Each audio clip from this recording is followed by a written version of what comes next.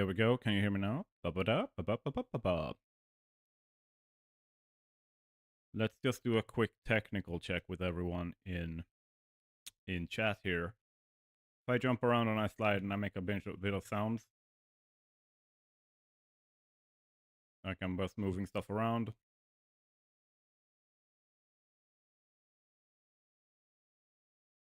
How loud is it? If it's too loud, tell me. Let's see.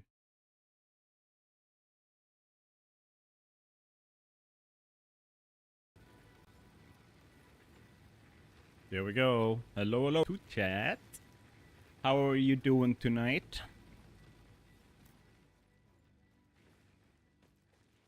Can people hear me properly? Is it good? Or is it too low?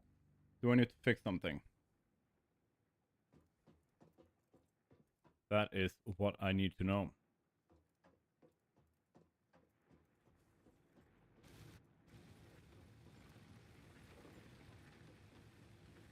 Doop-a-doop-a-doop.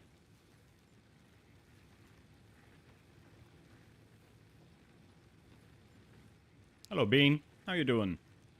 Can you hear me properly? Can hear you? Very nice. Very, very nice.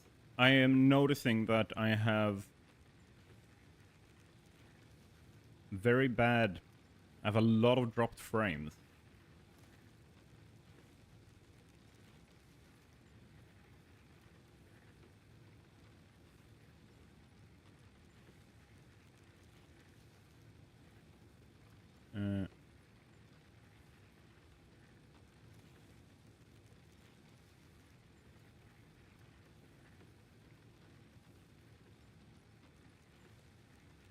Let's see if we can...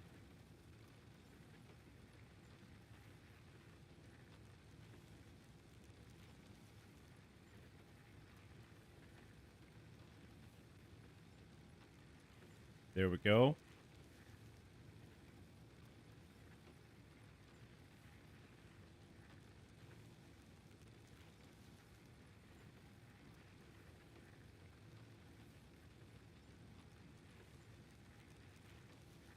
I am literally just trying to see because I have a lot of dropped frames.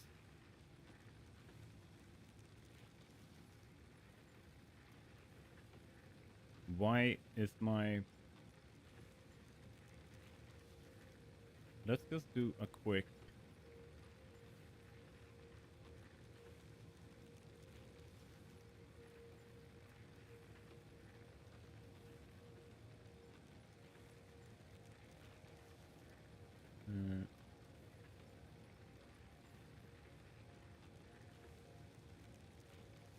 let's go.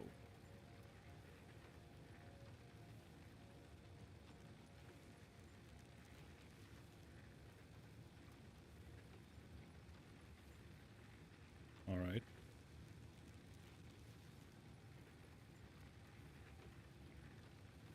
So... as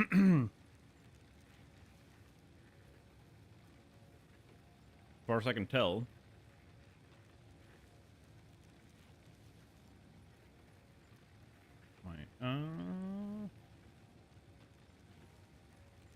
might that be what's messing with it?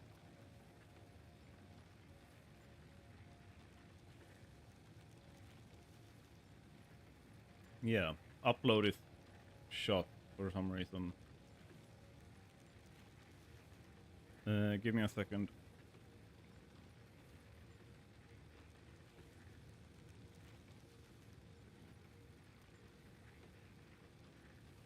And I will see if I can fix it.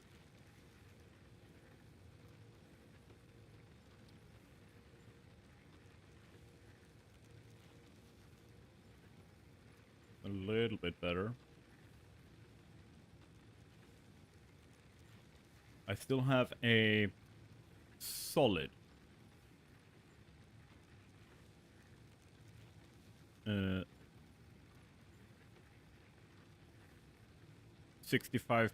drop frames. That's not good.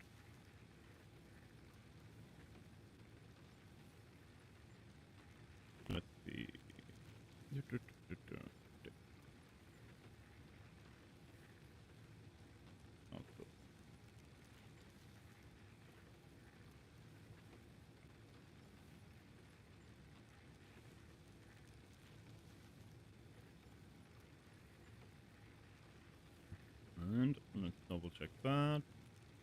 Because remember, I'm basically using mobile internet right now for stream. So if the mobile network is a little bit iffy, so is the stream. And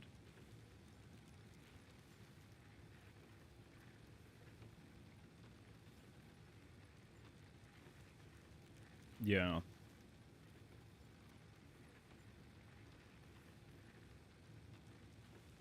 Signal strength is good on the computer. Yeah, let's double check my cell phone because I'm using it as a mobile hotspot.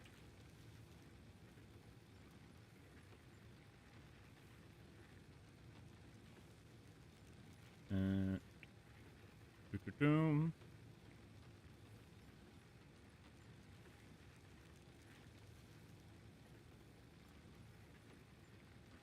Let me just double check here.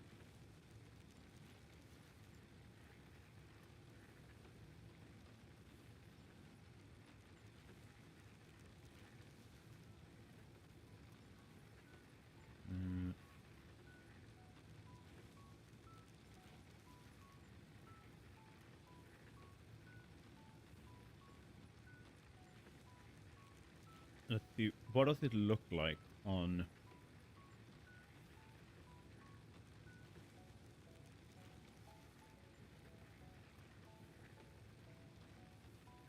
Yeah.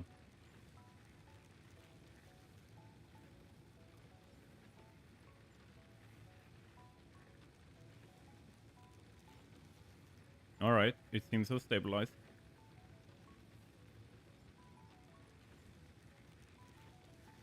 It's a solid 8,000 bits being sent now. So if it is a little bit iffy, like refresh the thingy.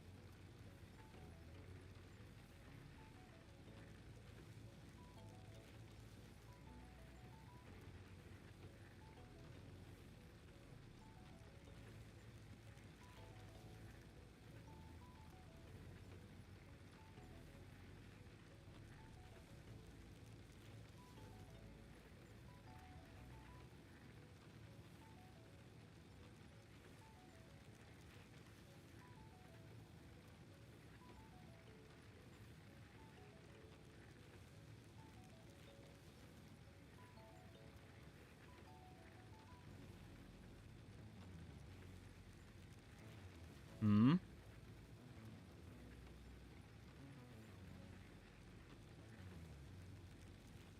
If I... No. Still have big drop there.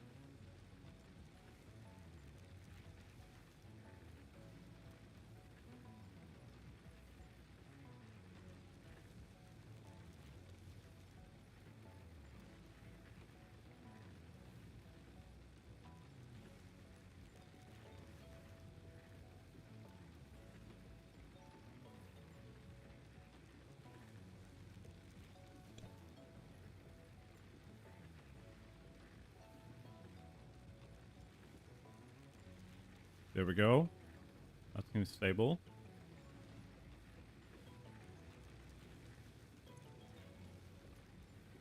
Let's double check. Let's look. Alright, it looks good on Twitch.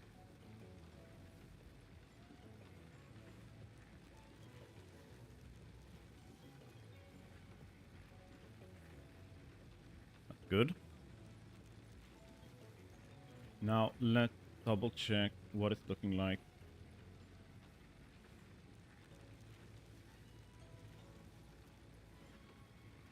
Is YouTube still struggling a little bit? How's it looking for you guys on YouTube? Are you...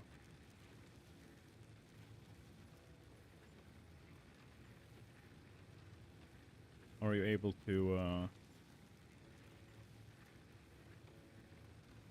let's see.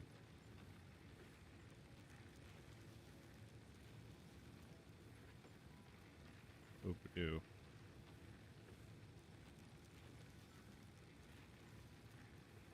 And let's check out there.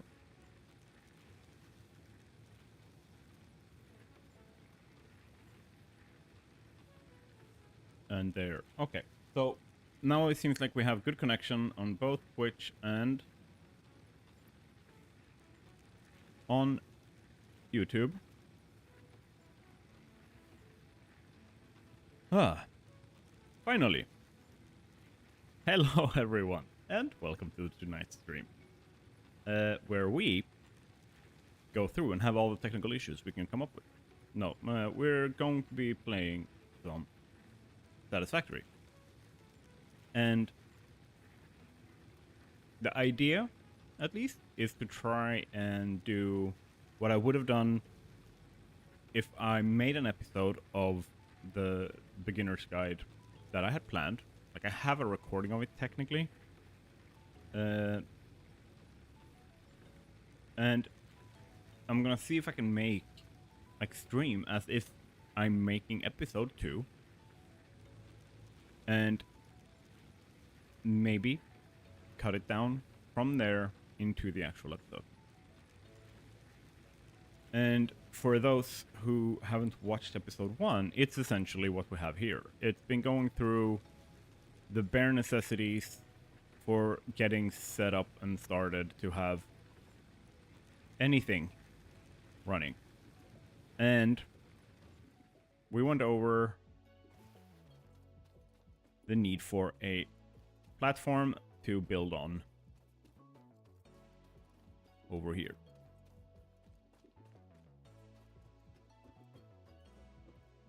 I have a nice... Can I... Which button is it? This. Here. So, we have this. Where we will be building our starter factory. The first permanent factory in our world. And what I basically have planned for that is in Satisfactory Modeler. Let me see here. I know you guys can't see it, but let me see if I can do a capture. Boom.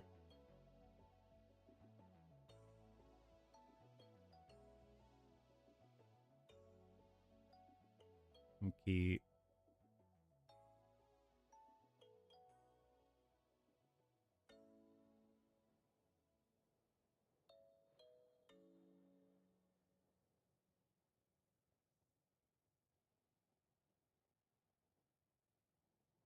Let's see if it works.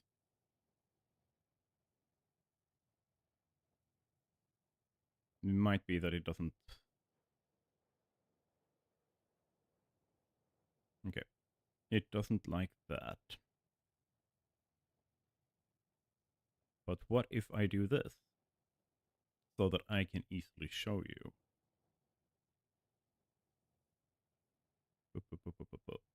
There.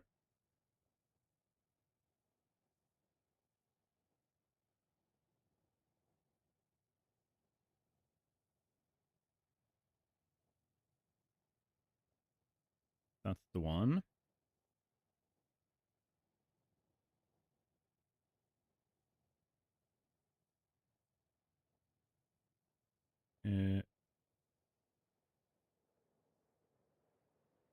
Just so that I can show you guys when I want to.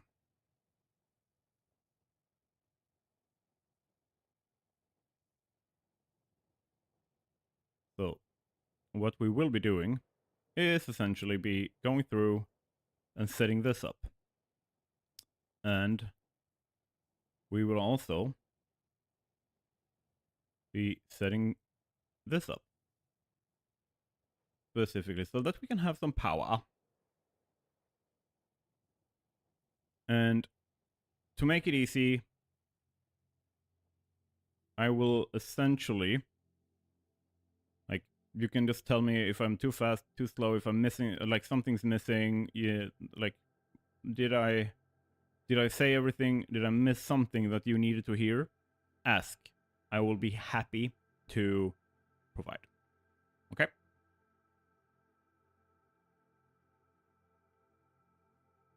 Step number 1 is take stock of what we got.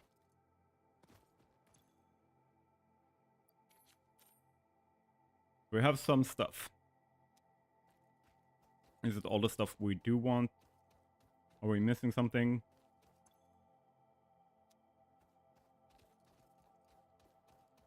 Do we have more stuff in these boxes? There's a little bit of ingot available to... Oh, no, I didn't want to climb that. Do we have... What we don't have is concrete. Okay.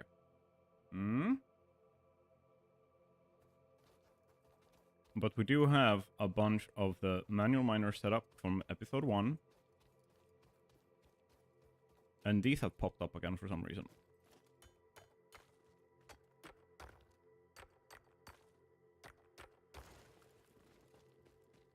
What we need to do is set up the miners first and foremost. That's the piece de resistance for this.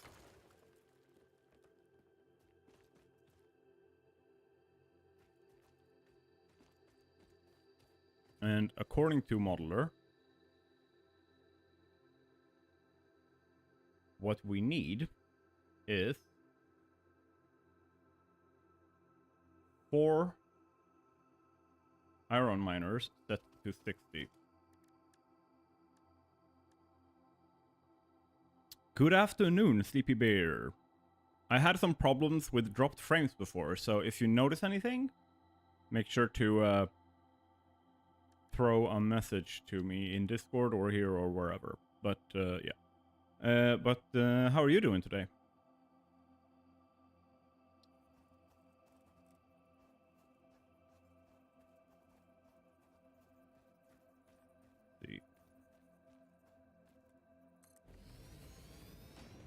That's one.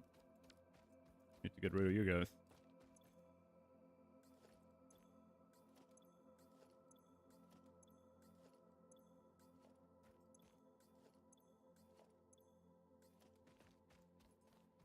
Relaxing. It's cold here, so staying warm. -12. Damn. I think we're like expecting -3 at some point, but generally it's pretty nice. There we go.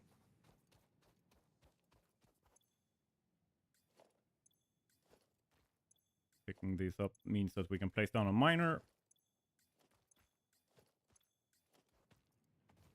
And since we set this up, it will deal with our stuff.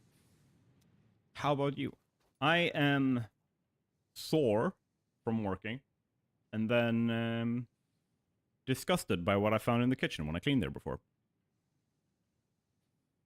But generally, I'm happy. I'm good lucky. I'm not working until Tuesday, so...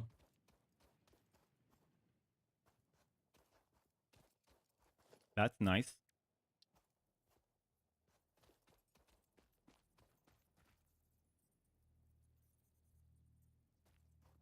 Yeah. Oh, it's so good to be working again. Makes me really happy that I am getting to be self-sustaining. Like, I don't need to depend on Empress. I won't be needing to depend on social service to pay stuff for me. I won't be dependent on my brother. Like, that's a really big thing. And generally, it's just positives all across the board, so... Let's see. That's number 1.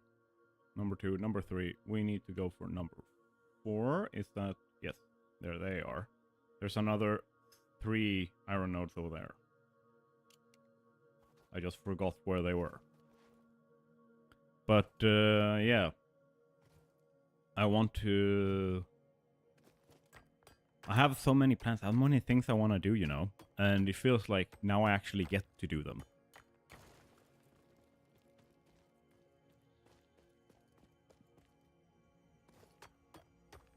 go. Boom. Seems like I have no viewers over on YouTube right now. Which makes sense. Since the stream started out very technically difficult. Doopy-doop. So for those who are not aware of what I'm doing, I'm basically clearing the iron nodes and I am placing down my miner Mark 1. And you can see that they need portable miners, iron plates, and concrete. So make sure that you have that available when you start. Boom. And something that I also tend to do, and this is just like, rather than making things look good at this point, my goal is to make sure that I have everything organized. Because while things are simple now, as the world expands, it becomes increasingly difficult to keep things sorted and keep them like, so you know where they are. Like, it's one thing if you're binging it and you're playing every single day, but what if you go away for a couple of weeks on a vacation, you come back, you start your world up, and you're like, I'm going the Gandalf meme with, I have no memory of this place.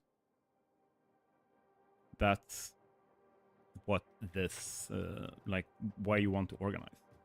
And the way that I do this is by making sure that belts and things like that are very, very easily controlled. And you can see the way that I did this was literally just look at it and middle mouse click and you like pull it out of the, what's it called? Build menu without having to open it. And let's do this. Then into a vertical soup because I want to cover this corner so that, boom. Exactly. And the reason for this is when I place this, I can now take this and then keep going from here and zoop. And I'm gonna zoop all the way past.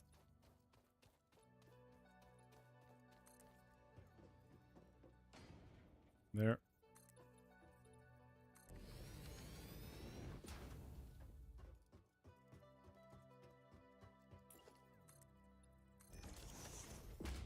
There we go. Easy peasy, lemon squeezy. And this is 3 of them. And the 4th one, let's see. It is expected to give us 60 per minute already. I planned it like that because we're not messing around with overclocking, underclocking, or anything like that yet. But the next thing is this.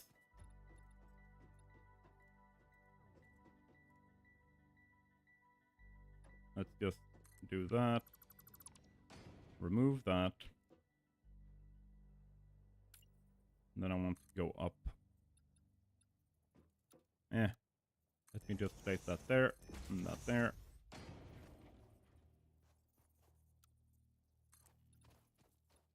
And then go all the way over here.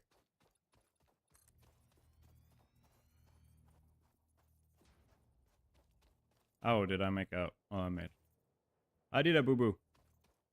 Let me get up there. There we go. Let me see.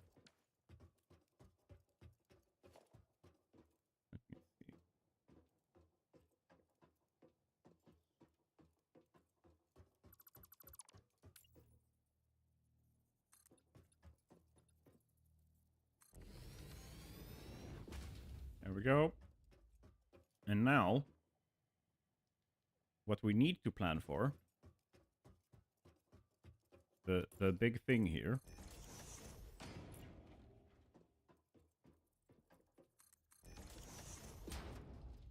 oh, damn it.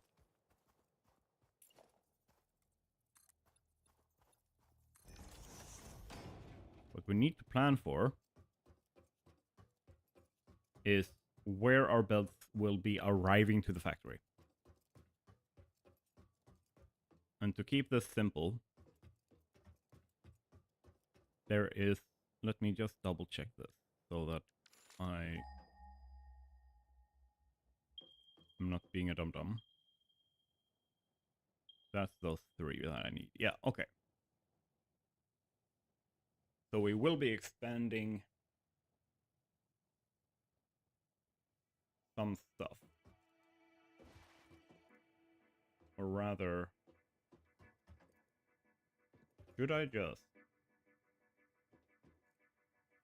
I'm thinking about how to keep this simple as possible, while still introducing some concepts to players, right? Because if I keep it too simple, it's obvious. It should be something that helps people, don't make them feel stupid. Or make the video superfluous. So what I do think I should be doing here is I will get 4 in on this. And an easy way for me to mark that out so that I know how much space it will take is to just place these 4. Right? This is what one foundation can handle without clipping, which of course you can also do. But then from here, we're going to logistics. We have not unlocked anything, basically. But we're preparing for big production here. I'm just gonna place this down. And just see if I can do some thinking before I create too many problems for myself.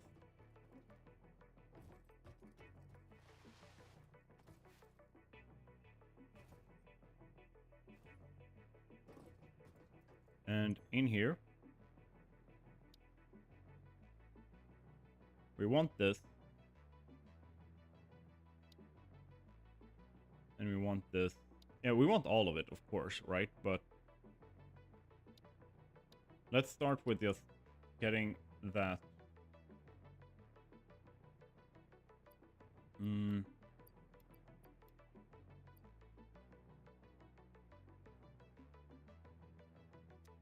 I need some more iron plate.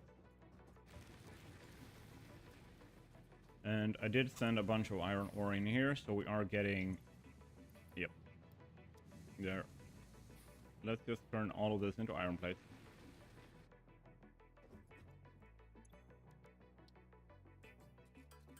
Easy peasy. And since I have the mod, manual crafting redux, you can see the speed climbing, and it's going to... I've set it to level out at 30 times the speed, because I want to spend time playing and making content, not looking at a slow as hell thing.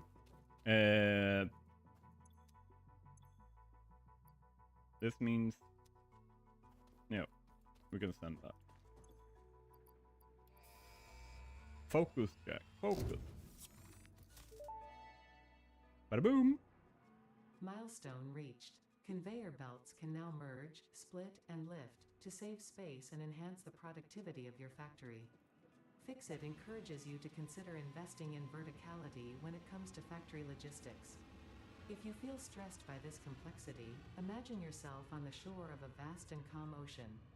Breathe in. Visualize all the people relying on you. The sea is made of billions of faces, each staring at you with hope and tears in their eyes. Breathe out. Feel refreshed and focused on your duties. That is not encouraging, Ada. Not at all. Not even a little bit.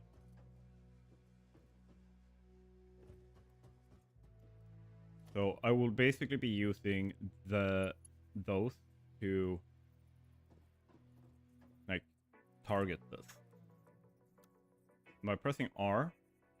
Like, and they snap to them, right? But when I click it, and then I will do this, and I will, when I press R, I switch which direction I want it to go, and you can easily see now it's an input, now it's an output. So I will just do this.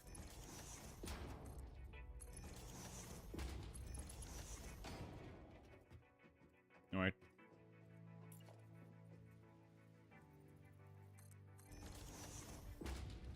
There. And then I will remove it. Now I don't need the snapping to make sure that I hit the right point. All of this is stuff that helps you as a new player to make sure that things are aligned and stuff like that. But yeah, with this, let's see. Conveyor belts, something we will need. And the easiest thing to think about here is our first conveyor belt will actually not be coming from down there. It will be coming from over there. And I want to turn it around a corner here. So I will go back from this corner. Like you could switch build mode to straight, and it will automatically just curve around the corner exactly like you want it. That's an easy way, but that's not always possible. And the way that you make sure that you get your perfect 90-degree corner like this is you go to where the center of the curve will be, like there. If I press H and we lock that into place, you can see the center of the curve will be just after this, but it will start at this point. And it will end at this point. And there's an easy way of fixing so that you always hit that correctly, and that is by going to like where the curve is gonna be 1, 2, like that. And if I were to go to default and I click there, right, it's placed. Now, if I go to where I want to go and make sure that it's a straight thing, if I go where I want to go, there, I'm gonna get my very nice to like 90-degree curve. But what I can also do to save on these, like the materials for these, like it's not a lot, but when you place 10,000, it's 10,000 of each of those things that you're missing. So I'm gonna go to straight, and then I'm gonna go over here. And once again, this is just going to be a placeholder, pretty much. Because what I want to do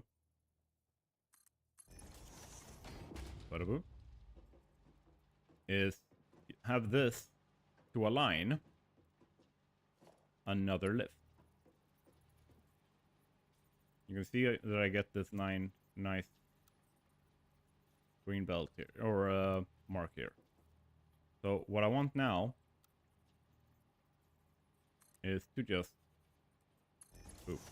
So now that I have that aligned, remove and replace. This is stuff that you don't need to do if you feel comfortable, like you feel like you can do it without it, then fine, right? This is literally just like training wheels that make sure that you always get your perfectly straight lines, which is very nice to have when you're trying to sort through all your stuff. Now that I have this here, what will happen is I should be able to, and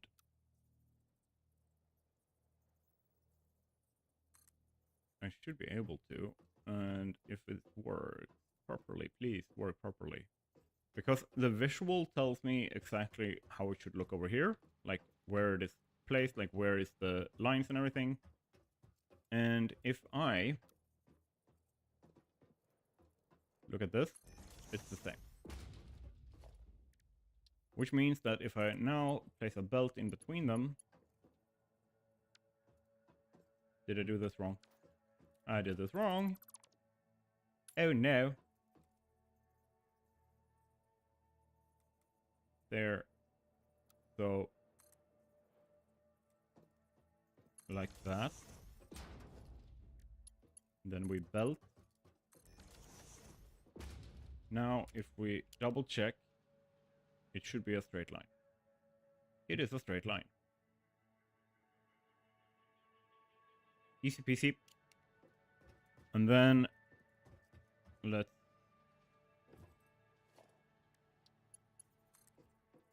just belt. Once again, this is the leftmost out of those three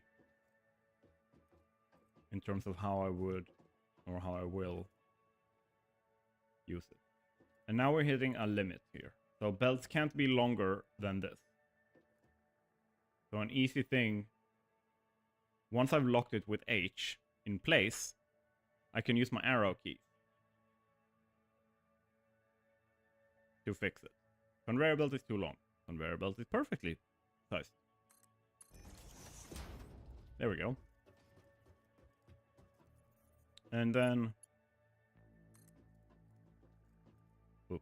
like this. And one thing that I want to go with here, like you could, in default, just pull this here and build it. And it will look like this.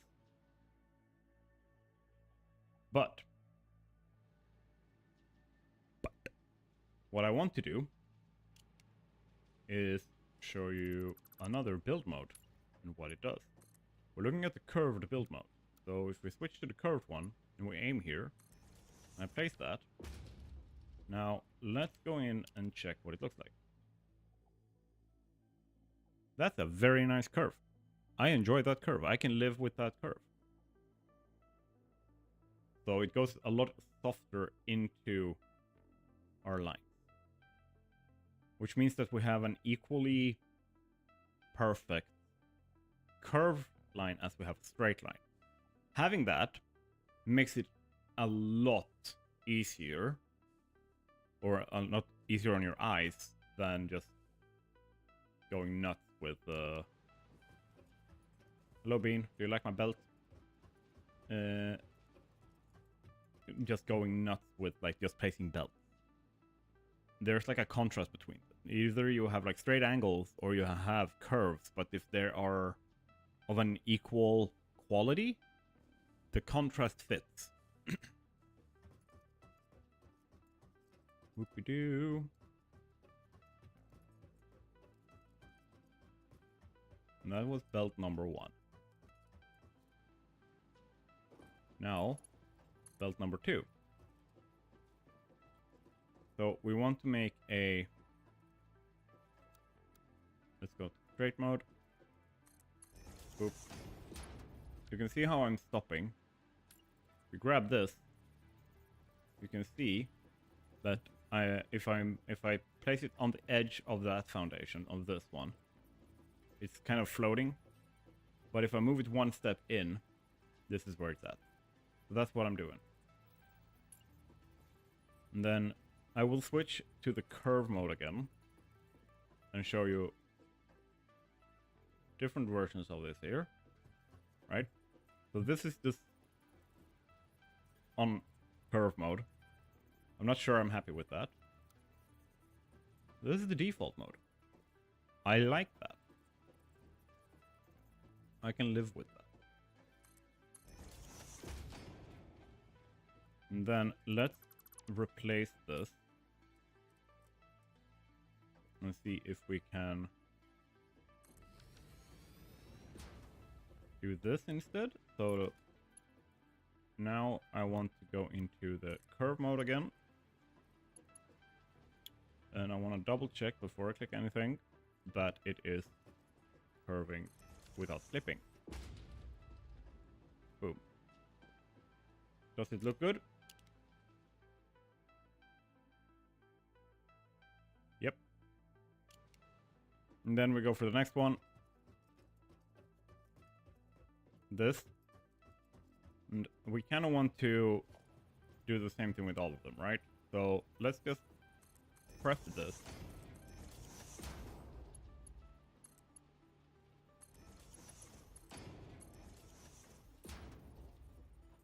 And then down here. Boop. Like so. We're gonna switch to default mode. And then this belt.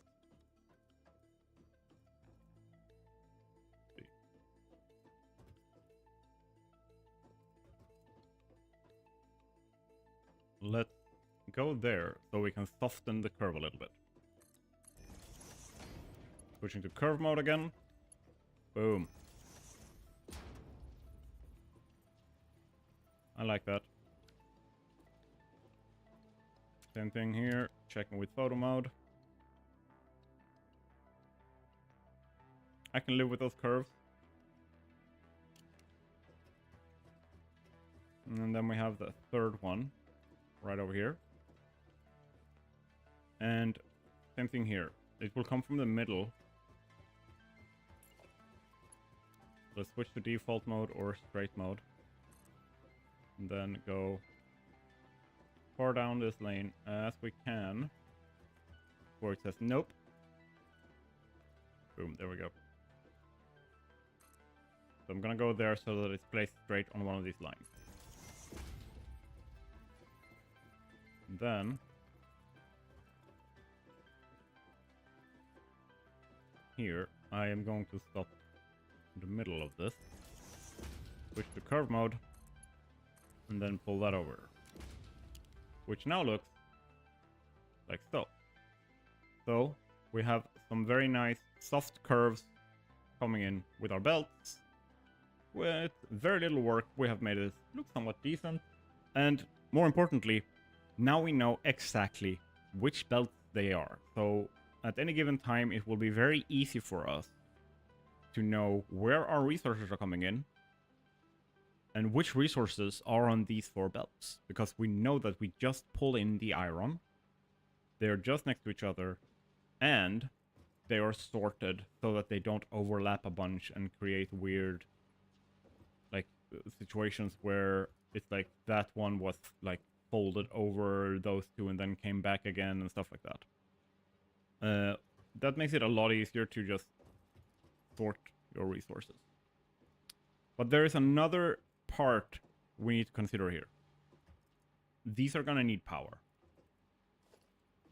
And what we're going to do to facilitate that power is not pull a line out first and foremost. We are first going to do this. Alright. First thing we're doing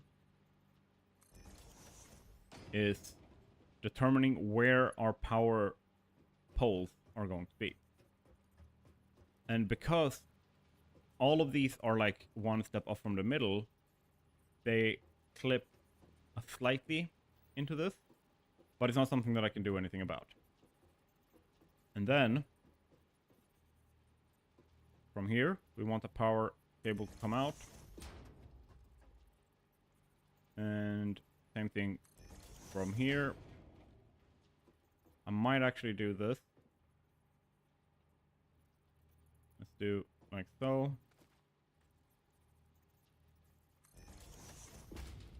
Just so that it follows the belt a little bit. And then we need to power pole the other as well. Right, so grabbing that. I want to align this, pressing H, and then I can go up so I can see better. And then I press like this, so it's in between, like it's still in the middle, right? And then I can go from there all the way down here. Whoop. And this is a little bit of a trick that I've been using when I am before I have the wall-mounted power poles. This is what I do when I hit this problem. So I just place it there on the line. You can see. Oh, if why is it doing this?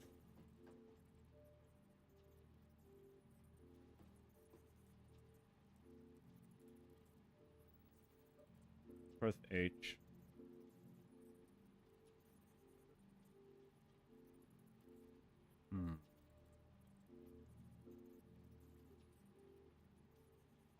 Doesn't want to do what I do. Either way, even without nudge, I can just snap it, boop, and then there. One piece into the, like so. And then what I do is here up top. Let's see if I can line this. I might need to do this from up here. Ah, damn it.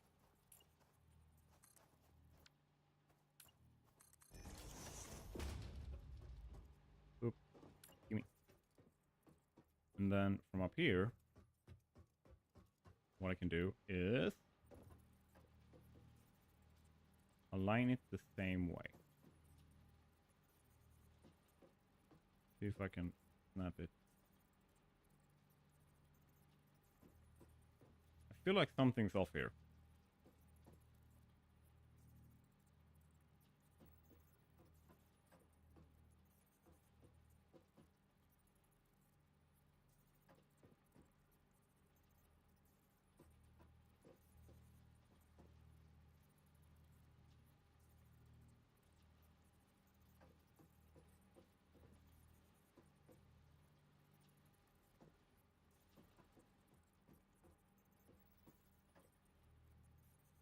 Where do I have...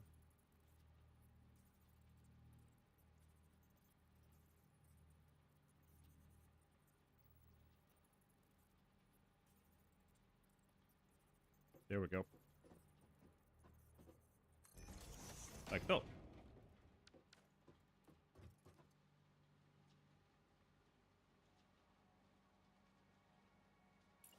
And then I do the same thing on the other side.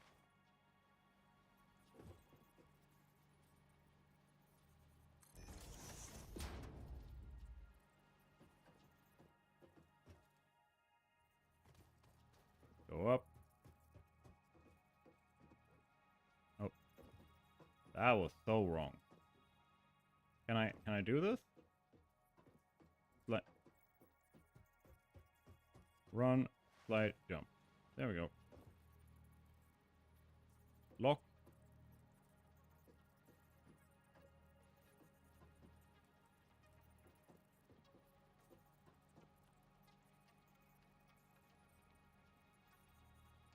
There we go.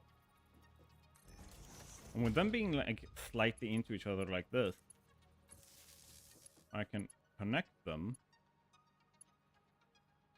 to each other.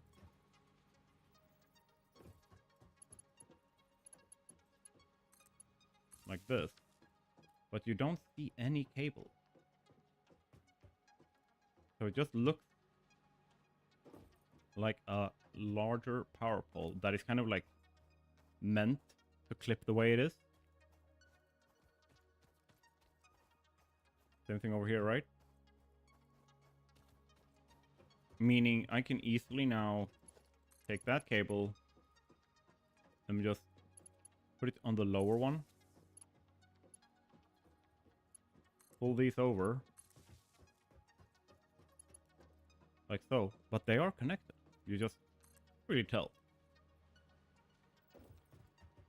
And then we go down here. Place it middle here, right?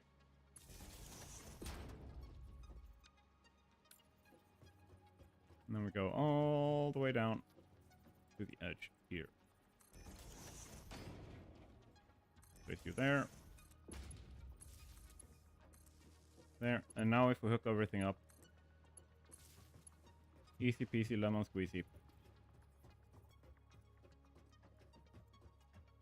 Now it looks like a central part of our logistics.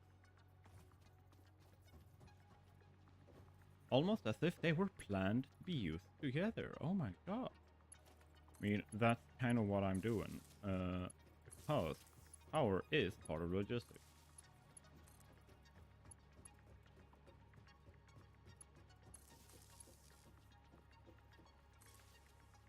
It's very fun to have people writing, but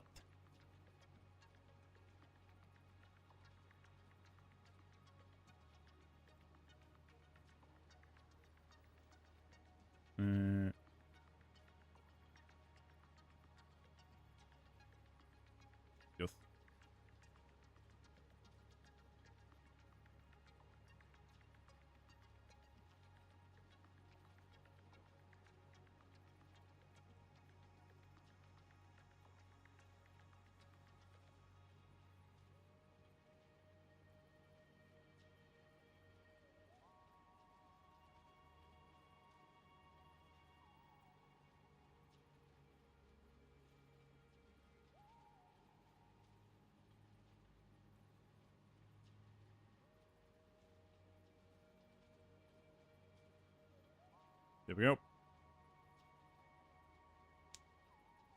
Just had some not okay people in Twitch chat.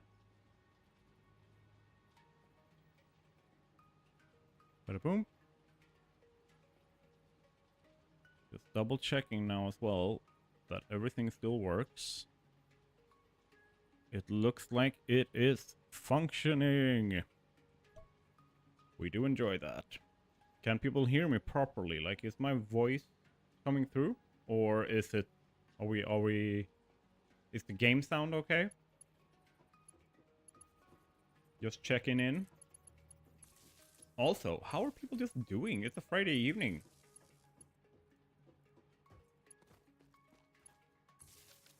There we go. Now everything is hooked up to our power nodes. And it's planned to arrive at our factory. Like this. Now, let's bring back up our modeler view. Let's see here.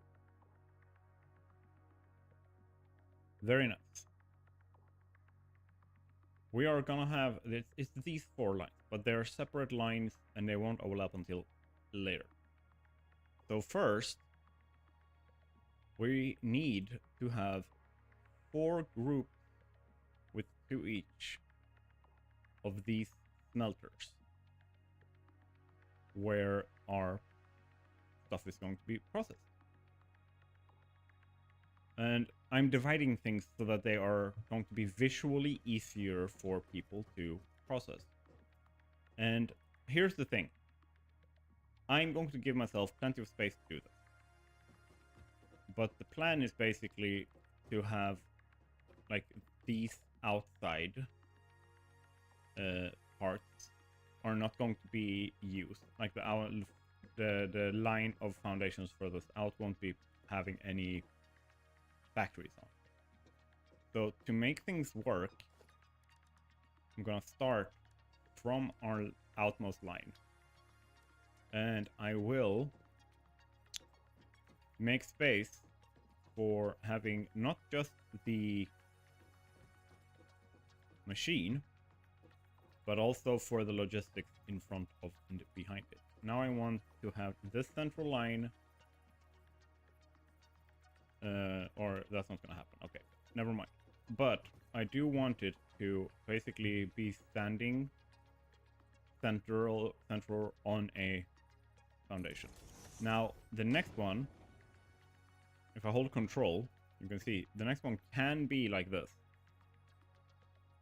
But I'm going to basically do this. And you can see that nice green line. That means that they are aligned. Boom. And you can also see that we have these orange inputs facing this direction.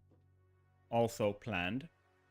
For the simple reason that we do want to have our like logistics lined up with these. And then second group, I could place that here. Actually, I think I will. But this is group number 2. And then we have group number 3.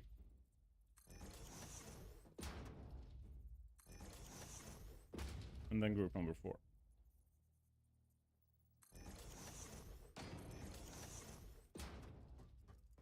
So what it looks like now is like this. And it's easy to get caught up in the, oh shit, I need to use as little space as possible, which I could. But especially when you're new, make sure to just use whatever space you need. Because you will come to a point where it's like, ah, crap, I wished I spread this out more. I wished I had space here for this change or this expansion or whatever it is. I'm doing it so that people can very, very simply see what I'm up to, what's happening in front of them. Now, I need some logistics. Specifically, we need splitters. They use iron plates and they use cables. You can see the recipe there for what's needed. And what I'm going to do is, once again, I'm going to see if I can just leave as much space as possible for you guys to be able to see what's happening. But in this case, you can see the arrows here. They're overlapping. What I want to do is move them one step closer. So there's a tiny space here. I'm putting it with the input like so. This splitter allows us to split the input into up to 3 parts. So if I pick my belt, when I aim at this closer to this output, you can see it snaps like that. I do this, and then I just aim at this machine, and it's going to automatically snap to that. So I click, boom. Because the way the mechanics works is it will snap to the nearest possible input or output that it can connect to. So by clicking on an output, it can only be attached to an input now. And since there's only one input and output on this, it will pick the input. But we have another machine here. So, second belt, I'm gonna go to straight mode. Boom. The reason for this is I want that nice 90-degree curve, like there. And then I grab this, and this is a personal preference. This is what I do before I have power switches and stuff. I will place this. I will go like so, and then remove that. And then I will take this, and I will connect it here. Why? Because now the machine's off. Now the machine's on. Very nice, very easy, very simple. And then we just need to do something similar over here, where we want the output facing out, and we want this to be just one snap away from the machine. Then connect that,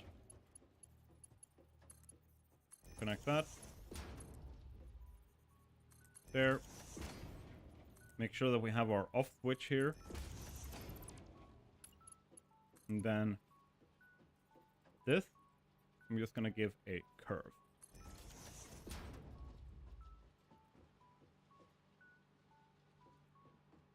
Nice and easy. Alternatively, what I can do here, and this has more to do with me not wanting to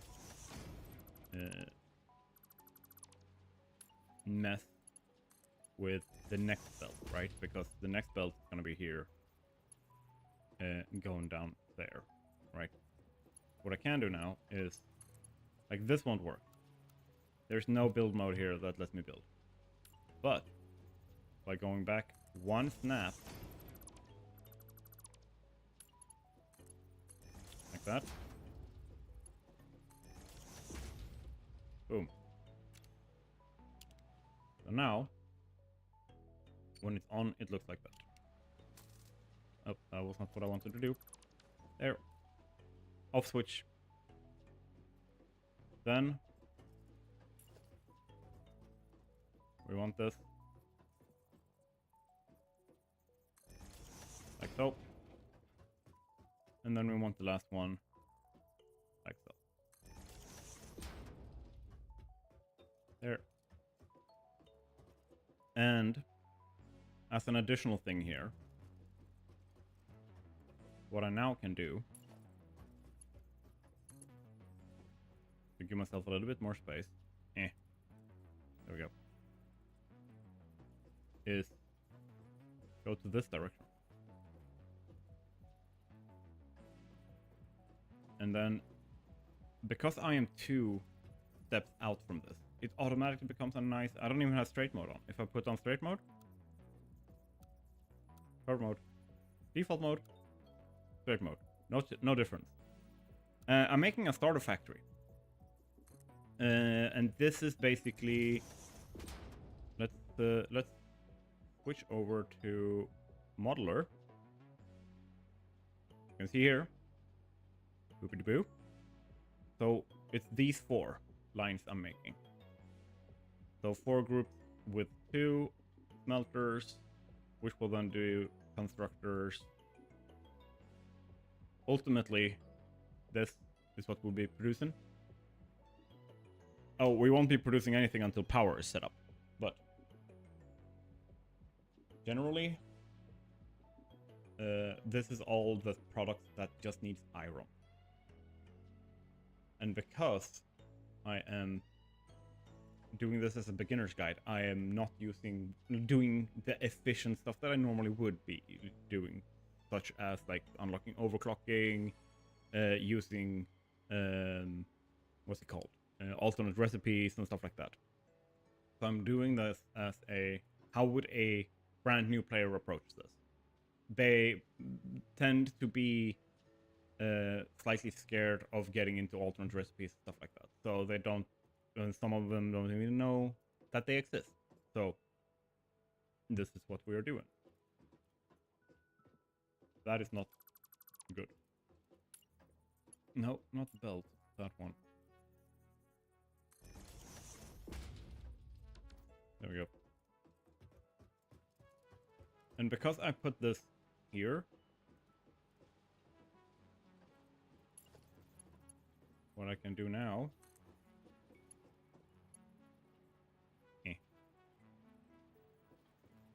here's a fun one. Boom. Let's go for a curve.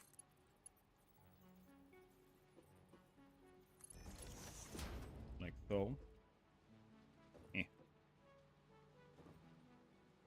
If we look at it, it very nicely curves into where I want it to be. But I can still do the curve to start that one. Now, I just need to place a... what's it called? On and off switch on. And I kind of want them close to each other.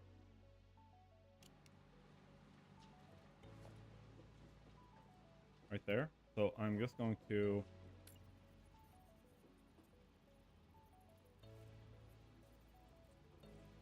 find the point in this. Or I just have this as an off switch. That also works. And then last belt.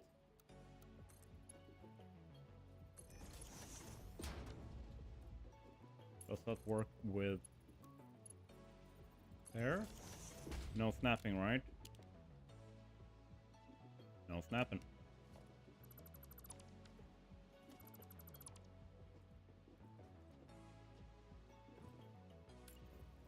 What I want to do with this one, though,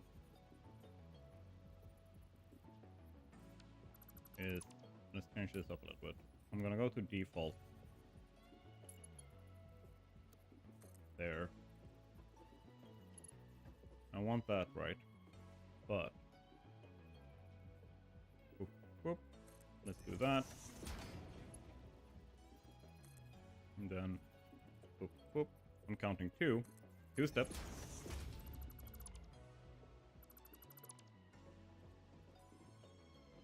Like so, and then I can just pull this here. to start. And from here, let's go along all the way down here.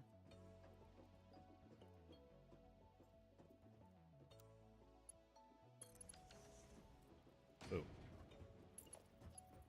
Belt it up.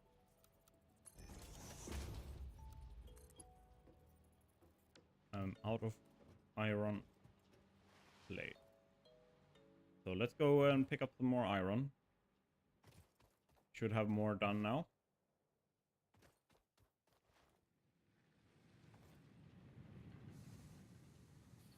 See. Yes, we do. Turn you into iron plate. You will always have the greatest need for the material that you're making belts out of. And concrete. So much concrete.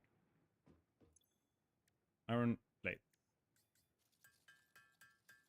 So even if I just make iron plates out of this, we're gonna be out of it very quickly.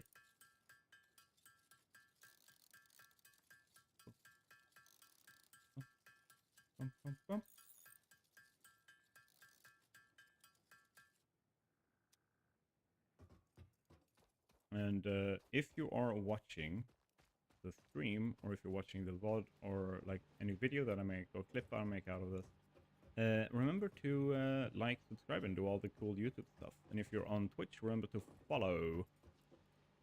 Let's see.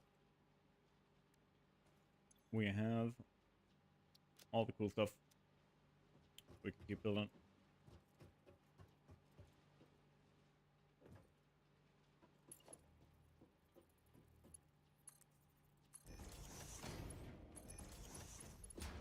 Boop-a-doop.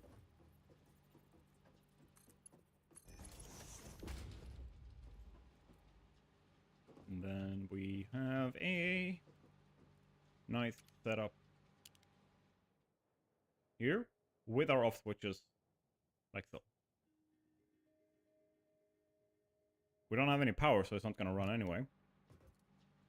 But I'm going to plug in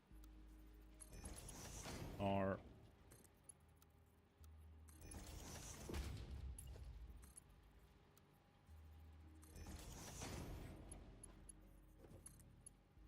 belt, our off switches. This is the best? No. But this way, without priority power switches, I can easily just go click, done, off. Now what we need to do is set up our recipes. We want all of them to just make iron ingots. So we're going to Control C. We have copied it.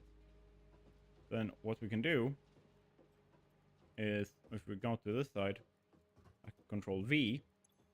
And now it has the same settings as the first one. So you can see, nope, setting pasted, setting pasted. Immediately we have iron ingot recipes. Really nice quality of life feature. Make sure that you remember it. Now, we need to make sure that we have power for these as well. And we kind of need a power main line here. So what I'm going to do is I'm going to pick the power pole again. Remember, we pulled a power line that needs to be going down there, right? What I'm just going to do here is, let's see if I can put it there. So that I can just use this. And then the next one should be straight from this. Yep. Straight from this. I'm gonna place that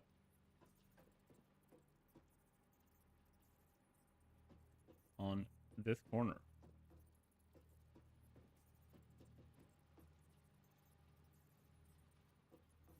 There.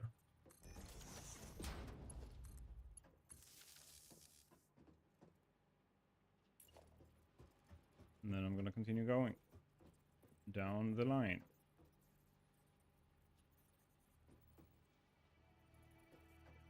And then, oop, right here. Next one, and then I'm gonna place the next one right there.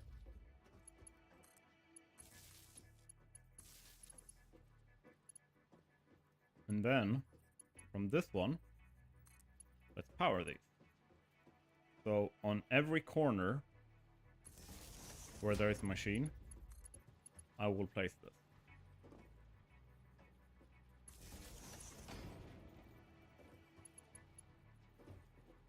Like so.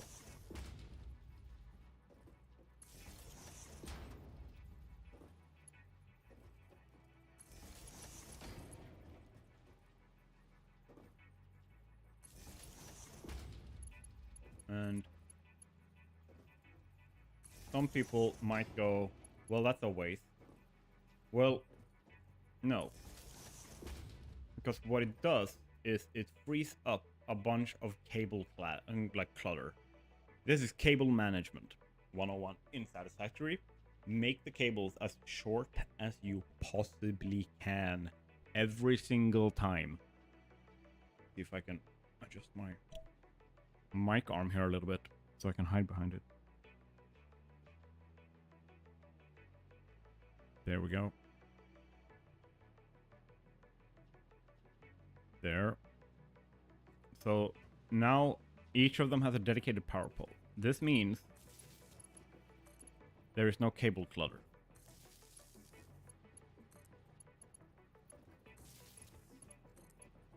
Like so.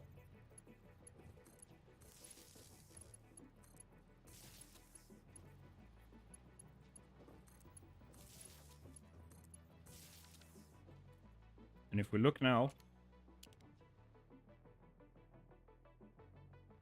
there are no cables in the way for me to be able to see the belts and the rest of the logistics, which is what we want. Then, with those 4 set up, we go to our next step, which is collecting the resources. It's a 1-to-1. So 30 iron ore will make 30 iron ingots, which means that the 60 we put in is the 60 we will get out. So what we will do, to keep it simple, is get a merger on this side, where a splitter have 3 splitting, like you can have one input and then 3 outputs, so you can split it in 3 parts. In a merger, you have the reverse. So now we have 3 inputs and only 1 output, which means that you can take 3 belts and pump them out into a single belt. Here's the thing though. By doing that, we need to look at belt limits. Because here's the thing. I could theoretically go like this and just line all of them up and just pump all of it into the same. Not gonna work, sadly, because if we look at the belts, the description says transports up to 60 resources per minute used to move resources between buildings. So the limit on a single belt for it to not back up is 60. Which means that the 60 that we do get is already the limit. Then I will just go like that, make sure that the output is pointing away from the machine, like so. And then I will plug in the belt. Straight mode, not gay mode. And then I will go down the line and do this. Right? And then same thing here. I want to make sure that it's aligned. Like so. And then the final one like so.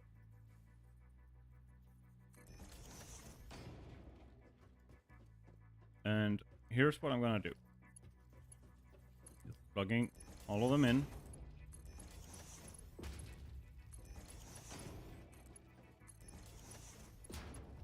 Like so. That's wrong.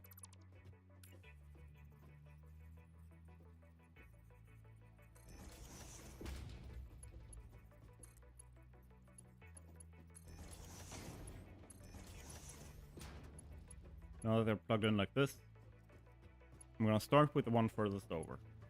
Because I want to collect the belts for the next step. Alright? I'm gonna go put one step back. And I'm gonna explain why in a minute. Conveyor belt is too steep.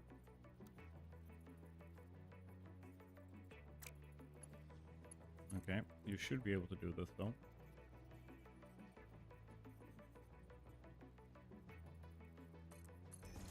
Yeah, it was because it was in straight mode. And then, now we can use straight mode. Boom.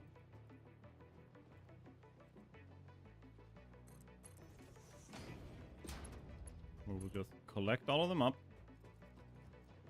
Make sure that they are lined up next to each other.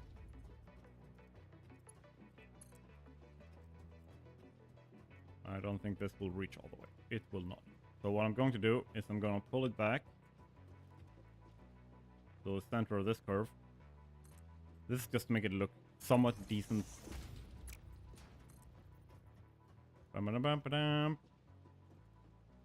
Boom. And then we will double back over ourselves. Does that make sense? Well, if it didn't, it's gonna in a second. Because if we look here,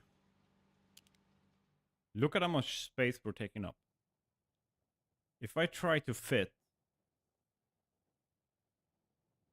this on just that single plane, it won't fit. But if I send everything up to a different floor, now that's a different story. So, because foundations, like that, I'm going to go vertical, boom. I'm going to go 3 foundations up. Gonna grab ramp. Well, let's first place you. And then I can grab a ramp.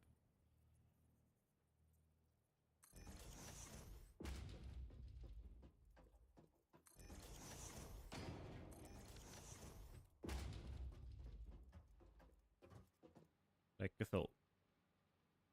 And then on top here, I will now switch that out to a 1 meter foundation. Because we don't need a thick ass floor here. I want to have the space.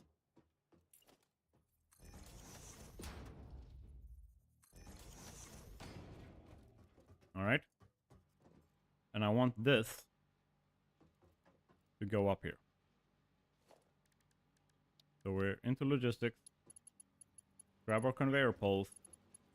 And let's get some clipping done. So you can see that it goes through.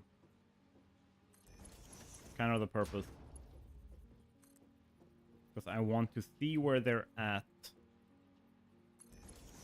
Up there. Right? Like there.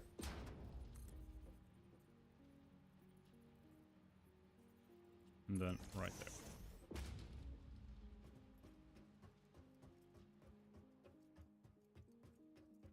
Now we're going to... Oh, I still have modeler up. Okay, there we go. Now you can see, I've clipped them through for a specific purpose. and we will fix that later. There is a conveyor floor hole we will attach to this, so don't worry. But for now,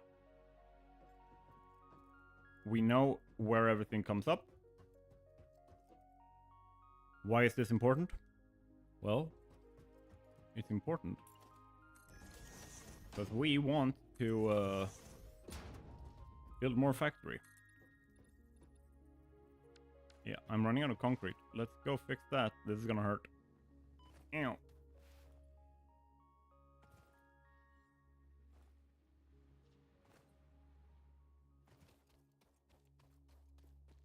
Let's grab all.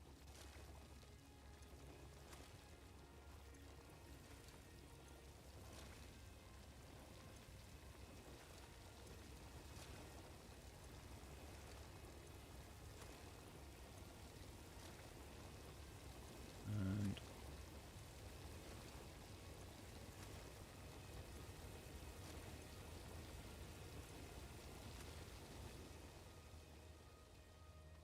oh no, wait, I have a table here. Yeah. Let's make some concrete.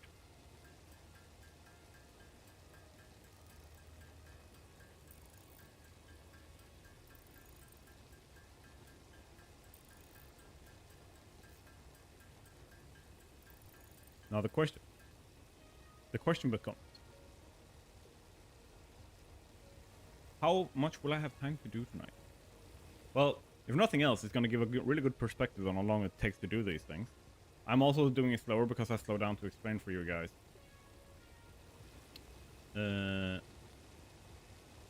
Yes. You guys are nerfing me. It's why I do this. I do this specifically because I think it's fun to see other people enjoy the game, and doing this, at least my experience has been, they seem to enjoy it more. Let's just add this out here.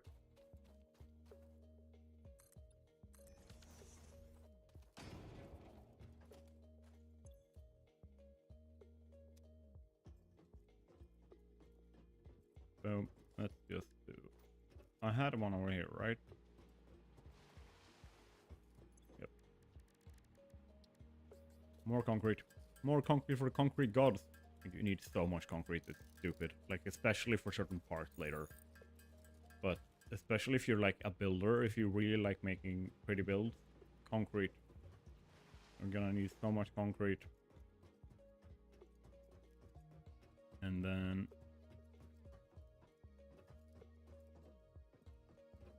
if I go one step further, boop-a-doop-boop.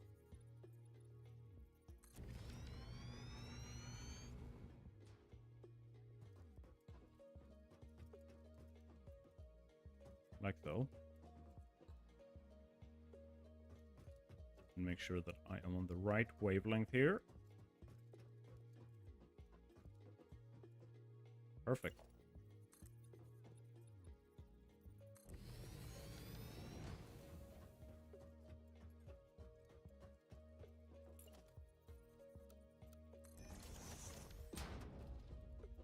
Yep. And then I will just do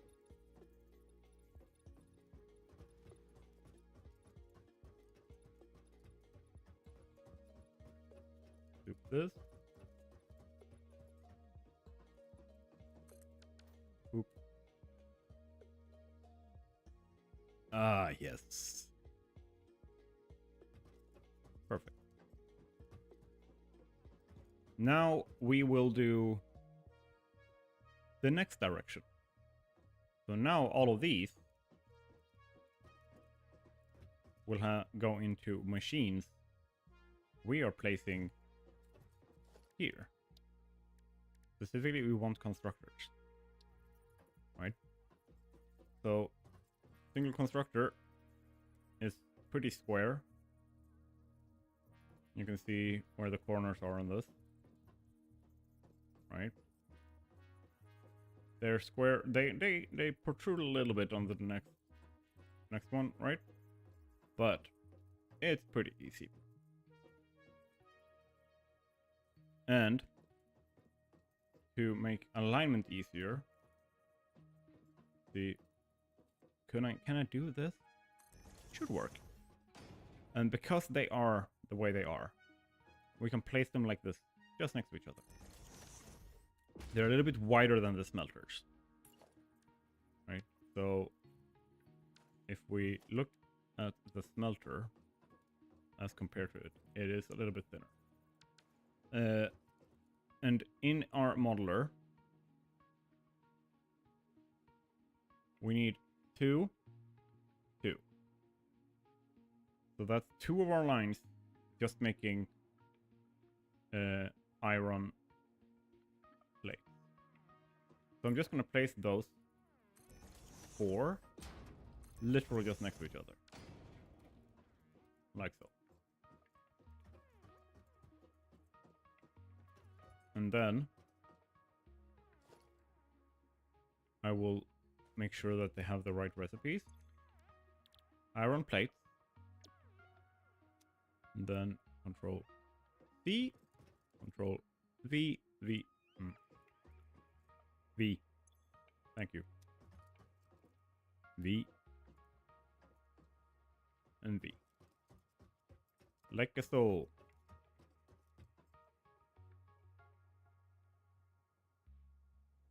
Is that a green, blue? No. It's actually a. It's because I don't have enough light here, actually. There, it's the microphone arm doing what it's doing. If I do this, but then it's a little bit too low, so then it messes with you being able to hear me. But hello and welcome to chat, Joshi Waldo. You can see now it's basically just hiding the microphone arm. But then then I'm right over here, and it's like I can do some ASMR with you guys. So the trade-off is going like this. But then that happens. Because I don't have an actual green screen behind me. Like, let me see. There. Look at this magic. Boom.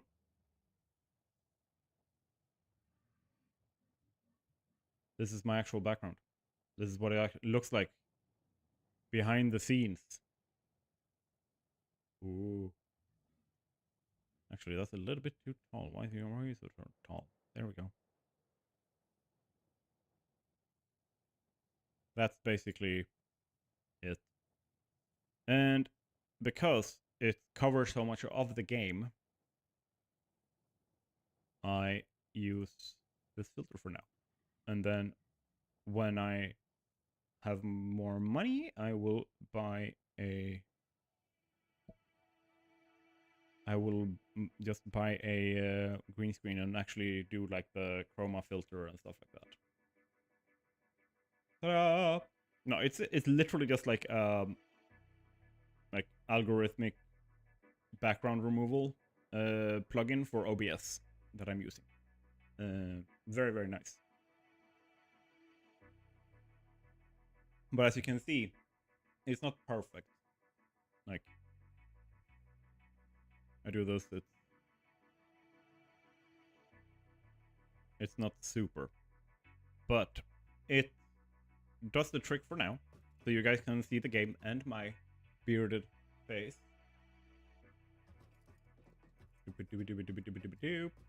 We need our input, which is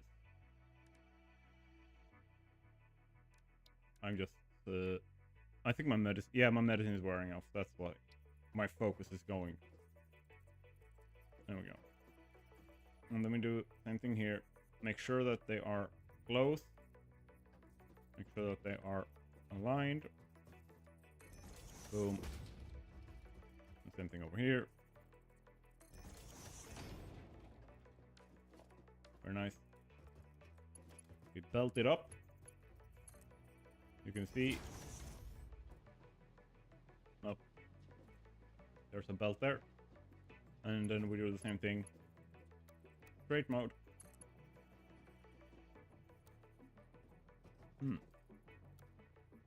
There we go.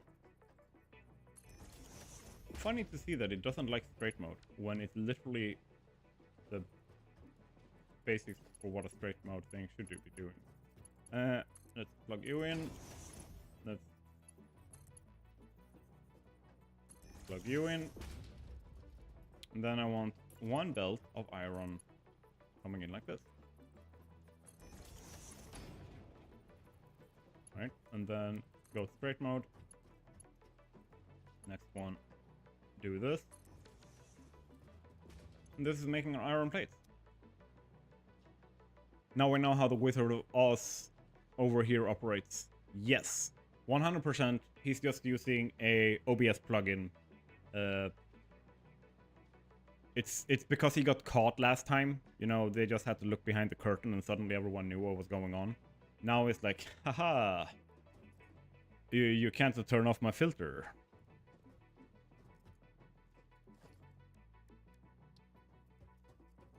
And then for now, we want to switch this later. But for now, let's do this. We're prepping for what we will be doing at a little bit of a later stage. I'm also gonna move this away a little bit.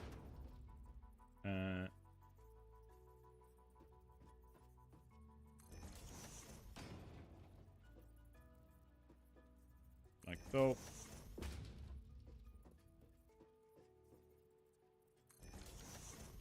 Like so. Boop. Because a lot of what we're doing right now is assuming... that's not fine. So a lot of what we're doing right now is assuming that we have the Mark II belt. The next level of belt. But we don't. So let's fix you. This last one can go for a... something like that.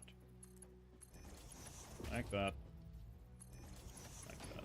And then we have our output. And this is supposed to be, in total, 80 iron plates being produced per minute when it's up and running. Now remember, we still need to deal with the power. So what we're going to do, we're going to jump down here. We're going to grab this. Right? And we are just going to pull that straight up. This means that when we place it down over here, if we just place it in the exact same spot, like there, we won't be bothered by weird cables and stuff. And then from there, we can pull all the way here. And then, same as before, on every corner, we're just going to place that. Alright? Easy cable management. And then we hook them to machines.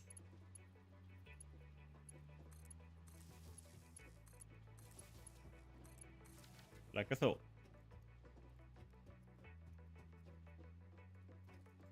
That's our iron plate checked off. So if we look here, this section plus the merger here, so technically this is done. Very nice. The next section we're doing is once again 4 constructors, but they will be making iron rod. Technically, we will have 2 full 4 constructor sectors just making iron rod. So I do want to split them up though, like there's gonna be a foundation in between them, and the reason for that is I do want to be able to separate what does what. And that's 2. That's 3. And that is me being out of reinforced iron plate. So reinforced iron plate uses screws, and they use what's it called? Iron plates. We have some iron plates, but we have very little screws for the task. So how do we fix this?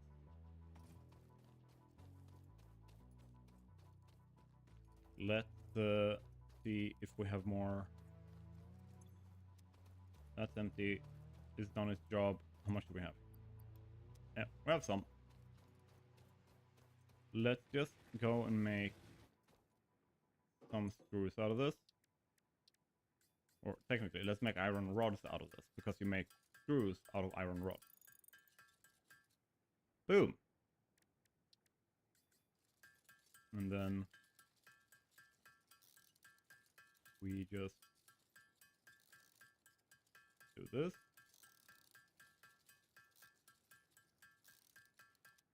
There we go. Meaning we have a few rods left, but generally what we want to go for was that. And then we can make that into reinforced iron plate. Man, manual crafting redux. Gift from the god. Thank you.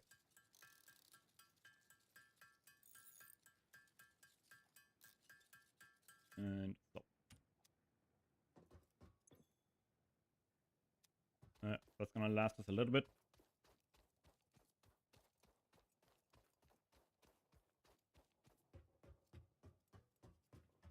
And now, once again, I will try and be smart about the logistics. So bear with me if something doesn't make sense right away. Trust the process. It's going to make sense in the end. It might be that you don't agree with it. That's fine. I would love to hear your opinions if you don't agree with the setup, but for now, I'm just doing what I'm doing. And then we want to have a splitter. Was this the correct? Now I can go one closer. There. With the input coming from that direction. And then we want splitter lining that up. Like so.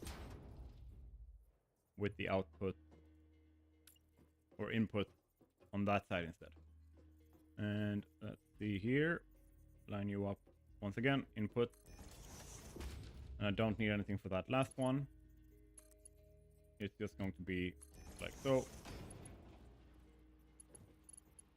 These will line up. These will line up. Like so. And then you do these. And those. So now they're all hooked up like that. Let's make sure that we have the power. So for symmetry's sake, I do this. And then for cable management's sake, I do this.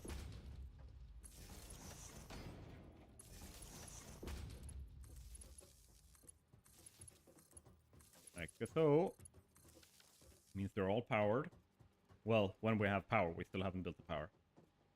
But this one's done.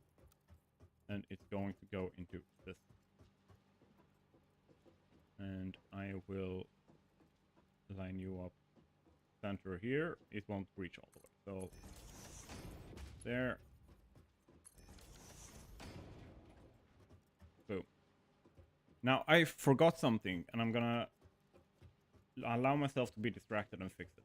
So down here, something you might notice is they end before they actually go into the elevator. They're gonna function, but visually, they're snapped to that, not the belt. So I'm going to just remove the belt.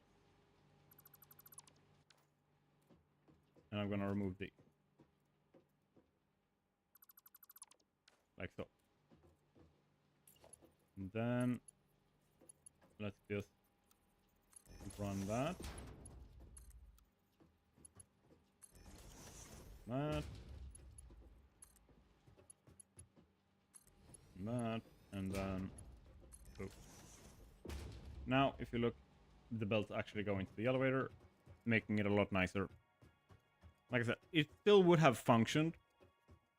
It's just something that I realized, like, I need to mention this. Alright. So, these are making iron plates. These will not be making iron plates. They'll be making iron rods. Control copy. Paste. Paste. Paste. Okay, so that's quite easy. Now, something to keep in mind is, especially if you're playing with global illumination and stuff on, and if you allow it to be night or if you encapsulate this, this is going to be really dark. We don't have to care about that right now, but it's definitely something that would be an issue with global illumination and night. Like, if night can happen. Alright. Oh. Big yawn there. Bean, you gotta keep me awake. And then... you guys. We want to collect these. Because now we get 15. Like, it's still a 1-to-1. So we're still getting 60 rods. What I'm gonna do here, I'm gonna collect everything in this direction.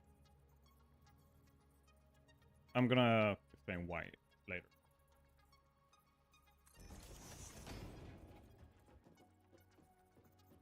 So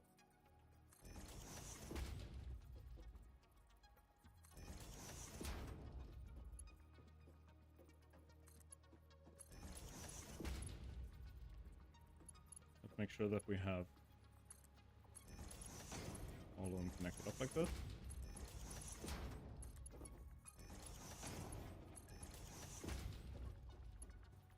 Right. And one of the main reasons I want to do this is for the next step, like for the more advanced stuff. I'm going to be using logistics floors in some places, not in others. Because I'm making a beginner's guide kind of thing, I want to show different methods, different ways of solving problems and stuff like that. Not just like my way, and not just the most efficient ones or like easiest ones. Like, I want to be able to... I want to help people also like mold their own styles, rather than just say like, here's how I play the game, here's a checklist, 1, 2, 3, 4, 5. Like, oh, my head is... yeah, but yeah, like stuff like that is... yeah, I want to make sure that I don't have to think about it. Or rather, I want to make sure that people have to think about how they like to play the game, not just go, wait, you didn't put having fun in the checklist. Like, that's essentially how I'm thinking. If that makes sense. Let's see. Then you go here. And you go here. Boom. And then the last line of defense.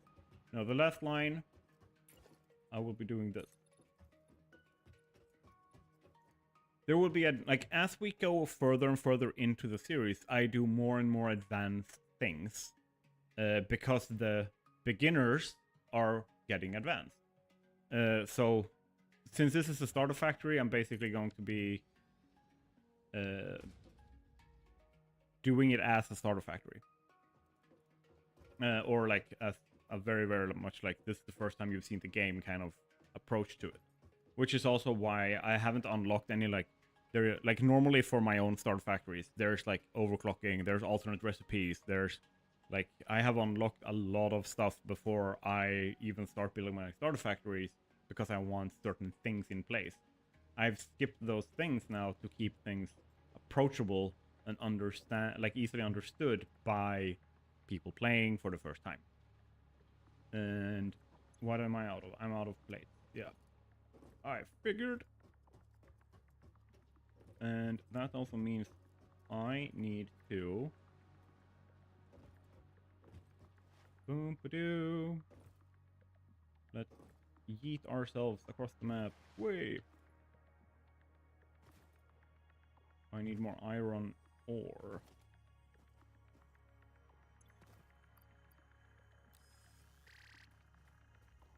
And let's just go boop, boop, boop, boop, boop, boop, boop.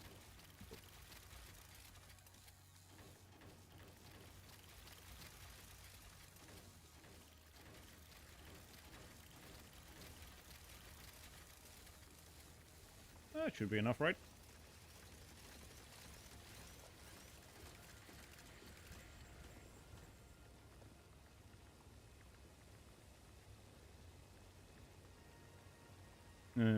So you speedrun to Blade Runners, Cold Power, etc. too. Yeah. Like I normally, like, I always set up. I do set up a, what's it called, a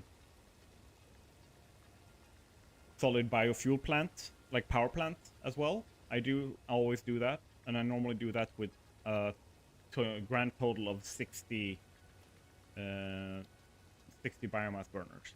I do set that up. It's my battery charger. Like, because it adapts to the draw. If I have a metric crapload of batteries, I don't like. I'm also matching like the additional surplus required to charge all of those batteries as fast as possible is what they are for, right?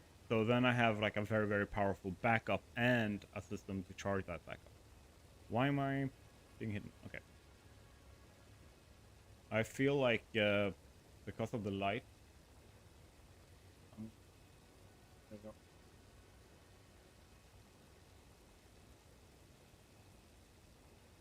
So like for me, solid biofuel and like biomass burners still have a function because they are the only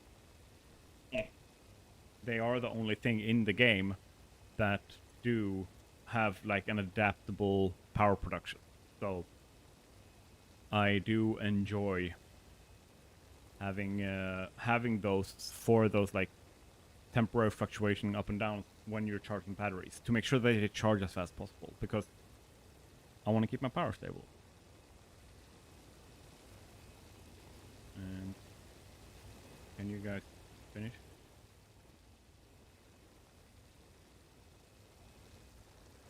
Liz? You're getting there. Good.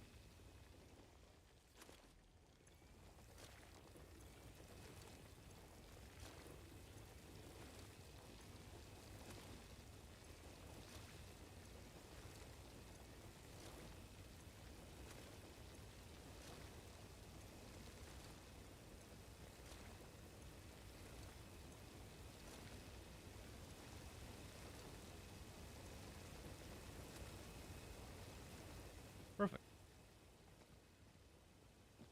And then we go back to base and we throw this into our initial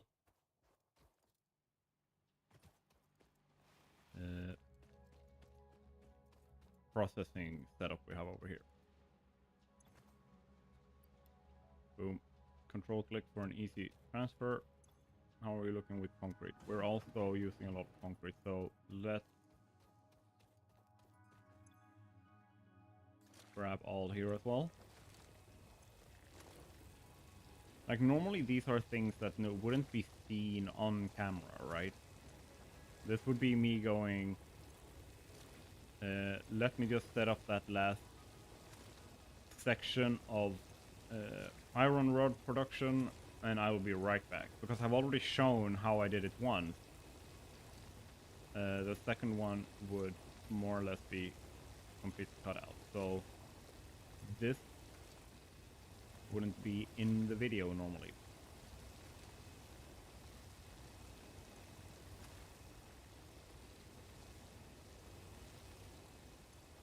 Do you keep those 60 biomass burners to the late game? Yeah, I actually tend to double that up.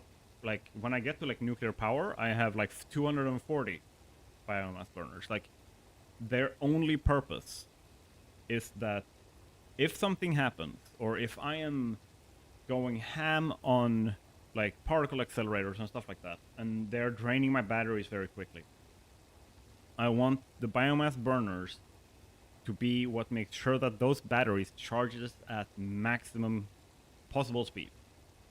And the reason why I have so many is because it not only increases the capacity, right, but it also reduces the rate at which each machine uses up their biomass when it's burning. If you're not using 100%. So if your nuclear power plant do go down, you're more likely to like it's not gonna happen because you're using so much power at that point. But like if you're using half of the capacity of your biomass burners, they're gonna burn your fuel half as fast. So if you have a metric crapload of them, you're saving yourself time having to go back and fix like one stack for one biomass burner. Like, put in 200 solid biomass, that's gonna take 50 minutes at full capacity usage to burn that. But if you have two biomass burners with one stack in each, and you have the same amount of power usage, suddenly that's going to take 100 minutes before you have to go back and load them up again. Now, with the input in them and stuff, like, you can give them a full container of it, so they can go for a while, right? But the point is, they're a great adaptive power source for you. Just like the batteries are a great backup and stabilizer, the biomass is like the step before that, being able to stabilize the batteries charging. Does that make sense? Like, that's how I think about it. But it's also like an over-the-top redundancy. Like, I am aware that that is an over-the-top redundancy. You don't need it. Like, if you set up your power properly, there's no way you're gonna need your biomass burners, and potentially not even your batteries. Like, most likely not even your batteries. But it's still a fun thing to have, like, conceptually, so I do it. Because it still gives them some kind of function, right? And let's head on back over. Let those process. I have a feeling the two biomass burners over there are going to die soon.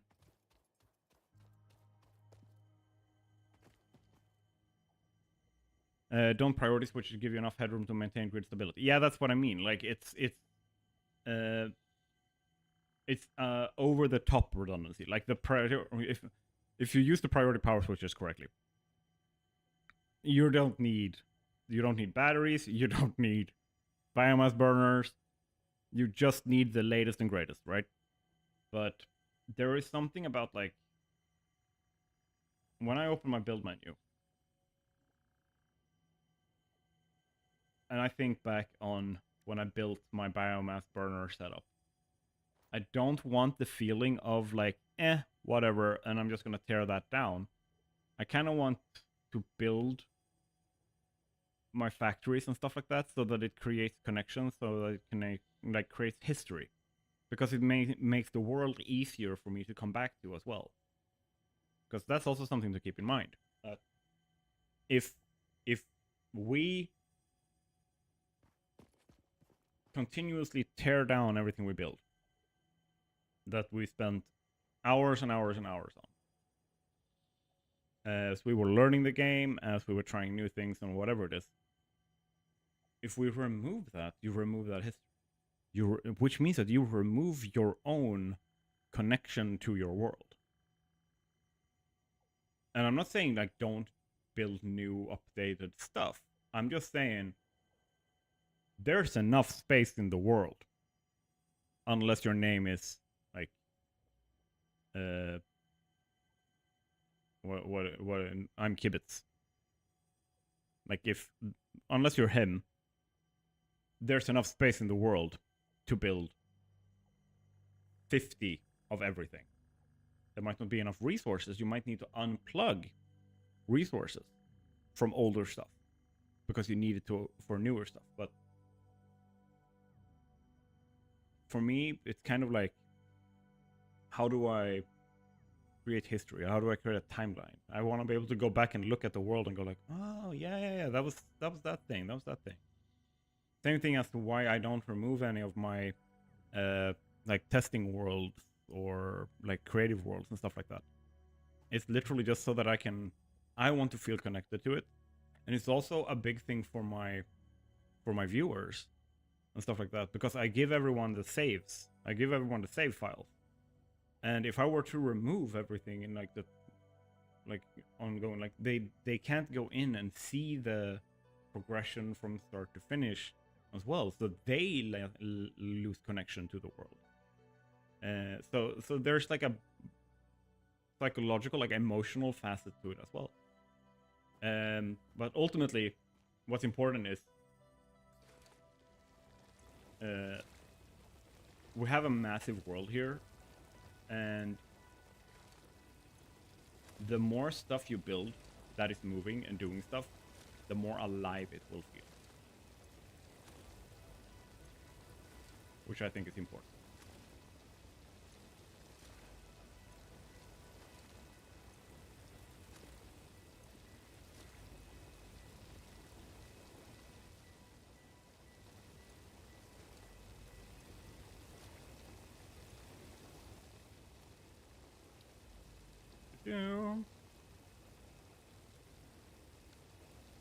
Literally don't have enough to process it with manual crafting.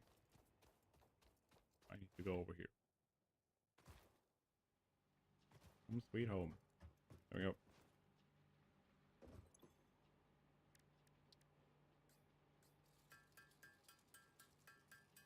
But yeah, generally, like, for me, building in games like this, Minecraft, Satisfactory, like, regardless of the game, when it's supposed to last for hundreds or thousands of hours, how do you make it last? Like, how do you make yourself last that long? That's a big question to ask. But like, what do you guys do? Like, you guys in chat, what do you do? Like, how do you make sure that you can keep going for the hundreds or thousands of hours required to build everything that you want to build in a world? Because that's the biggest challenge. I feel like that's the biggest thing that I hear people talk about. Like, outside of fuel or like liquid sucking, generally what I hear is like people they get bored of their world, or they move on to a different game. No, liquids aren't that bad. Not if you've actually figured them out. Like, welcome to chat, Faye. You just set up your first oil generation power plant. Nice, congratulations. That is a big milestone. Yeah, and the thing is, like, liquids have stopped being buggy. Yeah, once you let it rev up, it's not like liquid used to be buggy. They're not buggy in the same way anymore, as much as they are hard to learn how to make them work. Like, just making them function according to the game mechanics, it freaked me out at first because it's really odd when you first turn it on. Yeah, and it takes a while to stabilize. And it's really, really difficult to... I'm just thinking like best way to put it. Like, there is no information in the game.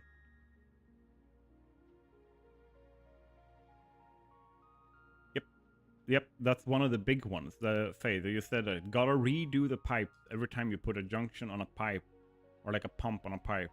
Redo the pipe. Yeah, exactly. And that's like one of the big ones. Another one is like, now I don't have pipes unlocked here, but let me just do a save.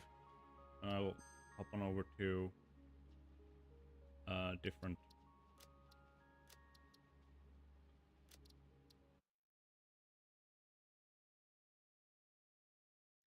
Head lift can be weird. I wish the pipes would tell you what head lift currently has. Yes. Oh wait. Oh shit. That's fast.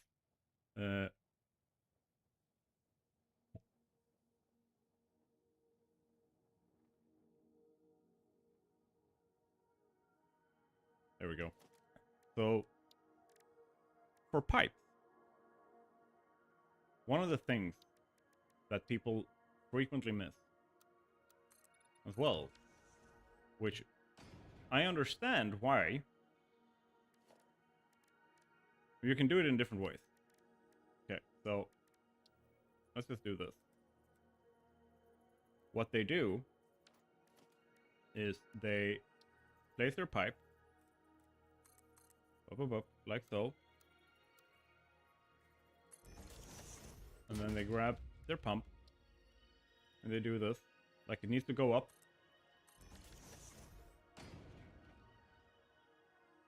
And there's two things, like you said.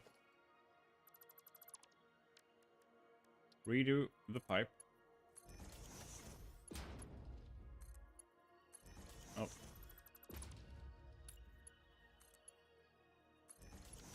That's ugly. Let's just...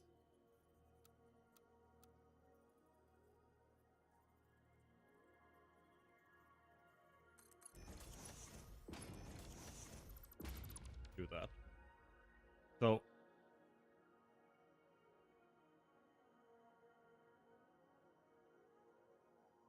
I mean, if you want to use pups to move around your liquids, make sure that you bring a lot of doggy treats. And on the pump. Yeah. But this here is causing the same. Like you said that also putting the pump at the top of the rice, or even over the rice, if you're getting a trickle at the top, is useful. That is a big one. Because having this, like, I'm not gonna switch out the pipes again just for this little demonstration here, but by just doing this, it helps a lot. One thing that I also do sometimes is I do this.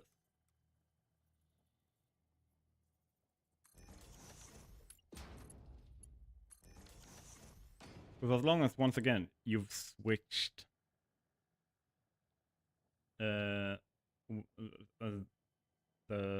like, as long as you have this, it works. One thing that people miss is this pump. This can cause problems because of this. Because the way that they do, what happens here is this is not a container. Like, if you look in here, there is no water in this.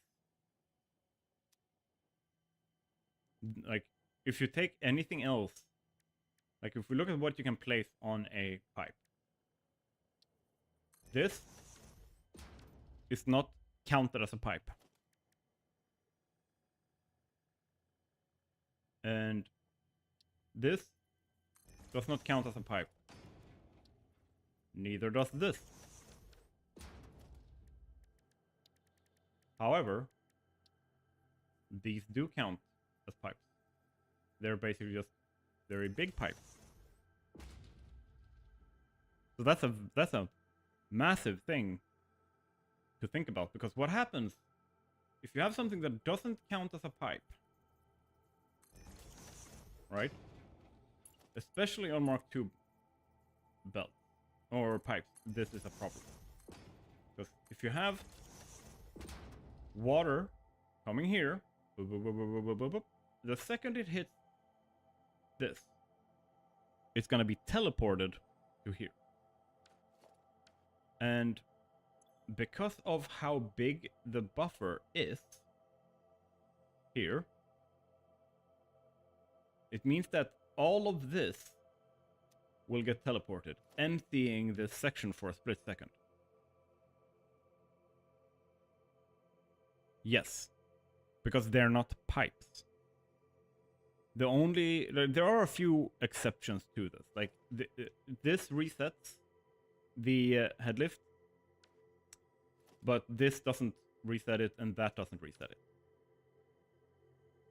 But there's a split second where this is empty because it got teleported to this section. Right? So what then would happen here is this pipe is empty for a split second. Do pipes run better when they don't have a 40-meter pipe segment directly in front, but rather a short one? The best thing you can do is have two equally large ones. If you want to be really nitty-gritty about it. Like, the best thing you can do is have two equally large ones. So, like, making sure that the segment before, like, if we place here, if I'm gonna go up, and I'm gonna be using a pump. So, these are 4 meters high, but they're 8 meters long. So keep that in mind. So I could do this, and then I go up 2, right? And then I make sure that I place the final pump here, so that it is halfway through the next one. So I want to count now. This is going to be half. A little bit more than half. So this one needs to be just at the edge here. I think this one is the first one that looks something. 5 meter, 5.2. They're as close as possible. Like, there's a little bit of a discrepancy. But because the volume that they can hold is somewhat similar, it becomes a little bit more stable. Like, tiny bit more stable. Like, if you have a 0.1% off, this could fix it, but it's like super nitty-gritty.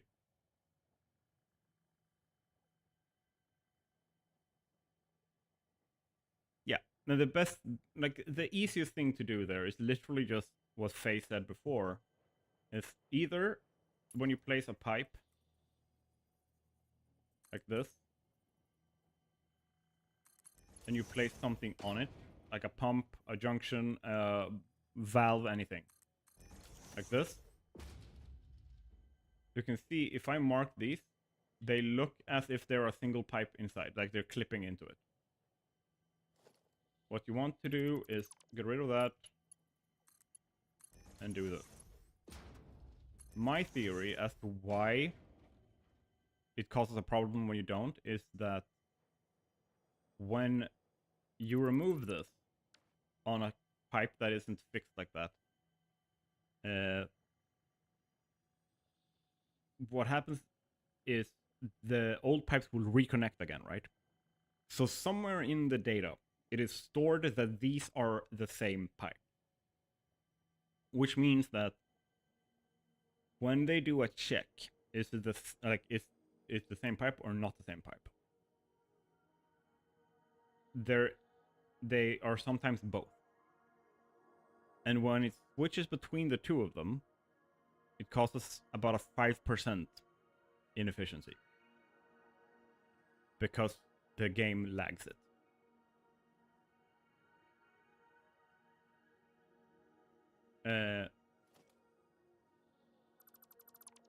So the best thing you can do is pre-plan where all of your junctions are gonna go, and then go and place in all your pipe. Do all of that work first, like the modules, and then pipe. Another thing you can do, let me just double check in chat so I... like, they've fixed a lot of the floating point number problems. Like, those are generally not something you need to bother with. But a very big thing that also happens is if you take this and you place it, and you have a pipe, theoretically it's like you're inputting a bunch of fuel here. Like it's let's say you're making turbo fuel in this one, and it's putting in 22.5 per minute.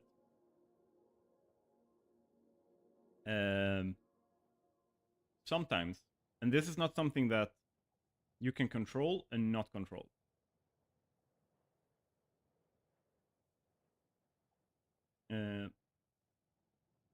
Don't worry about it, just don't put into 600 cubic meters and underfeed them so it doesn't back up and you'll be fine.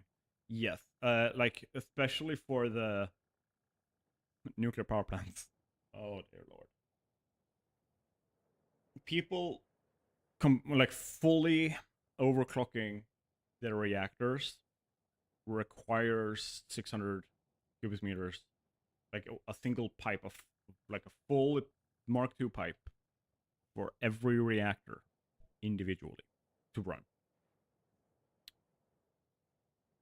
Don't. Set it to 95% and then stack those 5% from each into like a final one at the end instead, and just clock it to match that. It's so, like, you're gonna save yourself so much headache.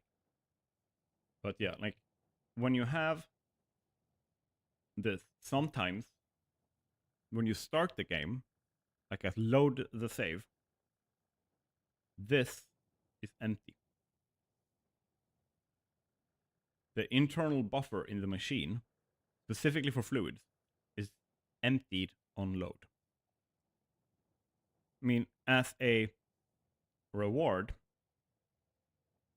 it's because this has been completely done. Like, it just finishes the entire stack. Like, as much as it can do, it does.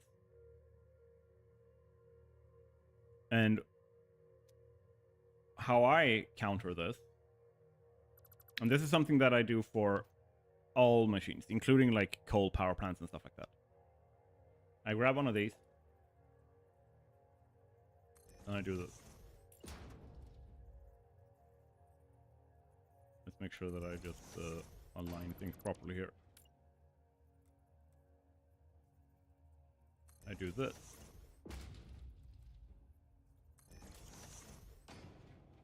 And before I start the machines in the first place, like, I go into this, turn it off, like power switch, turn it off.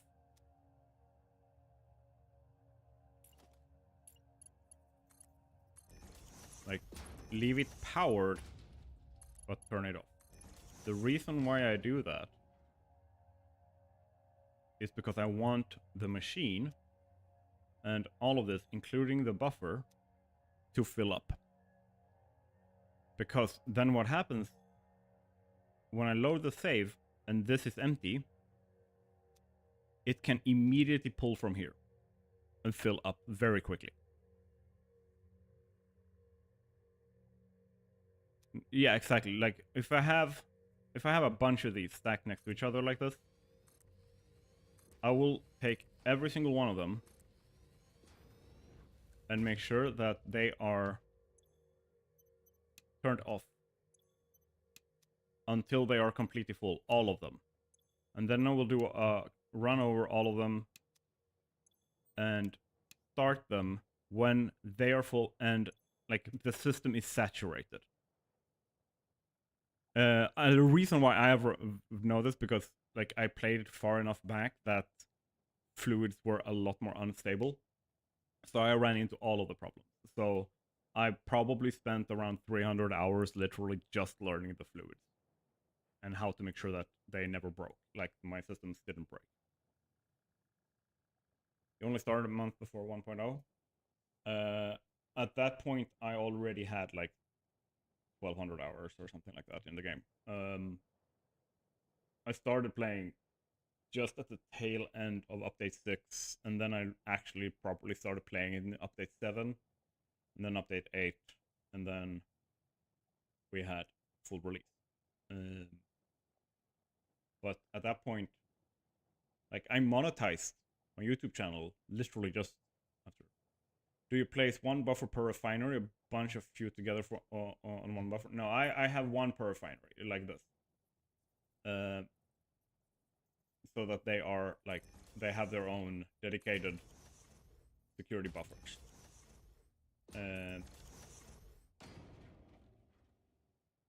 The other thing you can do, like just like with the nuclear power plant, is if you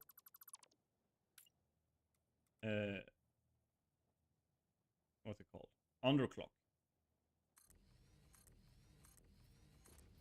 the production. So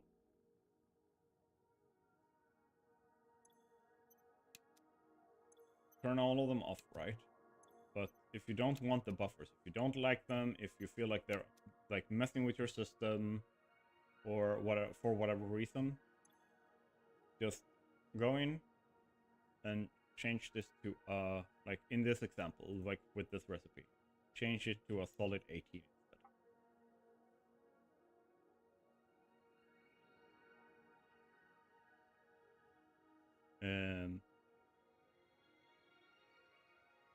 I started around update 3 or 4 and got close to 2,000 hours.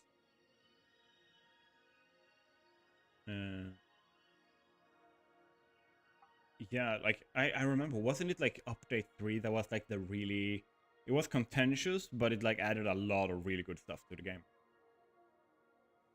I've only got 650 hours, but that doesn't count the time I was on the test server because Steam separate. Yeah, okay, yeah.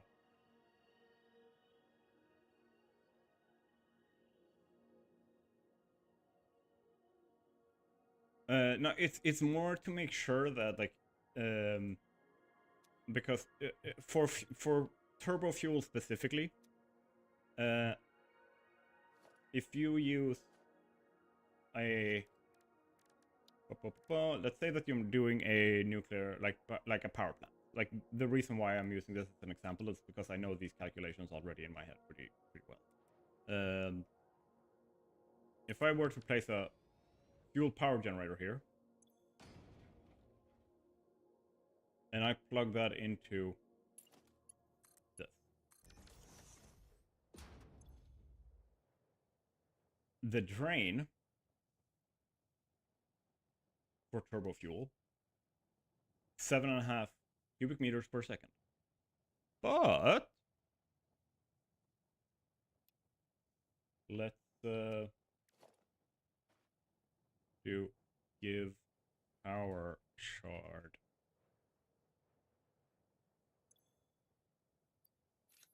If I do this, that number goes up to 18.75. So it's a 1-to-1. So it's gonna have the same number as this. Like they're gonna be the same number, but by doing this, like by reducing this a little bit, no, it's gotta be the other way around. Okay, so this needs to be at 100%. This needs to be at, let's do some math here. 250 times 0.96 is 240. Perfect. So by doing this, you compensate. Yeah, they updated a lot of movement for machines. Vehicles got better, still bug AF, but playable for the most part. And it really got me hooked how quick pace they improved the game. And they just never missed with an update to improve quality of life and make it even more enjoyable. Yeah, and they've kept that consistent. They kept that up consistent. Like, at least since I started playing, never missed with an update. Oh, game always got better. But yeah, by lowering this, it will now use 18 instead of 18.75. Which means that this machine will back up. So because this is full, this one won't empty and completely go in here because it doesn't have space to do it. That's an easy solution as well. But then you gotta mess with the clock speed. So my one solution fits every problem without having to do the math for the clocking for every single thing that I'm doing. This. Like, I literally just... I tend to have a blueprint that looks like this. And I put that in front of every machine that I uses liquids. Oh, so you get to enjoy the fun of Fixmas in a few days for the first time. Oh, yeah! Don't I have... I don't know if the game's gonna break loading this, but I'm gonna try it.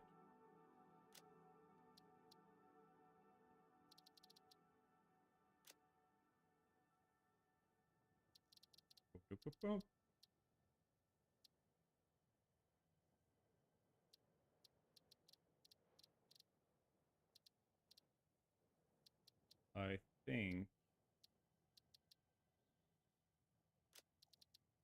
Here? Game might break. Cross your fingers. Pray to Ada that this works. And hopefully, I can show you. This is my longest running Let's Play. With the biggest everything.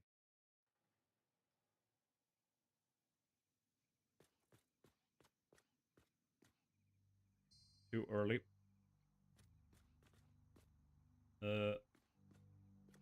But yeah, I've had fun with the building in this one, let me tell you. Like...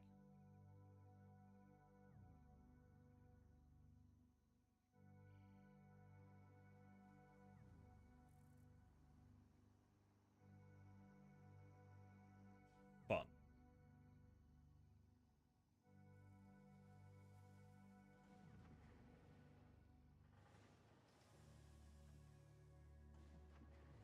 Played with light.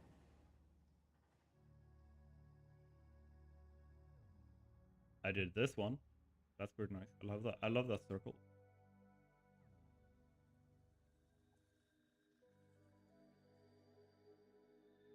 This is of the Ultimate Let's Play series that I did before. I think I ended that around Christmas, like around a year ago.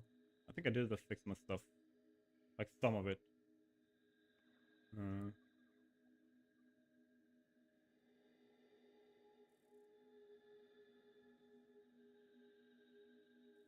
Yeah, I had a lot of fun with this.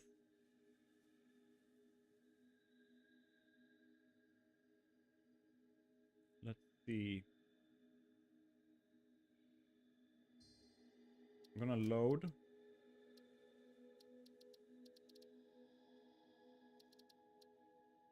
The glow on the rounded piece of the sign. Quite big, quite a bit big of a bother actually. But if you look here, if I mark these for removal, not you. I'm gonna put as filter. Boop.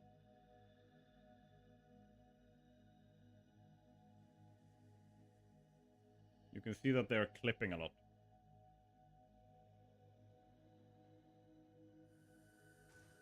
The main issue is getting the rounded stuff in general.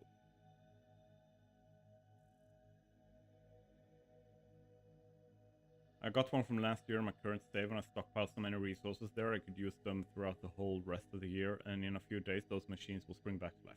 Very cool. That's a nice thing. That's kind of what I mean with like the history of your world, kind of why it's so important to what's it called? Why it's so important to keep stuff in your world, because you have an emotional attachment to it. So when those kicks up, it's gonna be like the biggest dopamine hit ever, because you're gonna like, yeah, it worked. That's really good. Let me see. This year I want to perhaps rebuild it and definitely decorate it better. Nice. Let's see.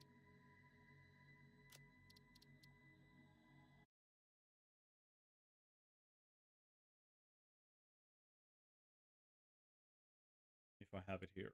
Because I had some nice decorations that I did did a video on specifically, like how you can use and like decorate things, specifically in Fixmas as the example, but the real thing that I was looking at was actually how you can like go outside of intended use with items to create decoration. Specifically, I was doing the dropping things on the ground as an example. This is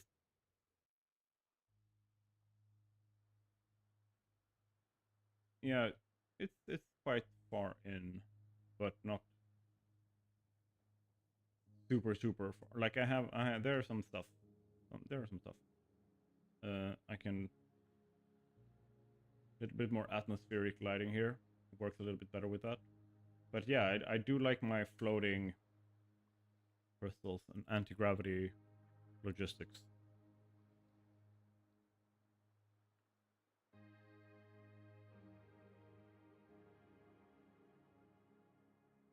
I do like that, like the concept of what I did with this.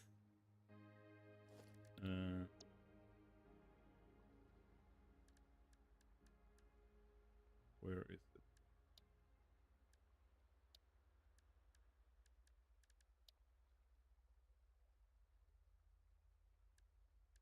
Do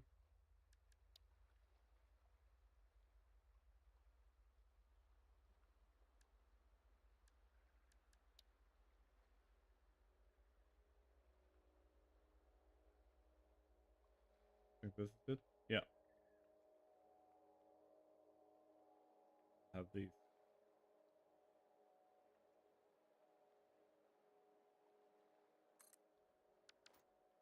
Uh, are those fully painted concrete beams? Make those diamonds with the color intensity all the way up? Yeah. So I kind of wanted to make this because it means that I can create like a floating platform, but it's not a lazy thing that I just placed there, right? Because now it looks like there's a reason why this thing is floating.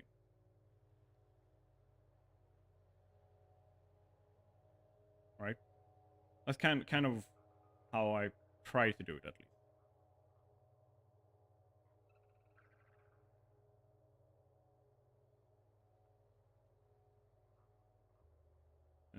But yeah, let's try down here. I think I have my fixing stuff in this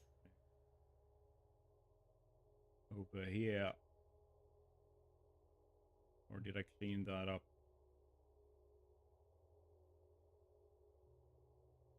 Maybe, maybe not. See. I'll show you like where this ended up. Like I want to continue playing in this world, but I feel like I have to work up to it. Because there is a lot. Yeah, here we go. Fix my stuff.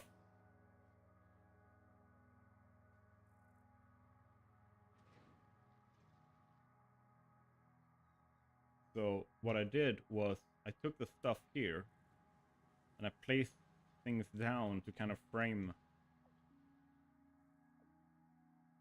frame things. And I painted like white concrete foundations and stuff to create snow and stuff like that. I had really fun with that.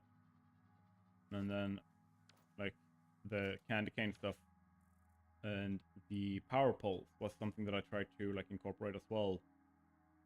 I was thinking of kind of like almost like making a blueprint where I take a power pole and like place inside the candy cane. Brilliant use for it. I'll experiment with that a little. Yeah, just be careful, because something that I did learn was that using the painting trick. What is it? Yeah, here. Using the painting trick with the custom swatch or the swatches turned all the way up and stuff can cause some performance, like it tanks your performance specifically because you are messing with the color shading and stuff like that, especially when it's combined with global illumination. It can mess with things. Let's see.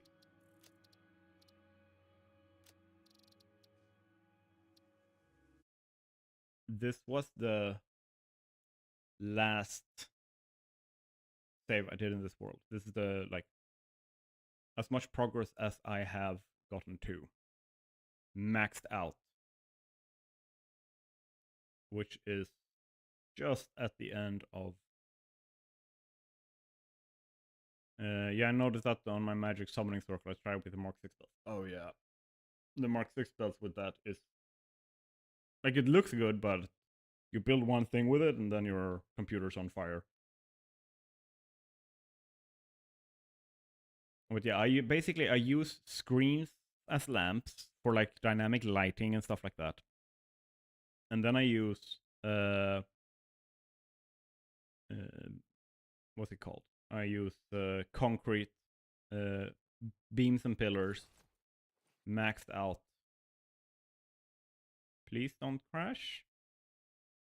Just take a while to load here. Thank you.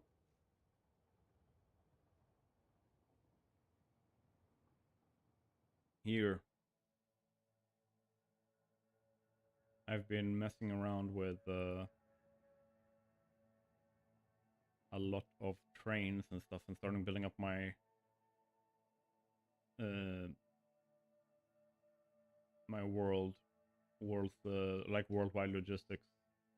But you can also see that I have some frame stutters and stuff because there's so much of this like max painted green stuff. I mean, it looks absolutely fabulous once there's a little bit of like light stuff to consider. Also, like using this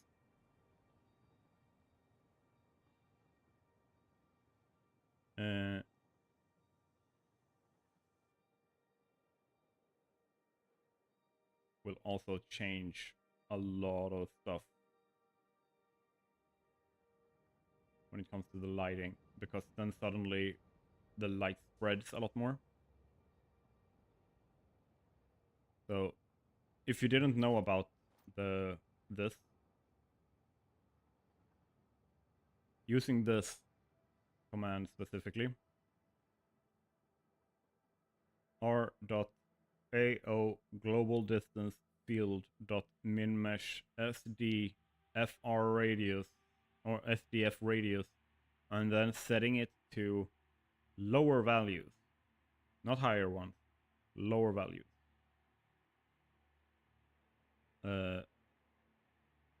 Is really good for getting that pop from lighting that you put in.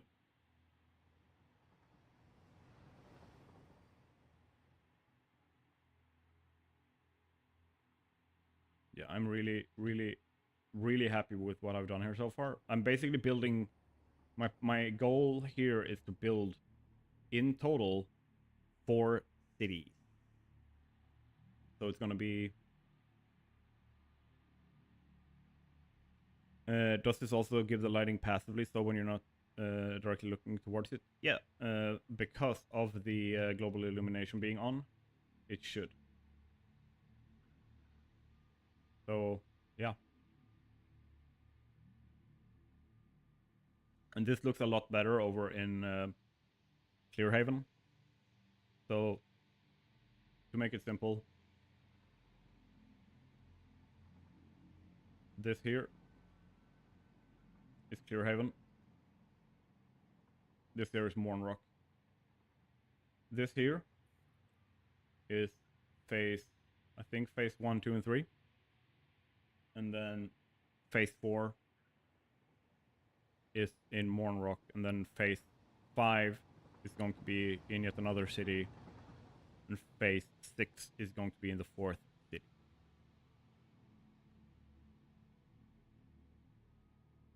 Look at this. I love those signs. Like, I love that building. I love how that came out.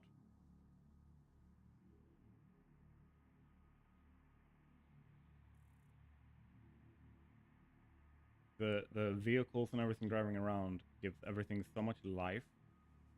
But the lighting put into the world does so much for how the thing, like, it looks like things are happening. Like, it's not just a concrete thing. Like, something that I did here. I just remembered. I want to show you this. This is a way that I have set up my the usage of my, what's it called, biofuel, like biomass burners. So for roleplay, to put it simple,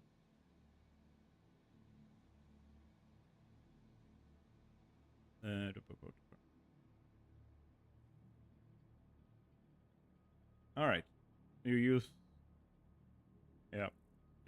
I tried messing around with more of them, but this was the trade-off for me being able to record and stream with it at the same time.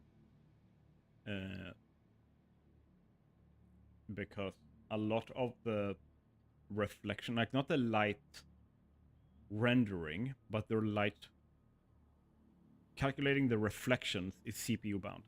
And streaming and recording the encoding for that all happens on the CPU.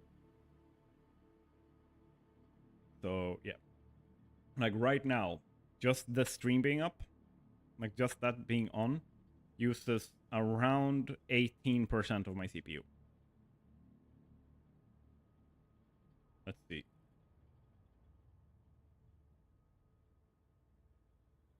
Right now, I'm using about 50% of the computer CPU.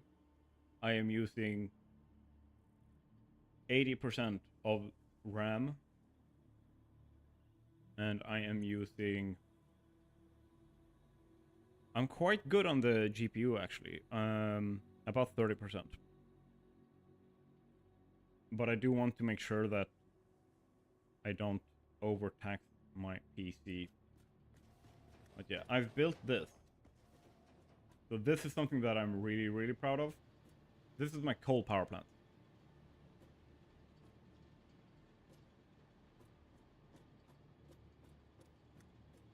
And it looks really damn good with global illumination.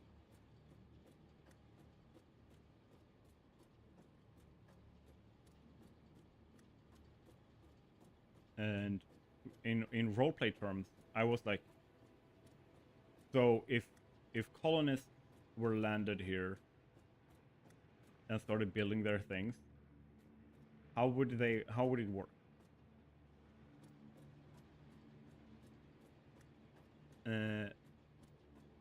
And this is an advancement. Like you've come up one level from your biomass. So when they landed, they would have used biomass.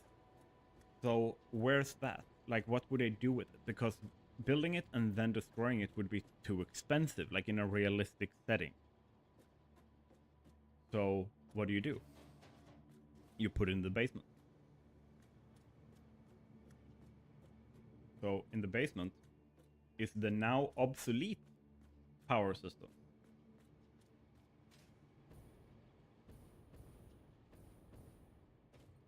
Right? So in here,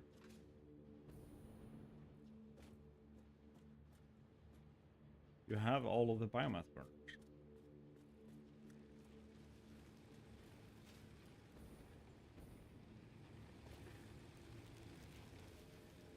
It's the kind of like, yeah, we shove it in the basement and we forget about it kind of thing. But they are still here, right? They're not, I didn't just remove it. I just built something else on top of it instead. And then if we go up here, we can go up one level because like that's one set of this, of the, like there's some here. And then over here, you have another set. But if we go here, and we go up here, what I did was I also placed in batteries. Because like I said before, like I want the world to feel like there's like, it makes like a little bit of sense, at least. And to do that, battery. By having batteries up here, it makes sense because like I said before, I connect them to being charged by the biofuel generator. So kind of what I did. Same thing with like, if you look at everything up here, it looks so nice, neat, and pretty, right? But if we go down here, underneath, and look at the logistics on the ground, we do not have that same level of everything is pretty. Why is that? And the reason is like, who's working down here? Like if you sent a colonist team to this planet, who's working down here? And who's working up here? Like, because this central tower, let's see, where do I place the, where have I placed them? I know I placed stairs.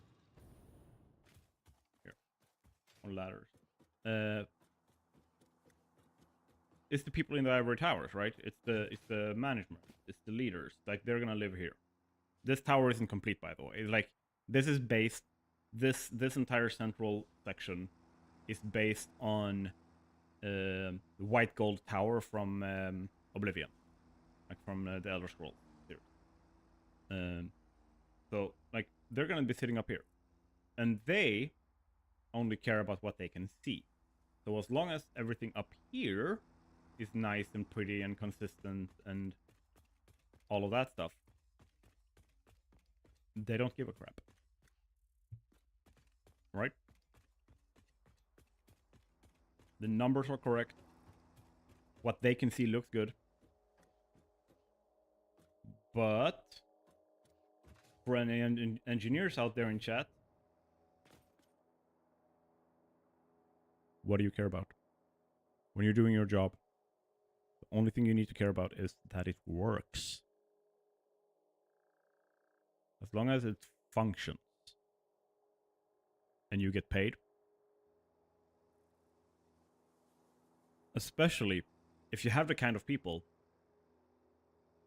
that you have in a company, for example, fix it, right?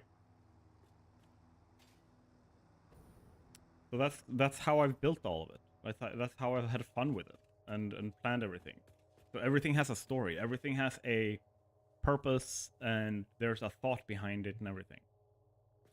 I put in the small tractors and everything because I wanted a metric crapload of tractors driving all over the place to make sure that the place feels alive. It feels like something that is hustling and bustling and it's like it's more than just checking off the space elevator progression checklist, right?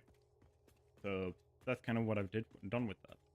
But like I got to a point when I started building Mornrock where I was so tight for power that my only real solution was I need to hammer down a big ass power grid, like a power generation system that can back me up until I have what I need. So I built this.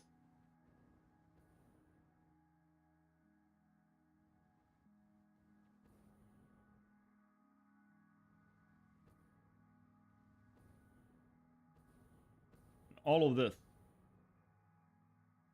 is going to be ripped out and rebuilt because it's a temporary setup. I'm not even joking. This is my temporary power generation setup.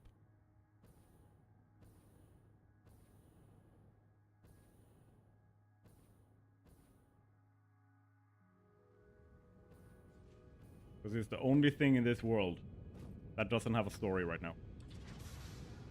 It literally only serves one purpose, and that is provide me power.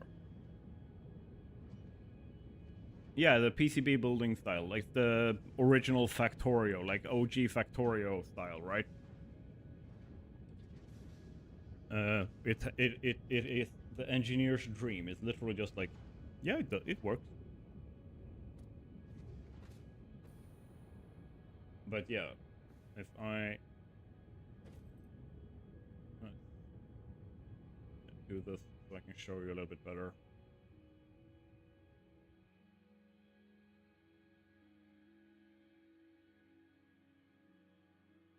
This is literally just like if you compare that to Clearhaven and Mornrock, there's not a lot of identity to this, right?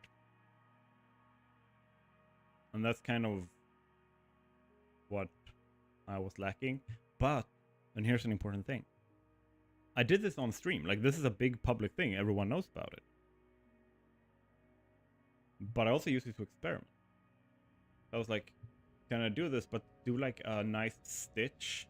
Like, it looks like a stitch from like sewing.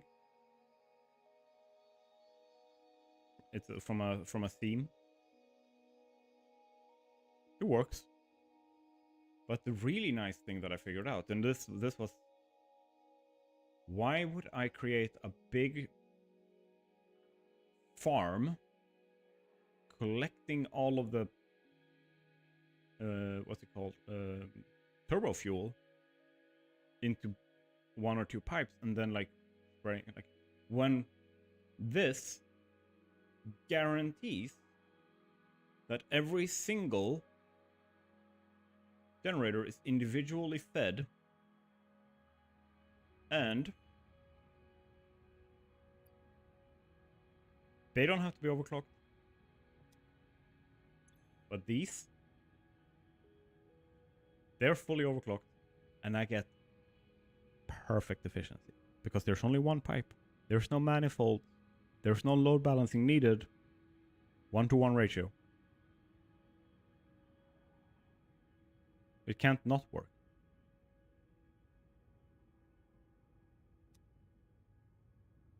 And then, just to keep it safe, I did put in my fluid buffer.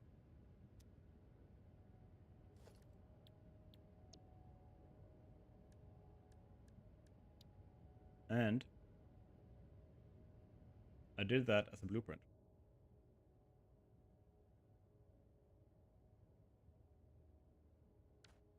So I still only have to click once per setup. And then just hook up my fuel. Then hook up my coal. Or like compacted coal. Right? But I would love to create something along the lines of, like, have you seen, like, you know, Matrix? I want to see if I can find this and show you guys. I would love to create a tower.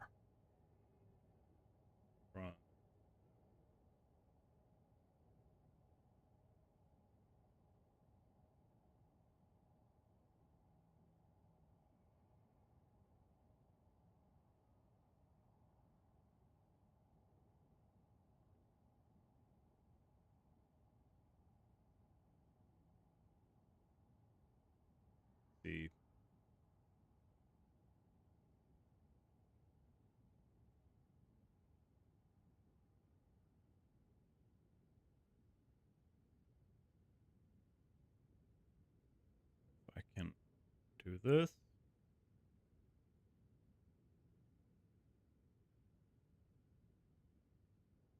Boom. Imagine a power tower where I have all of this stuff, but each of those pods, instead of a human being, it's one of those blueprints. That's kind of what I want to do. But big project, big project.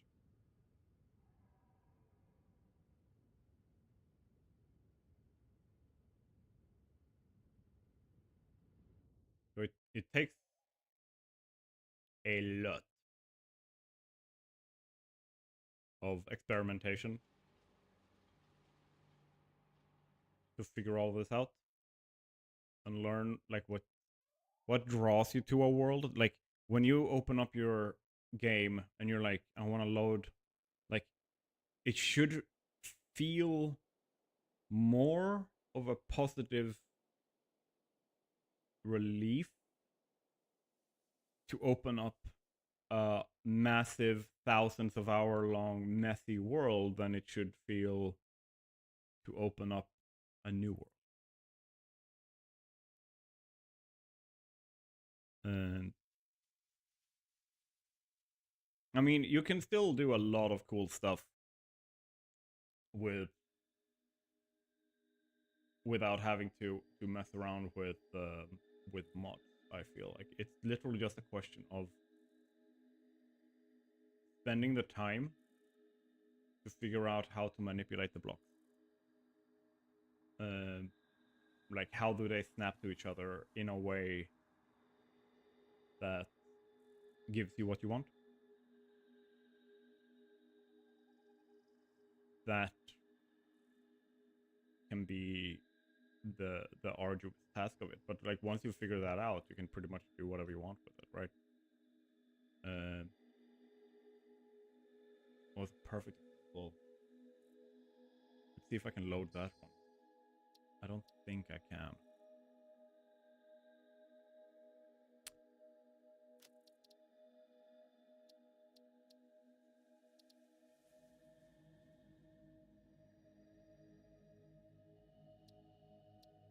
Cool.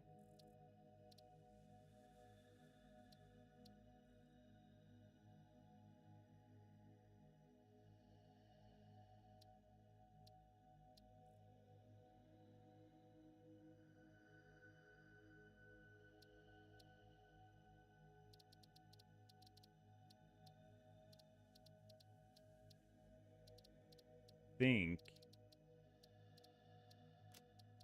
Let's see if I can load this up.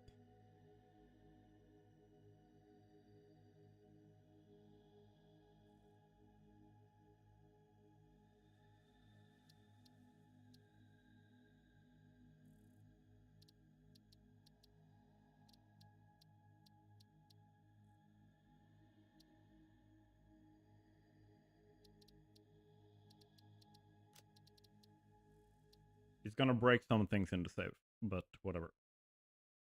The beam is my favorite tool for that. You can construct perfect angles, tiny gaps, and curves. It's a versatile in combination with the blueprint designer.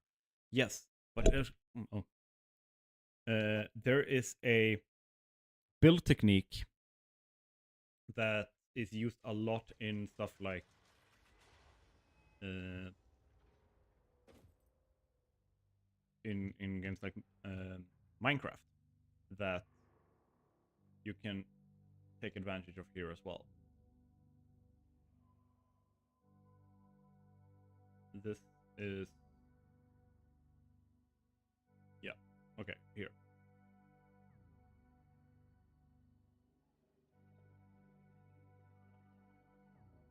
How do you make these?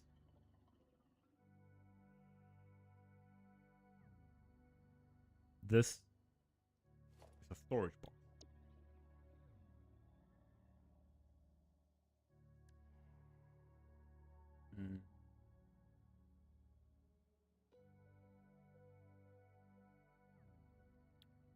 Yeah, it's broken. Not everything's here.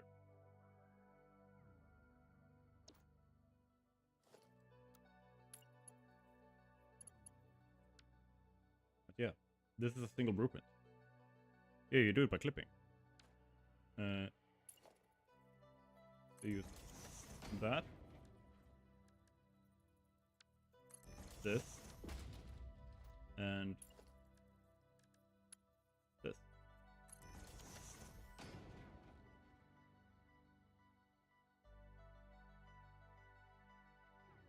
That's how you do it. But it has such a striking effect when it's used in a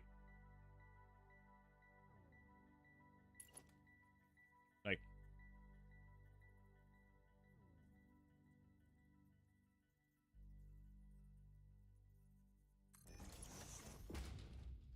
I do a little bit of extra with the infinite nudge mod, but you don't need it.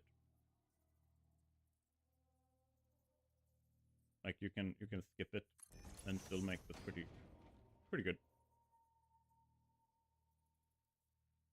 And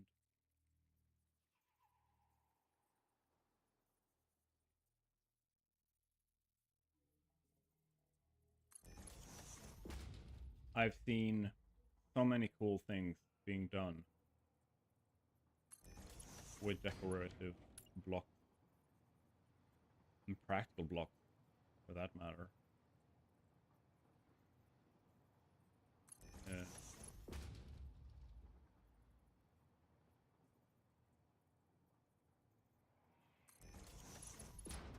Let me see if I can.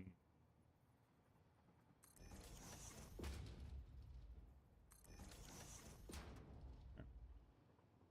Simple. Simple and easy.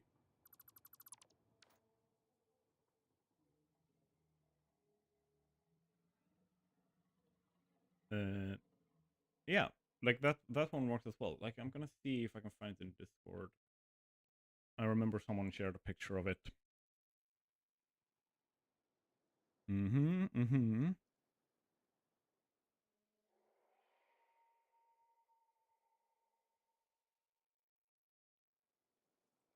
Satisfactory.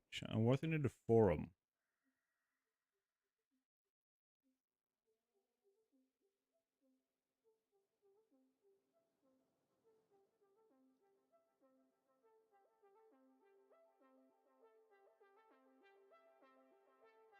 Where is it?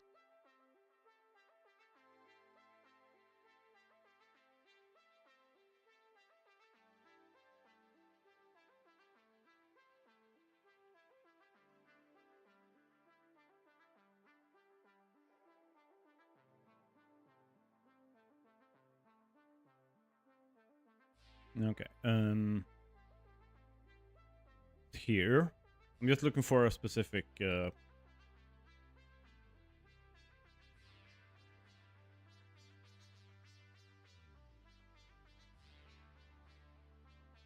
we go.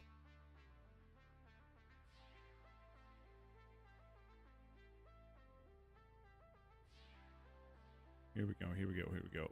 Let's switch over to there.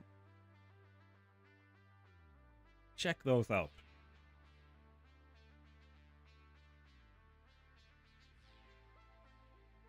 The fuck? Like, that box. There. These are not modded blocks. This is all done in vanilla. The guy who builds this abhors using any kind of mod.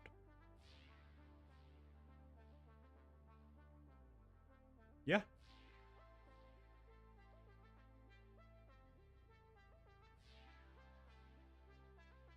Like, it's really, really, really well done. You can do so much more in this game than you can originally, like, think about, like, just from the get-go, right? And it's so cool. It's so cool. I absolutely love it. It's why I say this, and I will stand by it, and I will die on this hill.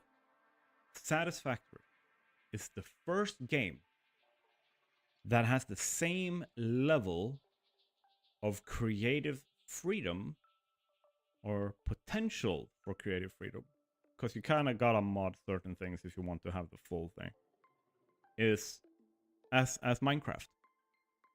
Satisfactory is the first game that does it. Period.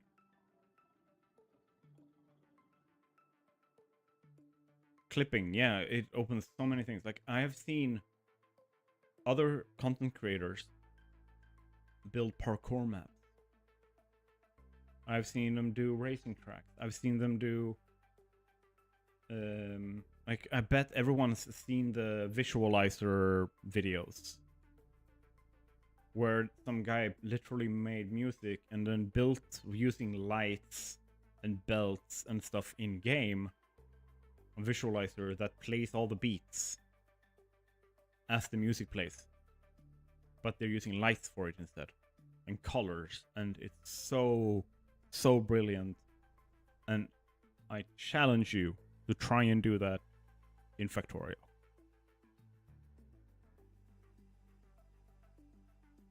Just can't be done. This is such a unique combination of mechanics that it puts you squarely in the driver's seat of what creatively works and doesn't work. And it means that on one hand, you will have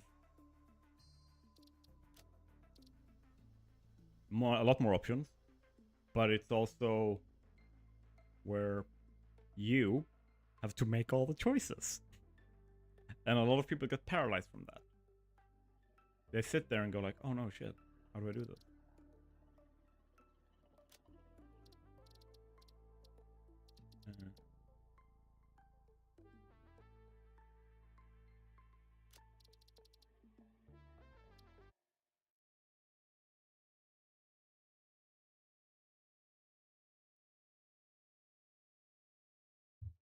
This is the creative testing from 1.0.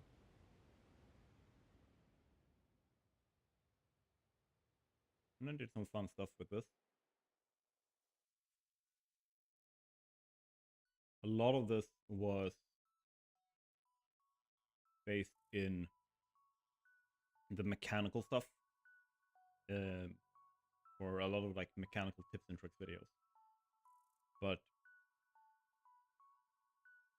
you can take all of this and expand upon it, change it, and just completely screw over any expectations people have of what they are gonna see when you show them your sex. 100%.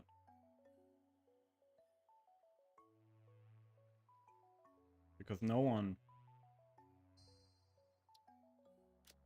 expects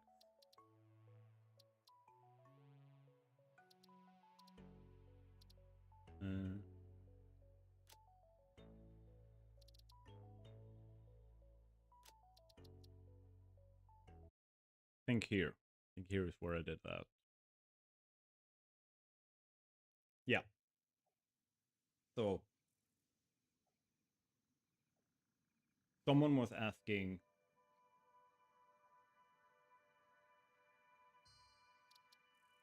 and I did a video on it, on how do you make your world, because you can't manipulate terrain, right? But how do you make your factories feel like they're a part of the world? Because that's a big problem. That's really, really difficult to do. So, for your builds in general. So I did this. And this here, as you can see, is the contrasting factory edge. This is where, rather than working with it, you take over to force something to take over the world. It's hostile architecture. But then you also have this.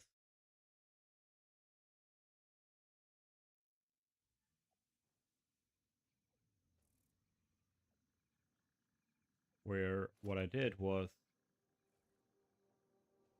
create something that blends in with nature and uses it as part. Yeah, I did a YouTube video on that. I have done like 100 tips and tricks videos. And this is part of it. But yeah, like trying to make sure that nature is part of your architecture or something you shoved out of the way for your architecture, kind of thing. Like that stuff. Like how do you do that? A lot of people were asking that question, so I made videos talking about it. Same thing. I did videos on like color theory and stuff like that as well. The layers of visual design steps and stuff like that. Like there's an absolutely metric crapload of videos about mechanical tips and tricks, but also a lot of them are like visual design tips and tricks. Like people come into stream sometimes and they ask like, I want to build something that is like inspired by Halo. All right, let's go. And then I show them that, like on stream, like how can you build something? Like I show them how to layer in things so that ultimately you kind of get the same basic design aesthetic as Halo. And sometimes I ask people, just challenge me, pick anything, any franchise, any big franchise that has building in it, and I will see if I can build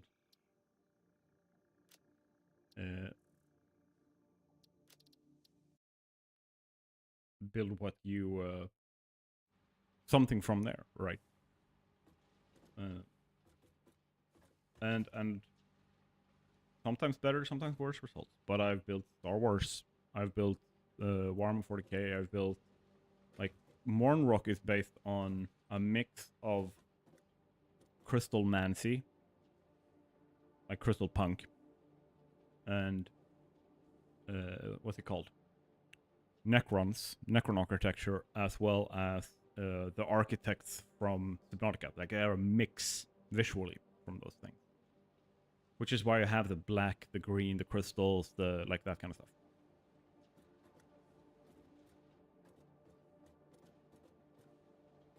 But that's also why I want to make like a new beginner's guide as well.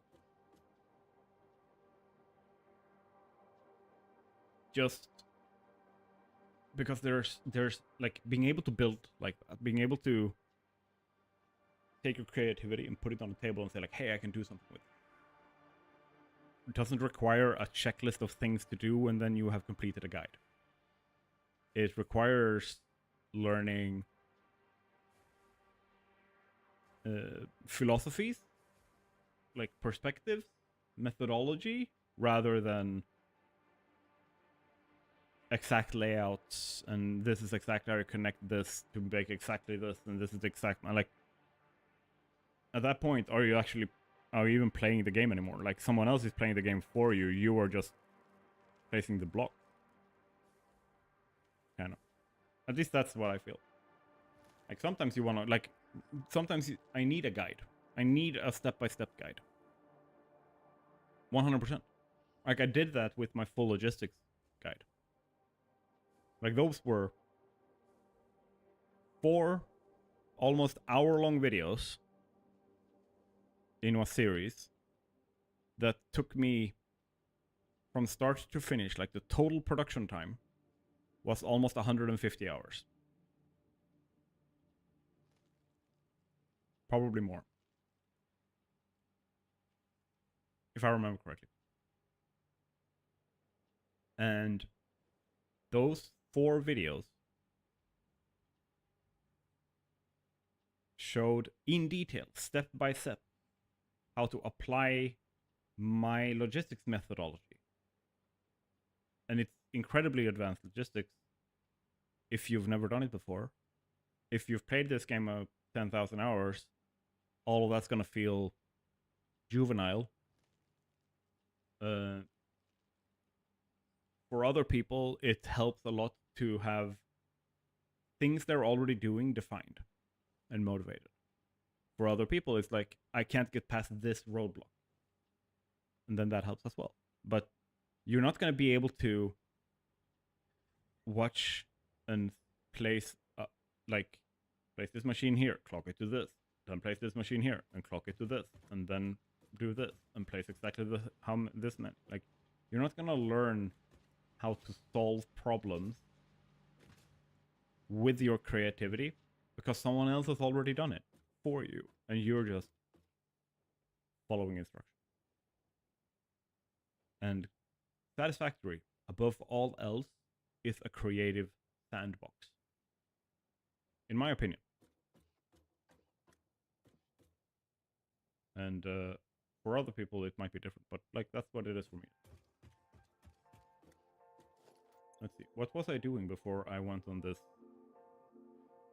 2-hour tangent? Well, it was really fun though. I love having these conversations. I hope you guys are having fun in chat too. See.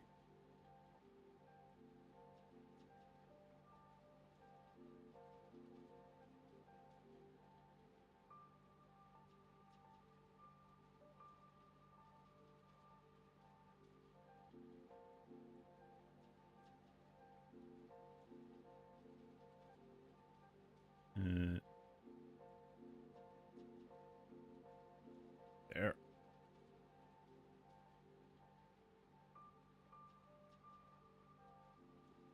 Beginner's guide. Fluid. And you were placing down construct. Yes. That is correct. I crafted up so I could properly. Let's grab those. They're already set correctly. And what's what I could do this?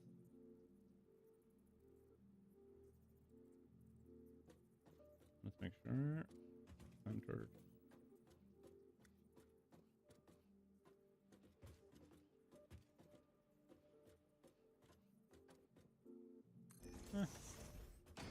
Good enough. Then.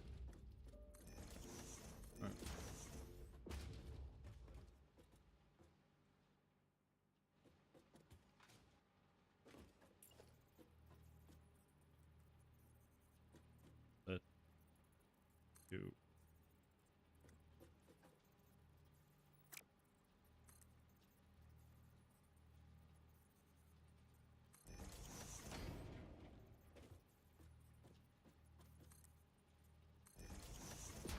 Is it just me, or have they changed that?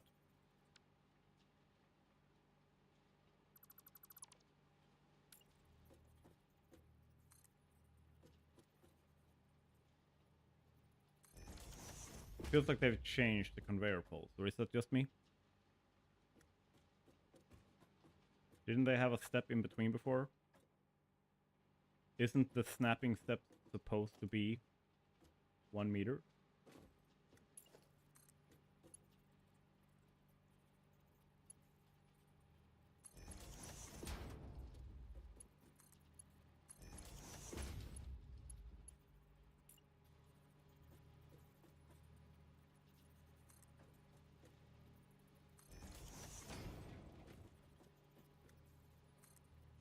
But yeah, thank you for reminding me.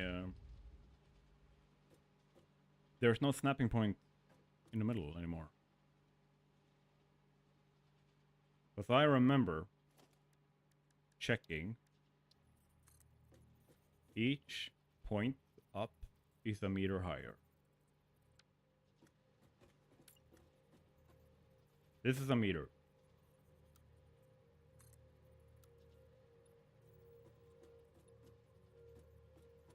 First level.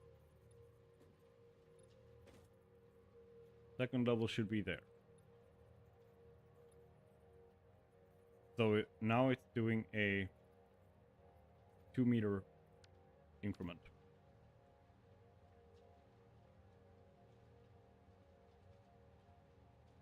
I'm not sure, like.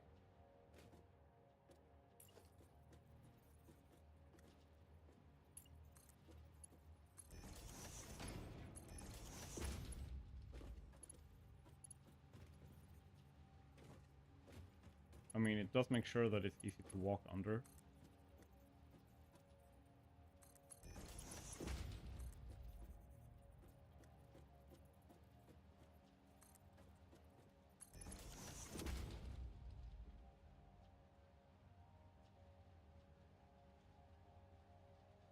The 1 meter increment is still reachable with stackable poles.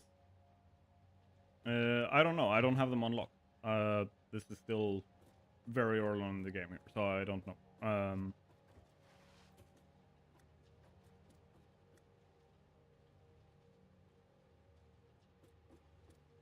Or do you mean that they... Like, the first level you place, the first stackable pole is gonna be 2 meters high? Because the first level is this. And then the next level is the first stackable pole. But then the next one you place is like overlapping, so it goes down a meter into the old one. So like then you start having 1 meter increments for the rest. Then the question becomes,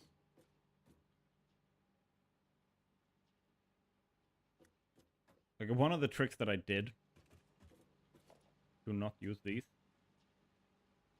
Let's save in the temp here again. I just want to test, see if this still works.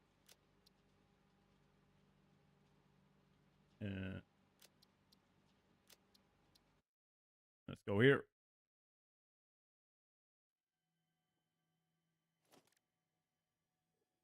And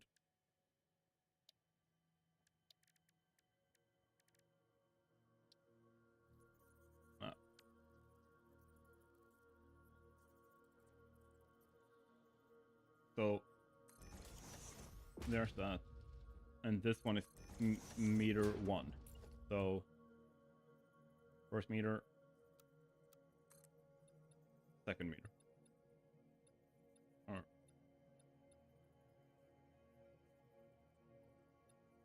1, 2. So on the third meter, a 2 meter increment up to the first one. There's 2 meter increments in between each of them. I remember I fixed this, but I remember I needed to use infinite nudge for it. So each nudge with infinite nudge. 1, 2, 3, 4. Yeah. So one foundation is 8 meters across.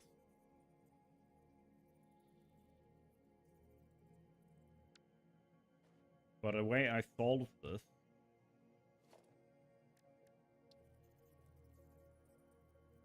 was doing this. Because I have infinite nudge, I have vertical nudging.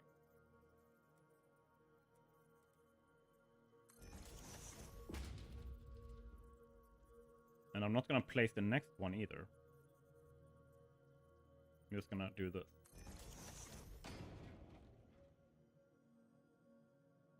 And then for the next one, I push it up one step.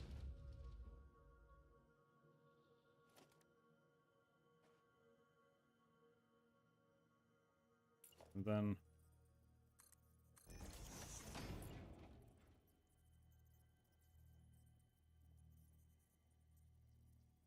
by doing so,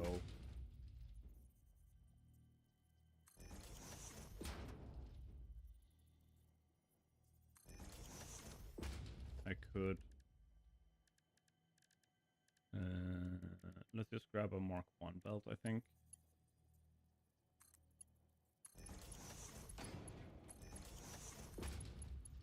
The problem with this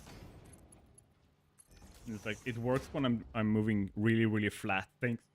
Like if I'm moving iron plates on this, it's fine. But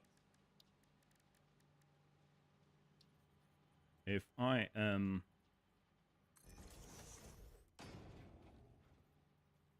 moving anything else,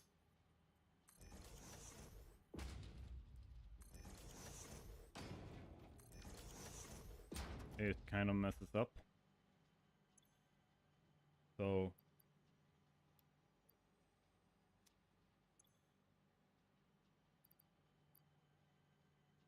let's grab road there.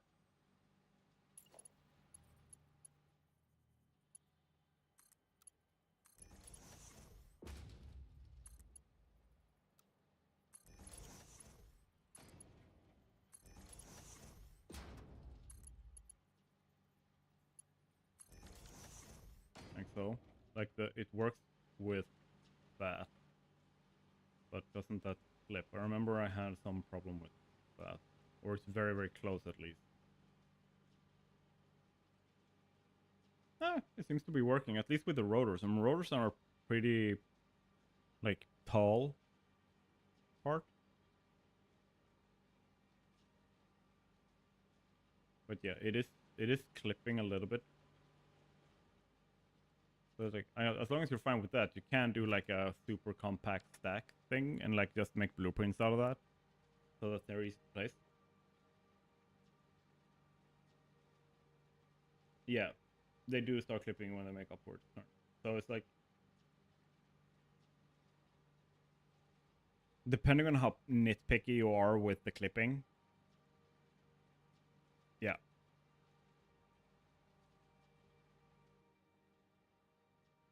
it might work, might not work for you, but you can get 1 meter increments.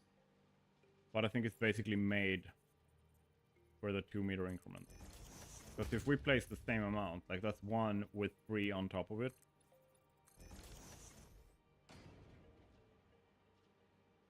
I mean, that instantly gets quite tall.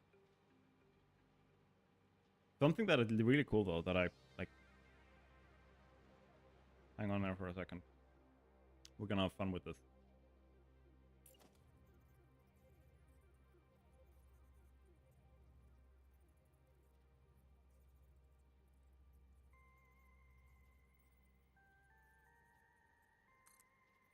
I think that was it.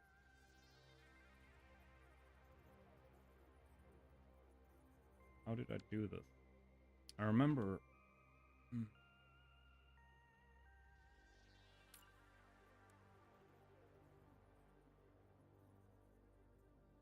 And then.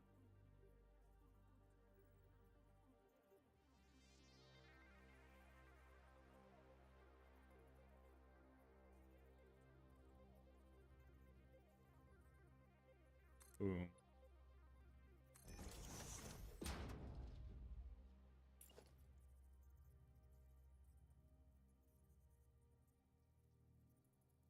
Like so.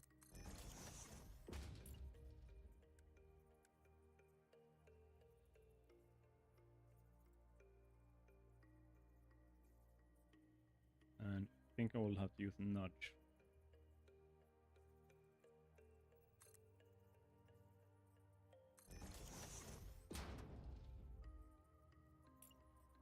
But this, like, it only works because I have infinite nudge.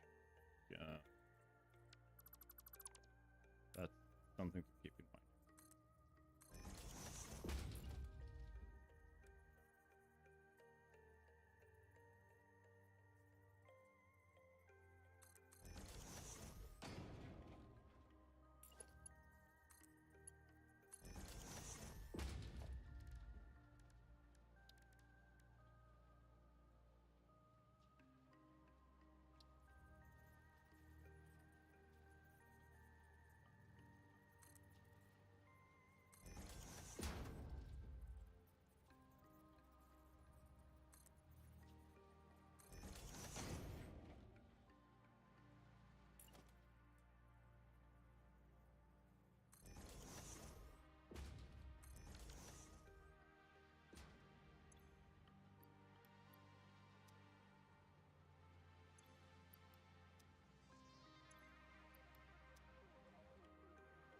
Suddenly,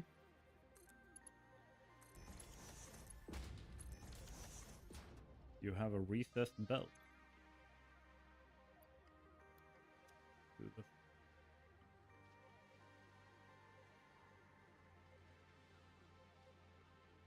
Infinite nudge like the mechanic of infinitely nudging something, that's a standard. But the mod infinite nudge is not, like, all of that isn't implemented, because I can change my incremental step in the main menu for infinite nudge. I can also rotate things.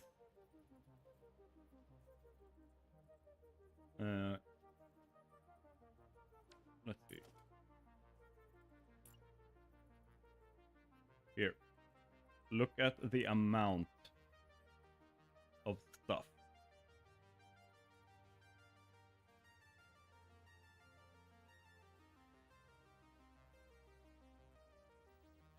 That is available.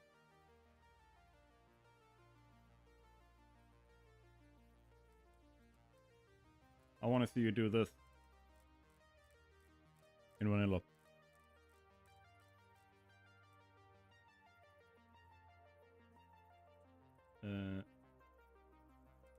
So I can do this.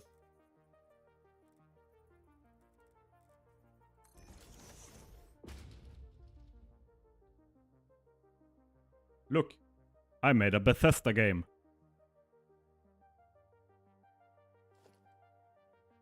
Yeah, I'm shooting shots.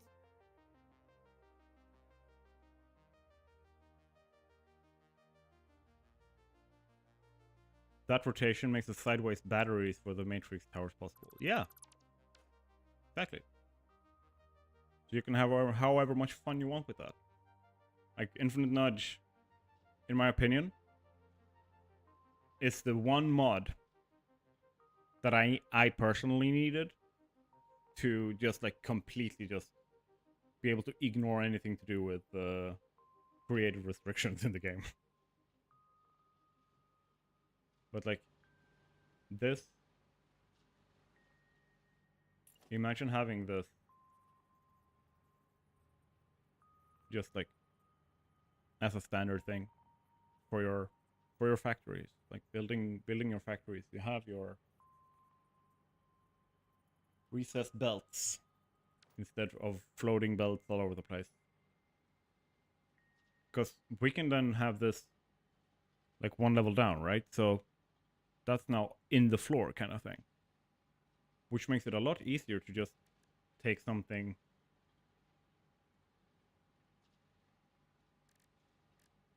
I'd love to build machines on an angle or a slope rather than always having to flatten it all out. Yeah. Let's play around with this. Where did you place the pictures?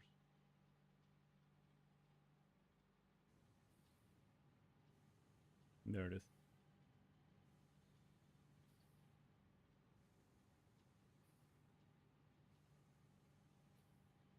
This is from the Discord. Let's build this.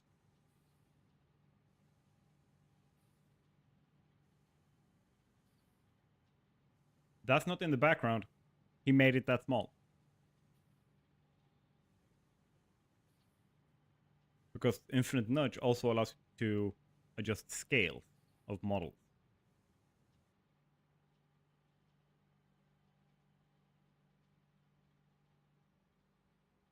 And, like, it doesn't seem like that's gonna happen. Like, it fell through. Yeah, it's absolutely adorable. But more than that, imagine, because, like, suddenly that mod does this. Imagine building a little diorama. Yeah, exactly. Miniature machines for the Fixment Factory. Imagine doing that and making a little diorama of your Fixment Factory.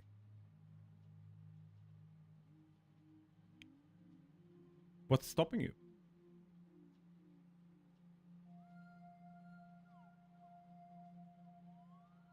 I mean, there's nothing really.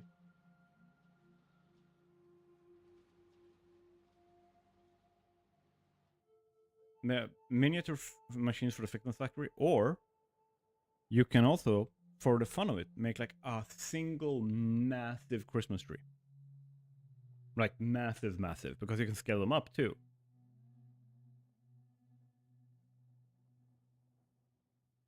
Or a little version of the factory at the main entrance to show where you are and recreate locations maps.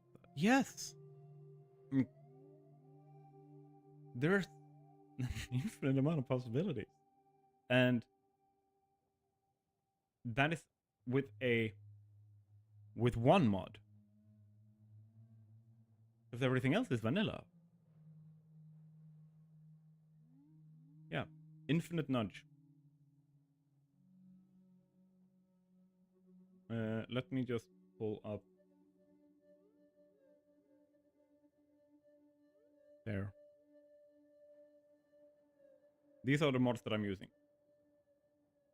It's all of it.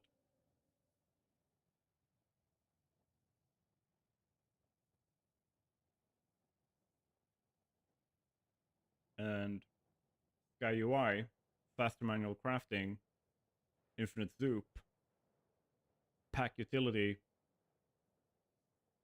and invisible flying manta are all because I do content creation. If I weren't doing content creation, I would remove all of those mods.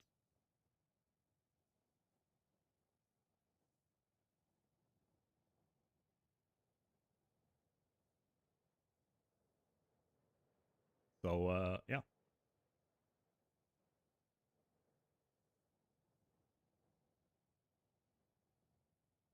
But I also love, I love the cartographer mod. It is so good.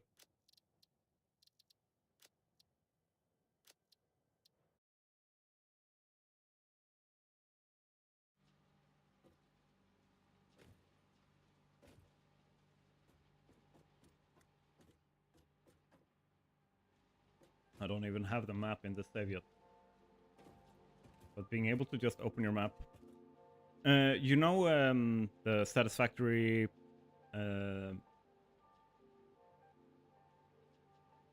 my brain just blanked. Give me a second here. Gotta find the name.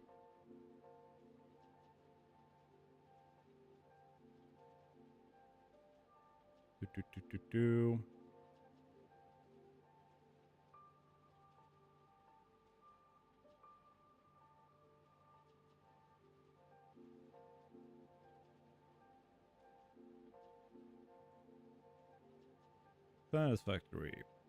Satisfactory calculator. The Satisfactory calculator interactive map. You know how you can load a save into that? And see the entire, like everything you've built. Cartographer does that in-game for you. With the map. Like, it doesn't give you all the, like, features of Satisfactory Calculator's interactive map, but you can see everything you've built in-game. Like, I'm gonna go unlock the map right now so I can show you.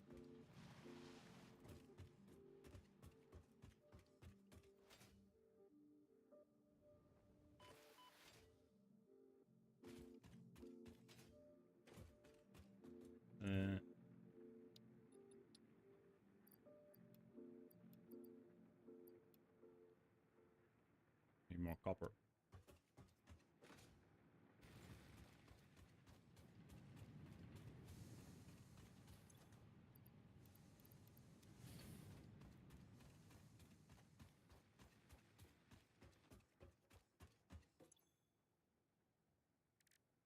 Fire.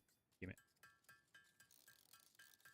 This is gonna go pretty quickly because that Redux, like manual crafting Redux, just I set it to times 30 times, like in the main menu.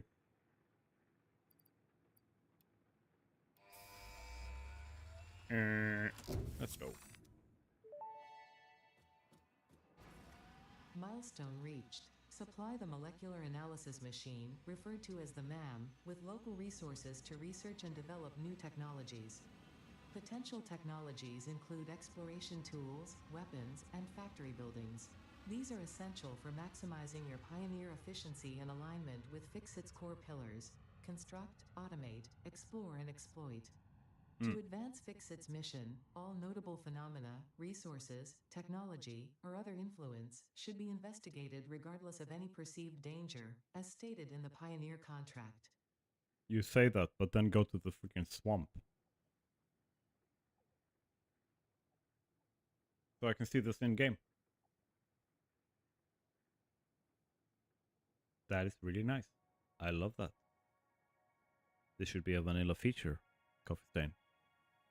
Give us the vanilla feature. Yes.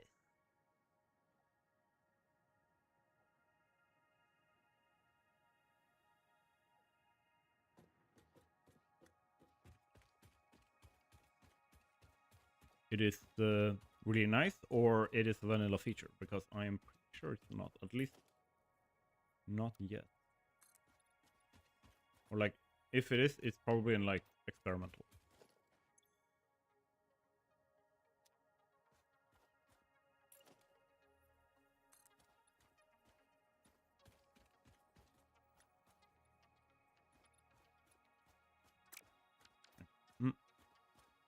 It's really nice.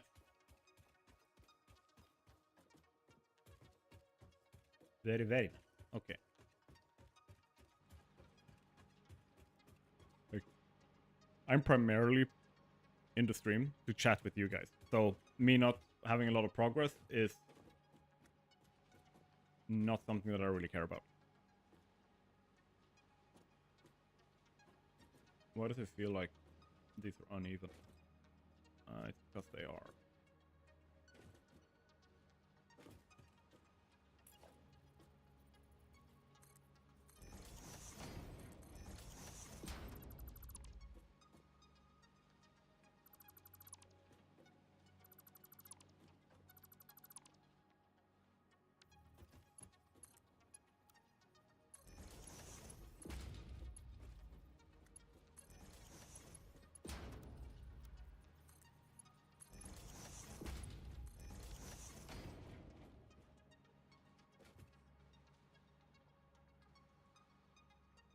One step too close, damn it. I thought eyeballing it would work. See, this is why you count.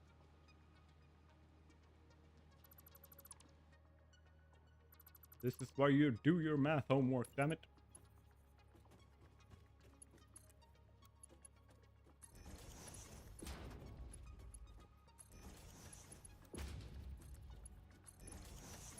And, oh, there we go.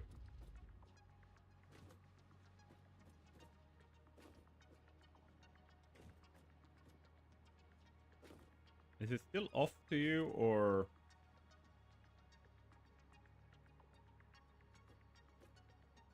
is that just me? Either way. Let's put in our splitter.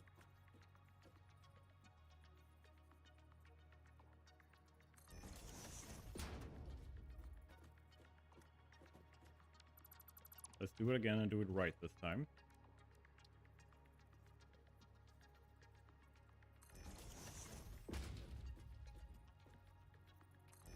Oh wait, wrong direction.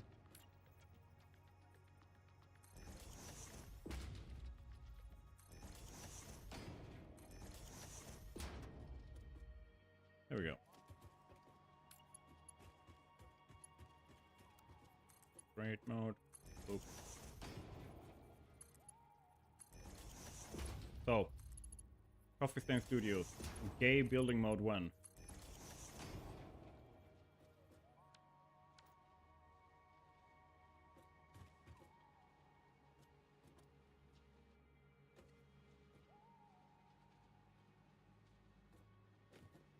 I have to move these.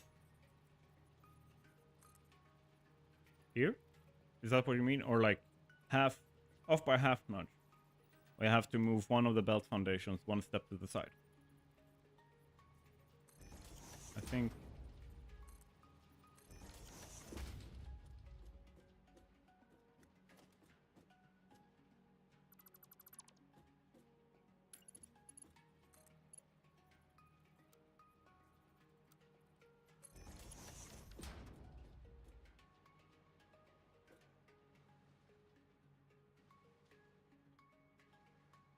that's great. I also play with a really high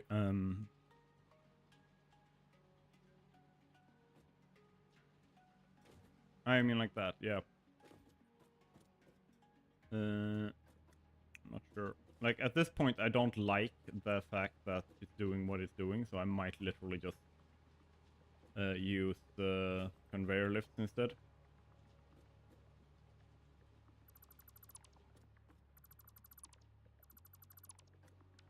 I might literally just use these.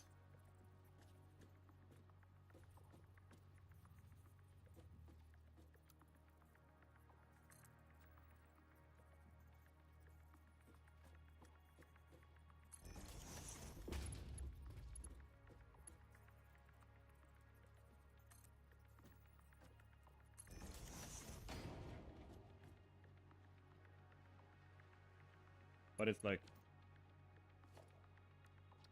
can I potentially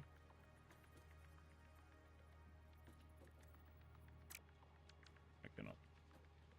Not without the thingy, the other one.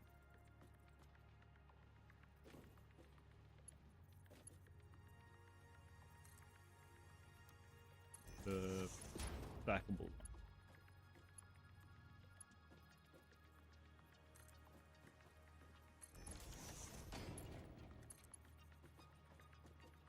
Ah, that was wrong.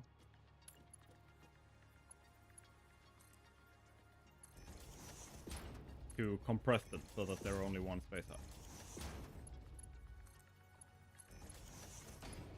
There, I achieved the same thing. It's just a little bit more overkill now.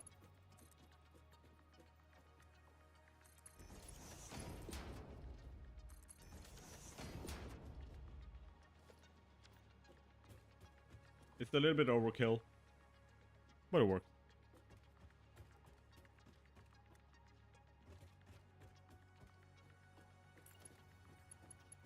And you. Oh. Now it's centered. Yes. I literally kept in mind what you said before to keep it centered. And yeah, like, so what I'm trying to do now is just finishing up the thing with the modeler here. So I have this done. I just need to make the screws over here.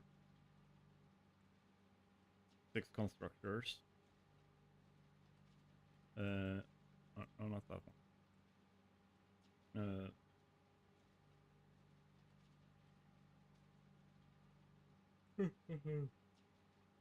That's essentially it for the initial processing here. Then, to continue building, I'm gonna do this.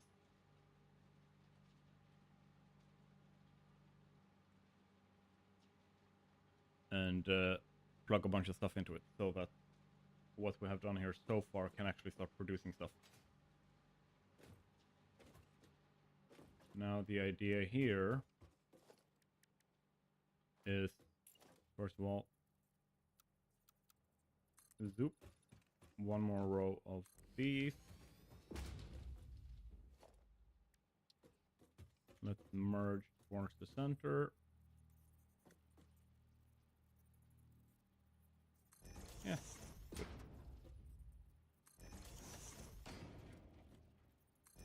I placed that first one. I'm gonna remove it again, but I basically placed the first one so that I can have alignment on the next one and the next one and the next one. But I know that's an old thing, like I don't need to do that anymore. It's just an old habit. Old habit, die hard. I also tend to always have that first one also built when I'm doing blueprints for the stackability. But yeah, then all of these go show here.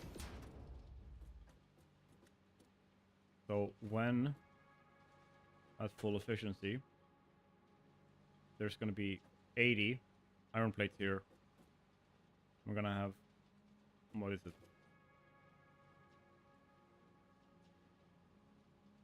Brain, piece brain. There's literally 5 minutes left of the stream. Remember, everyone, if you're watching on YouTube, like the video and everything there so that the stream keeps staying alive and being shown to people.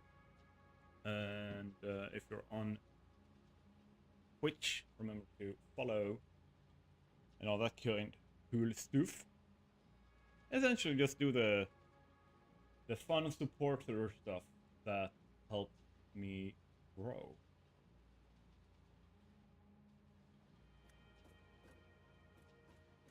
And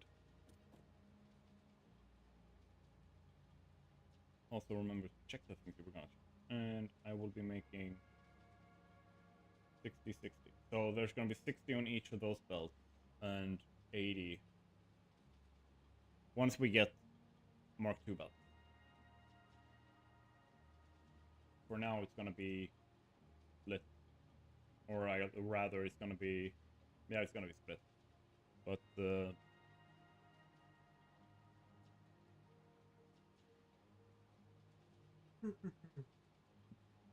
before we have the Mark II belts, it's going to be a little bit different. I have intentionally done so in a few places to demonstrate later how to update to a new level of belt. Like, I'm keeping it basic.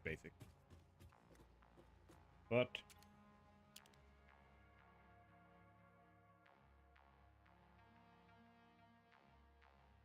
power lines, and then we have that done.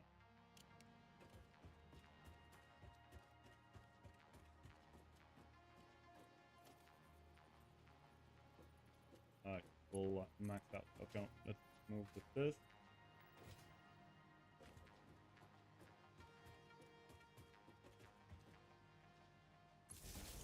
Do that.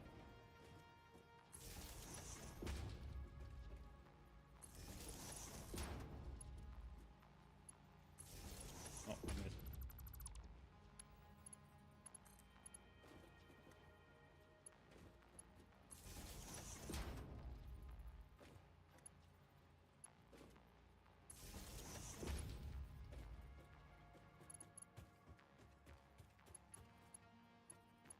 Then connect chain, connect chain. Put up. No, yeah, like I've seen some pretty crazy stuff. Let me just say it like that. Like vanilla, where I feel like I think I've seen something along the lines of the battery tower, like the Matrix battery tower, in the Discord. Gonna go back a fair bit in chat here.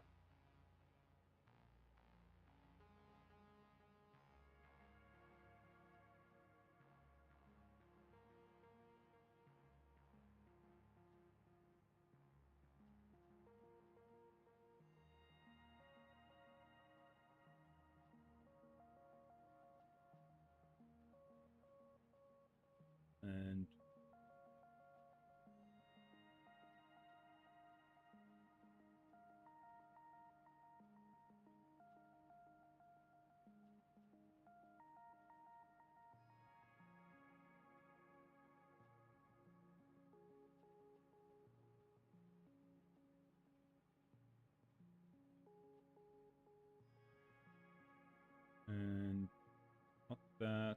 There's so insane things in the Satisfactory chat in my Discord.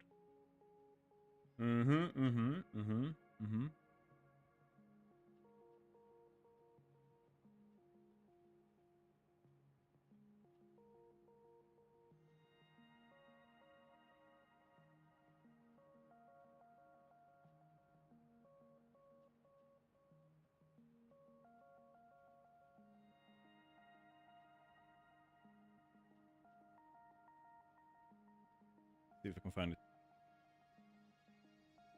There was a guy who made a sphere with batteries on nuclear power plants. I can't remember. Yeah, I saw that one too. That was really, really cool. Let's see here.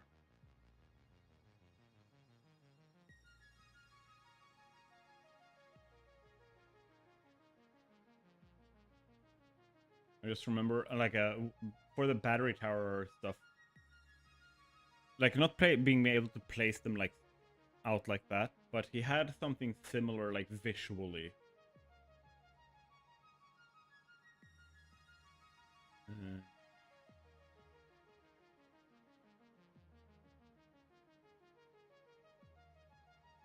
Where the ever-living flip did that one go? I mean, those are cool too, but not exactly what we're looking for here.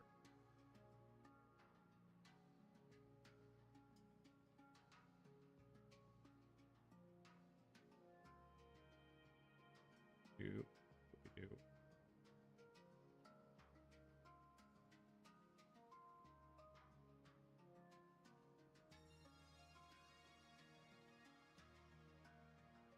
Where has it gone?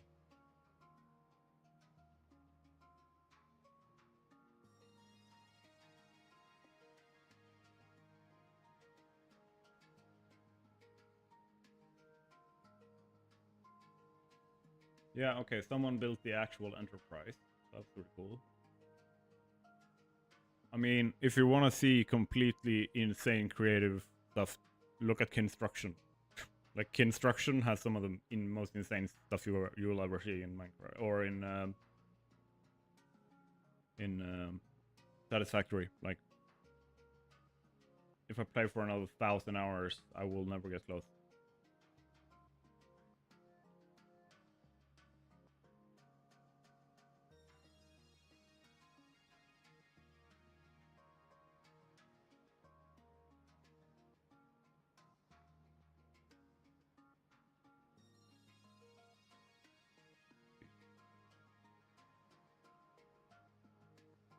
I mean, that's also something that I did. Let's switch over so you guys can see this as well. Look at that. I built that. It's a portal.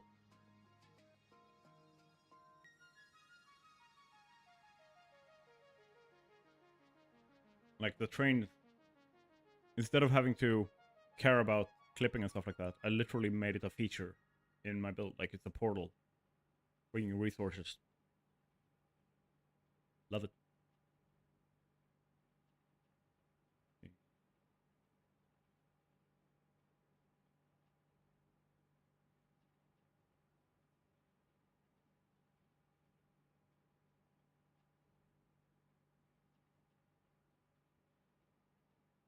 If I can find...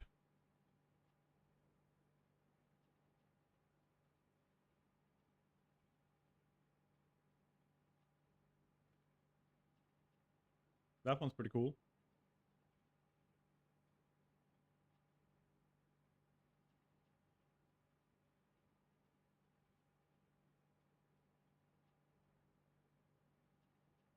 I mean, that's also very cute.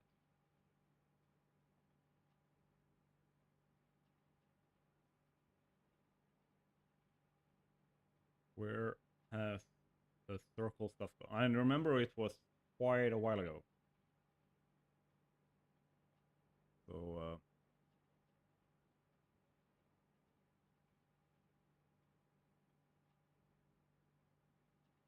just trying to figure that stuff out.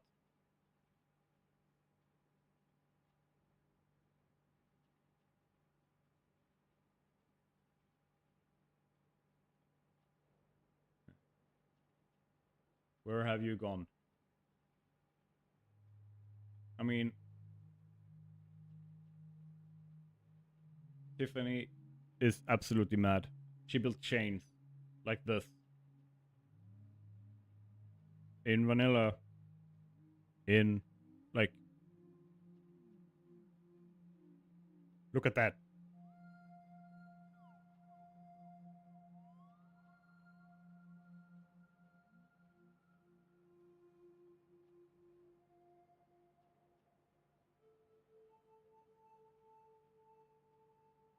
Yeah, the rubber, like, it's so insane.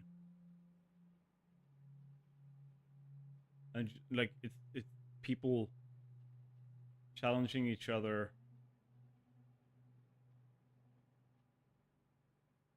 to do this stuff like this and to figure stuff out. Like, they have a concept, they have an idea in their head, and then, like, as a community, they come together and they figure stuff out, and it ends up being crazy.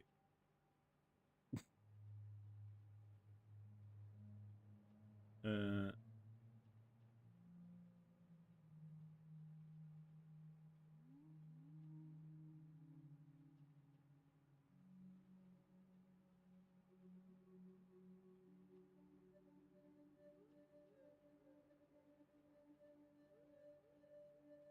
yeah, like, this is also looking so really, really, really, really damn cool.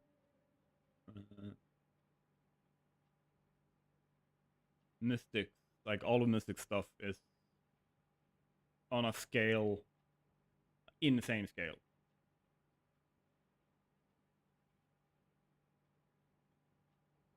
See,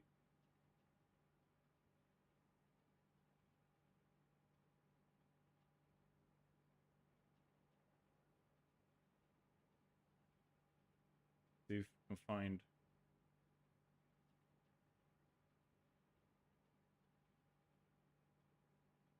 even more insane stuff. Oh yeah, before we had wall holes, let's figure out how to make wall holes by glitching the game.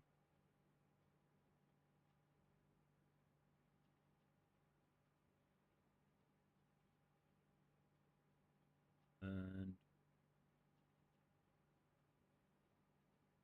do, yeah. Mr. Big's build. He builds big. There's no half measures here. These are just generators.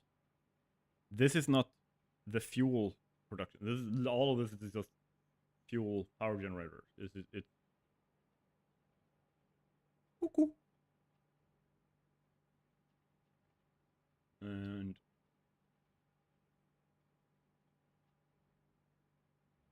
see.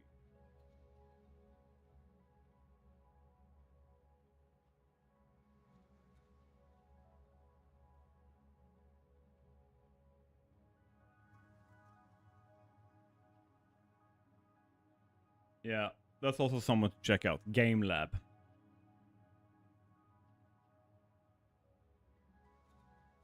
Completely crazy, completely insane.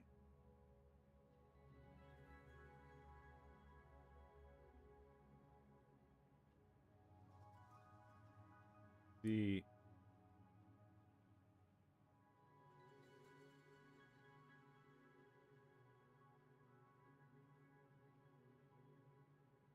and find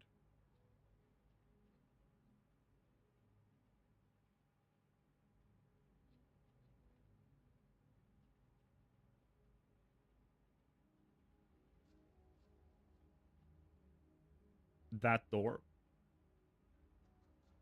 Looks so good.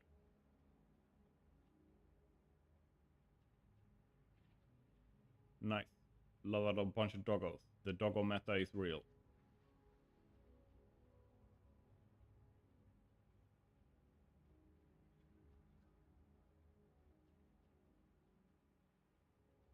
See.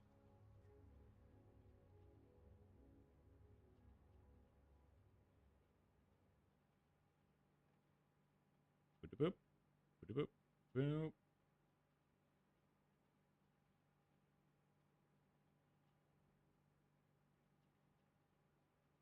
And oh, we're getting there. We're getting there. We're close. We're close.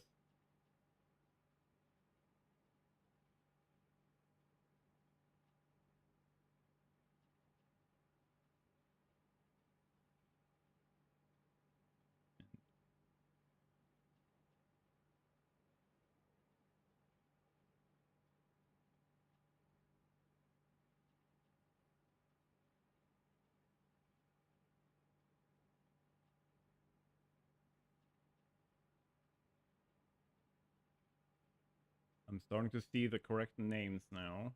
think.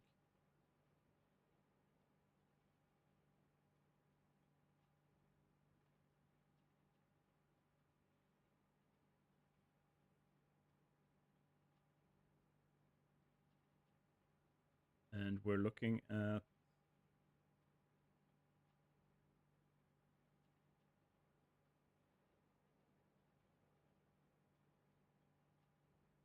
someone were playing around with light.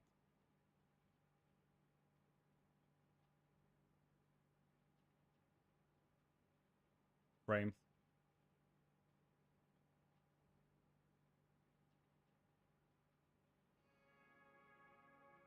Let's build having fun. Those are all the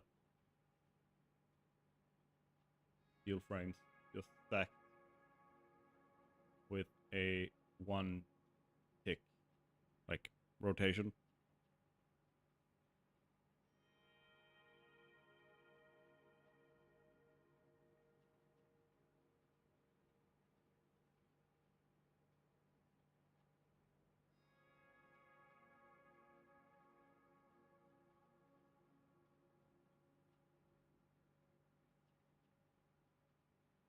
Yeah, there we go.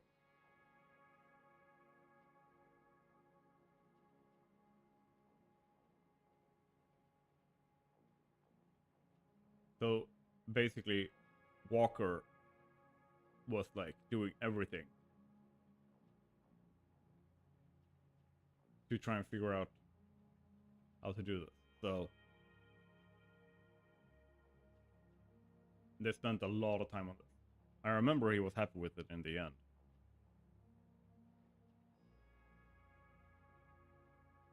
Do we have any bigger?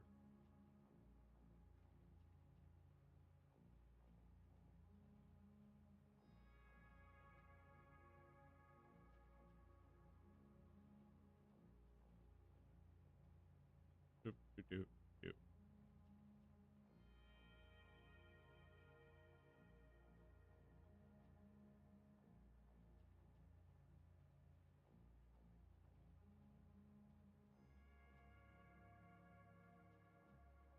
So he basically started doing the same kind of concept, but generally he's putting like factory stuff, like big stuff on it. Because that's something that, like a lesson to take from Minecraft. How do you add detail to a Minecraft build?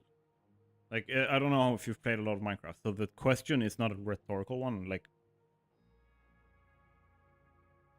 how much have you built in Minecraft? Like, how do you add more detail? You make it bigger. The bigger you make something, the more... I mean, think of it like pixels on a screen. If you have a screen that is a 5 by 5 pixels, that's not going to be a lot of resolution. You're not going to have a lot of soft details and like curves and stuff like that. Like 8K thing, like 4K, 8K, hella fine detail. Same thing goes when you're building in game. Like, the bigger you make it, the more detail and depth and like all that stuff you can. Adding depth to facades, remove regular patterns, and try to find continuity without monotony. Yes. And you do, most of that happens when you're building in layers. Like designing layers. So first add shape. Then add depth and color. And then add detail.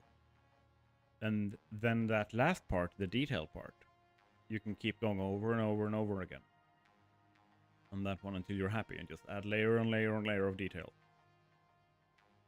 Like, kind of like how you would imagine a time lapse is of someone sculpting something out of a block of marble. Like you're not going to, the first thing you're not gonna do isn't like, here's my paintbrush. Like the first thing you're gonna be doing is carving out your general shape. Once you've carved out your general shape, people tend to look for the veins in the marble with different colors and stuff like that. And they are using the shapes to enhance or detract from them to create details. And then on top of that, they use oil, like very, very soft, very translucent, like paints and stuff like that, to put even finer point of detail on it.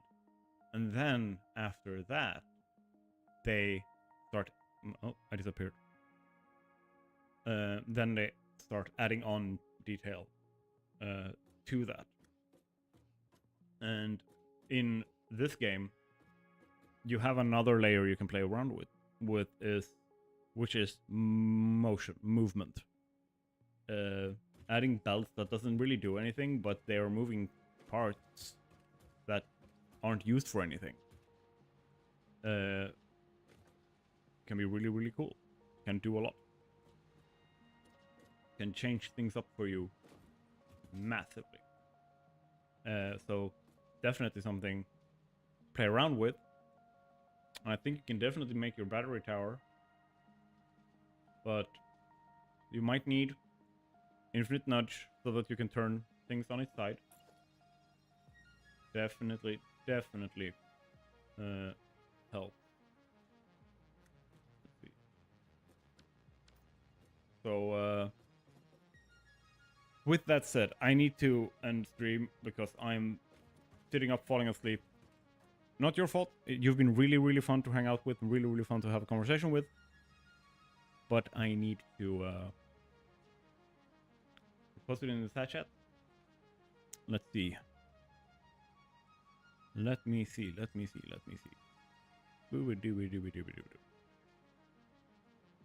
Jump to the gift. There we go. Wow. Oh, I love the crane. And I love those buildings. That's your batteries. They're like stackable on top of each other.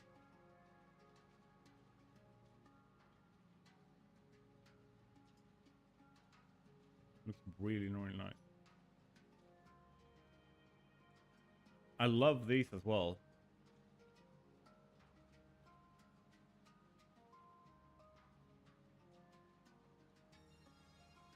I love the chaos. Spiral towers. Spiral towers. Very nice. They're both more and less work than you think they are when you start to read them. It's what I've learned. Very, very nice. I do love these. These are really, really cool. But yeah, because of how do I put it? Because of how you align things in the game, it is very hard. It's a very difficult challenge to create something that isn't a square, that is also aligned without using something like infinite nudge. And of course, some of the stuff you can work around, but infinite nudge, for me, is a quality of life mod that should be a vanilla quality of life feature. Honestly. And I know that they don't have it specifically because they're adapting things for being able to be played on controller. Like, I'm aware of that and completely respect that. But being able to vertically nudge and being able to switch the nudging to like what I want to be just so much for me, at least, where being able to just go, nope, I want this to be like this. My factory is now upside down. Fuck you.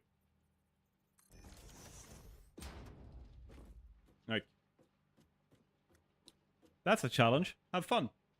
Build your entire factory upside down now.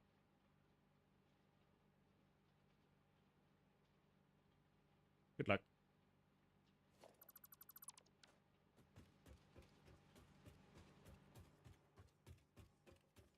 I love all of that. Are belts also rotatable? Let's check.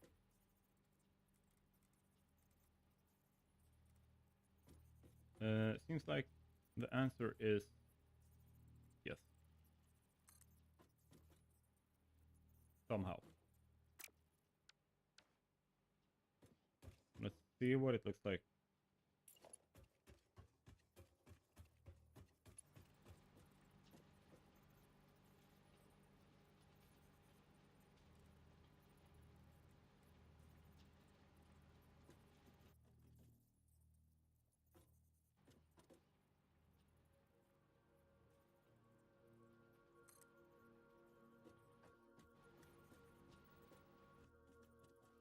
It looks like it breaks when you try to do it.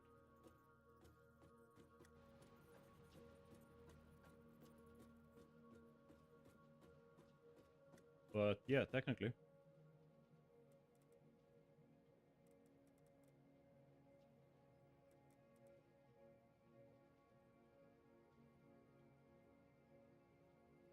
It looks like the belts themselves, like I can't,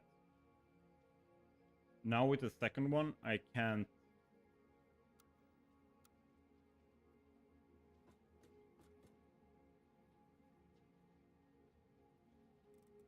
Okay, then, no, there we go.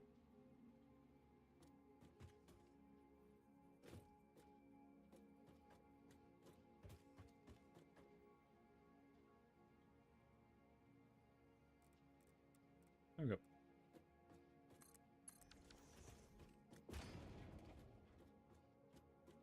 Done.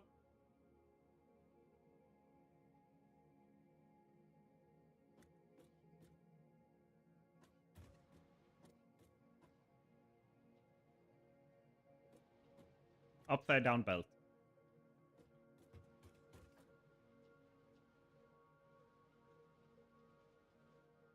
I wonder what it will look like if I do.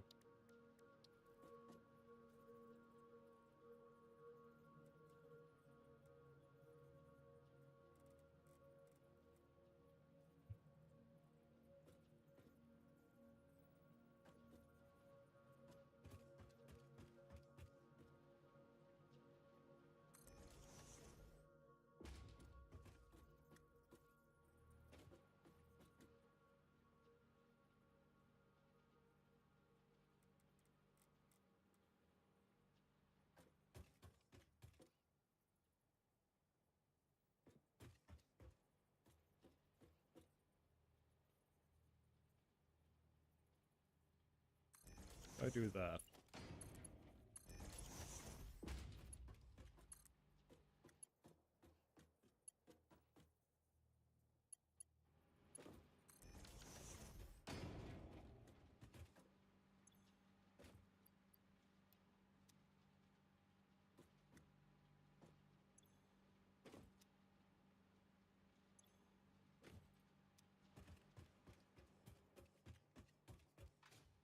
Are the belts still? Yeah.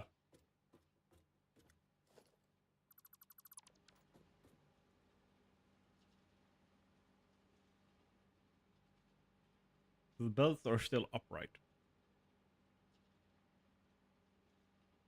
Somehow. Must have to do with how their splines work versus the, like, port.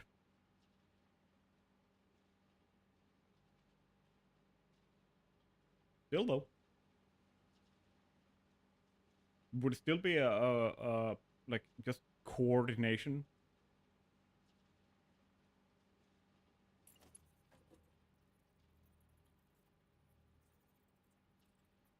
How would that work with a 90-degree rotate belt?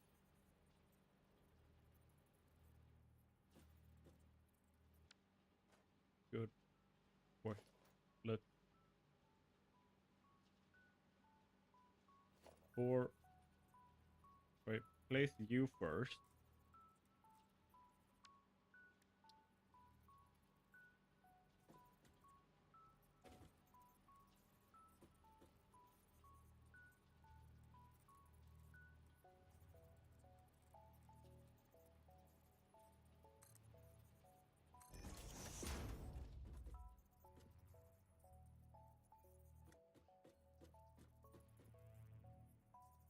And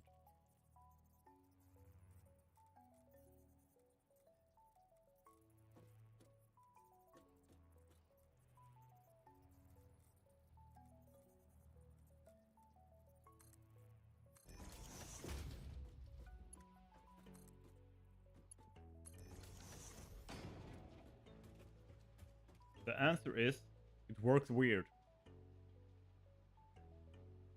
Can I rotate the belt when just placing the belt? Hey. Nope. It's not reacting. I can't move the belt around.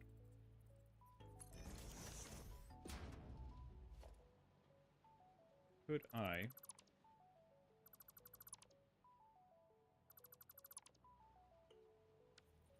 do this?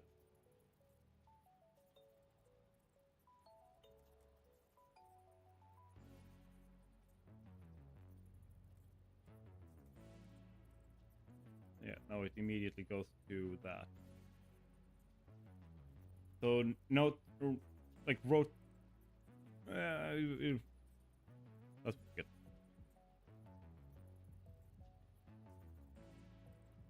Sadly, but still, the coordination of trying to build exactly what you've already built 1,000 times before, but build it upside down.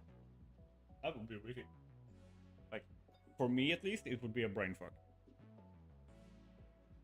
Yeah, no problem. I guess it still looks fun.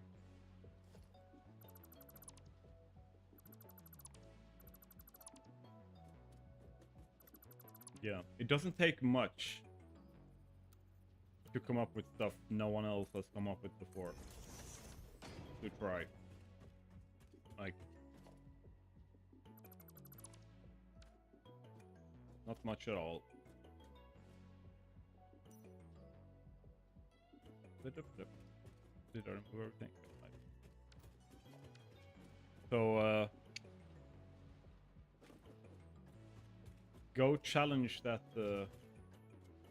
go challenge your own habits, because most of what forces us into building the same thing over and over again is habits. Like, we're used to, I need to do this for this to happen. So, like, challenge yourself by adding in, like, a rule, a limitation. Like, one of the things that was added in community-wide early on was the whole, I know we can clip, but don't clip. Like, clipping belts, not okay. Clipping machines, not okay. Like, it became like an unwritten rule. And that's one of those challenges, right? Because the game allows you to build, like, let's play, or let's build it out. So you can, but similarly, for example, say that while building, no building structure can have a 90-degree corner anywhere.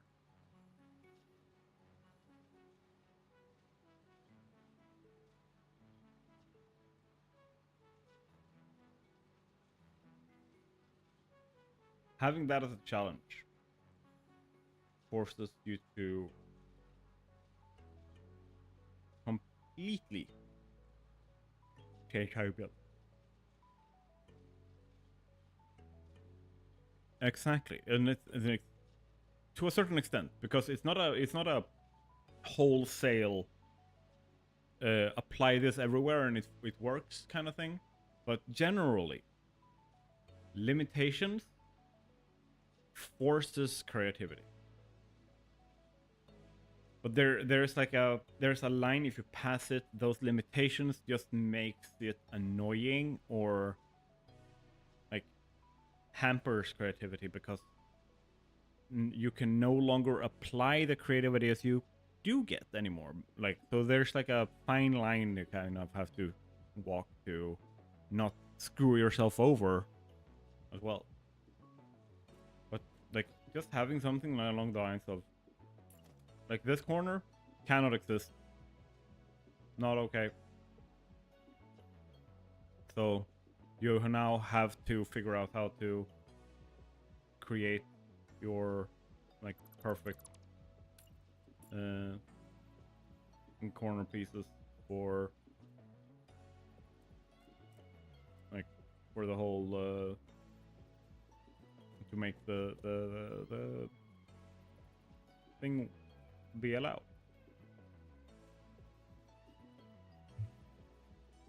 Then whoop, I would do this.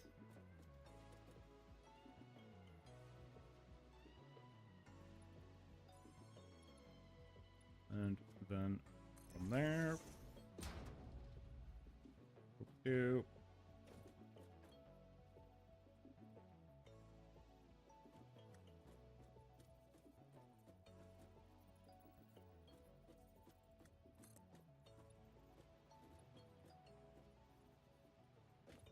Nope, doesn't work.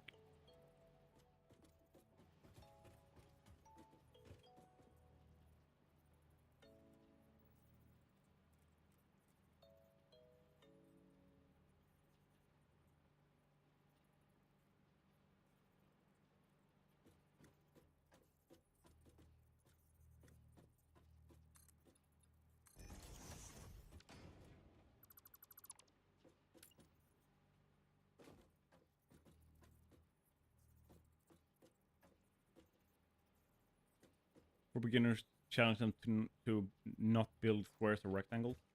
That's yeah. I had someone in a stream a while ago who asked specifically about how to not build shoeboxes. And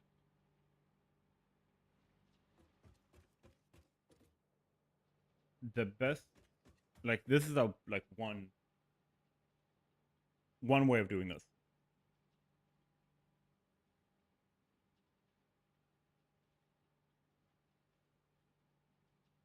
Build the shape you want first, and then you can go vertical, but you can't do more horizontally. And then build your factory within that shape and force yourself to find the space. And once again, like go vertically if you want to, but you can't expand or change that shape outward. I think we saw one of those worlds where I talked about, like I did a video on it too, I think. Let's first save. Doom.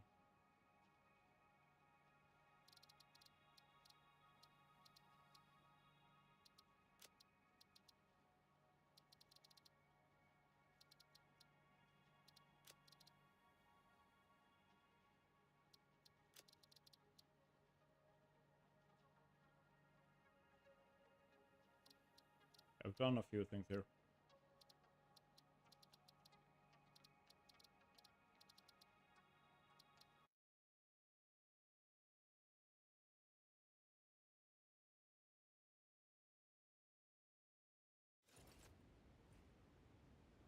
What did you? Right. I like to measure out space I need on a square, so I know the footprint I need, and then use the same amount of foundations roughly to build any other shape and go from there. Yeah. So this is something that, to make it simple, I showed this.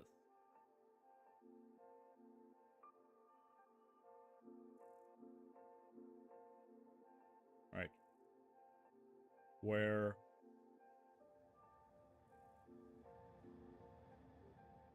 I've created the shape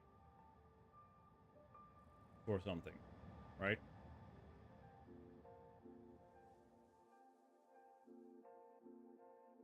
And the core of this that I am not allowed to change in this concept is everything that is red. When it's marked red, I cannot change it.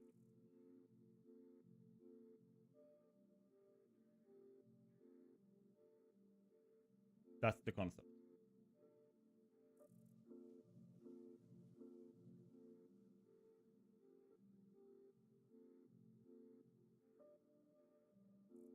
And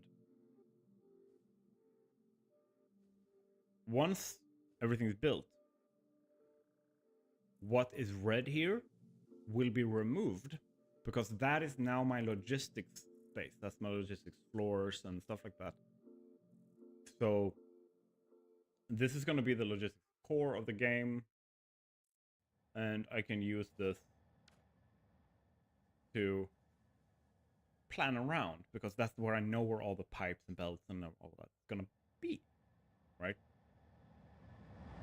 But then I could also take the same red stuff and go, like, say, here. Yo, this is also part of it now.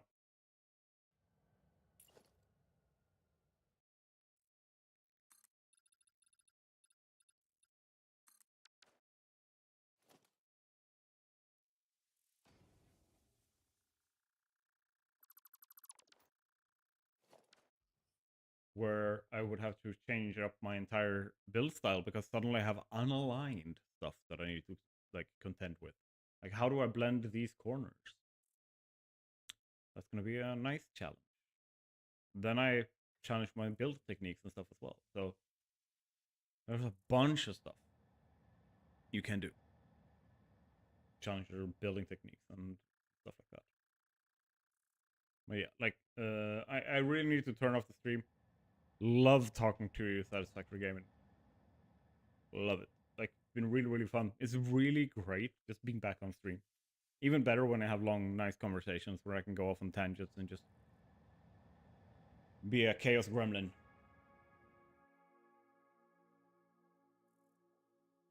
Yeah, thank you.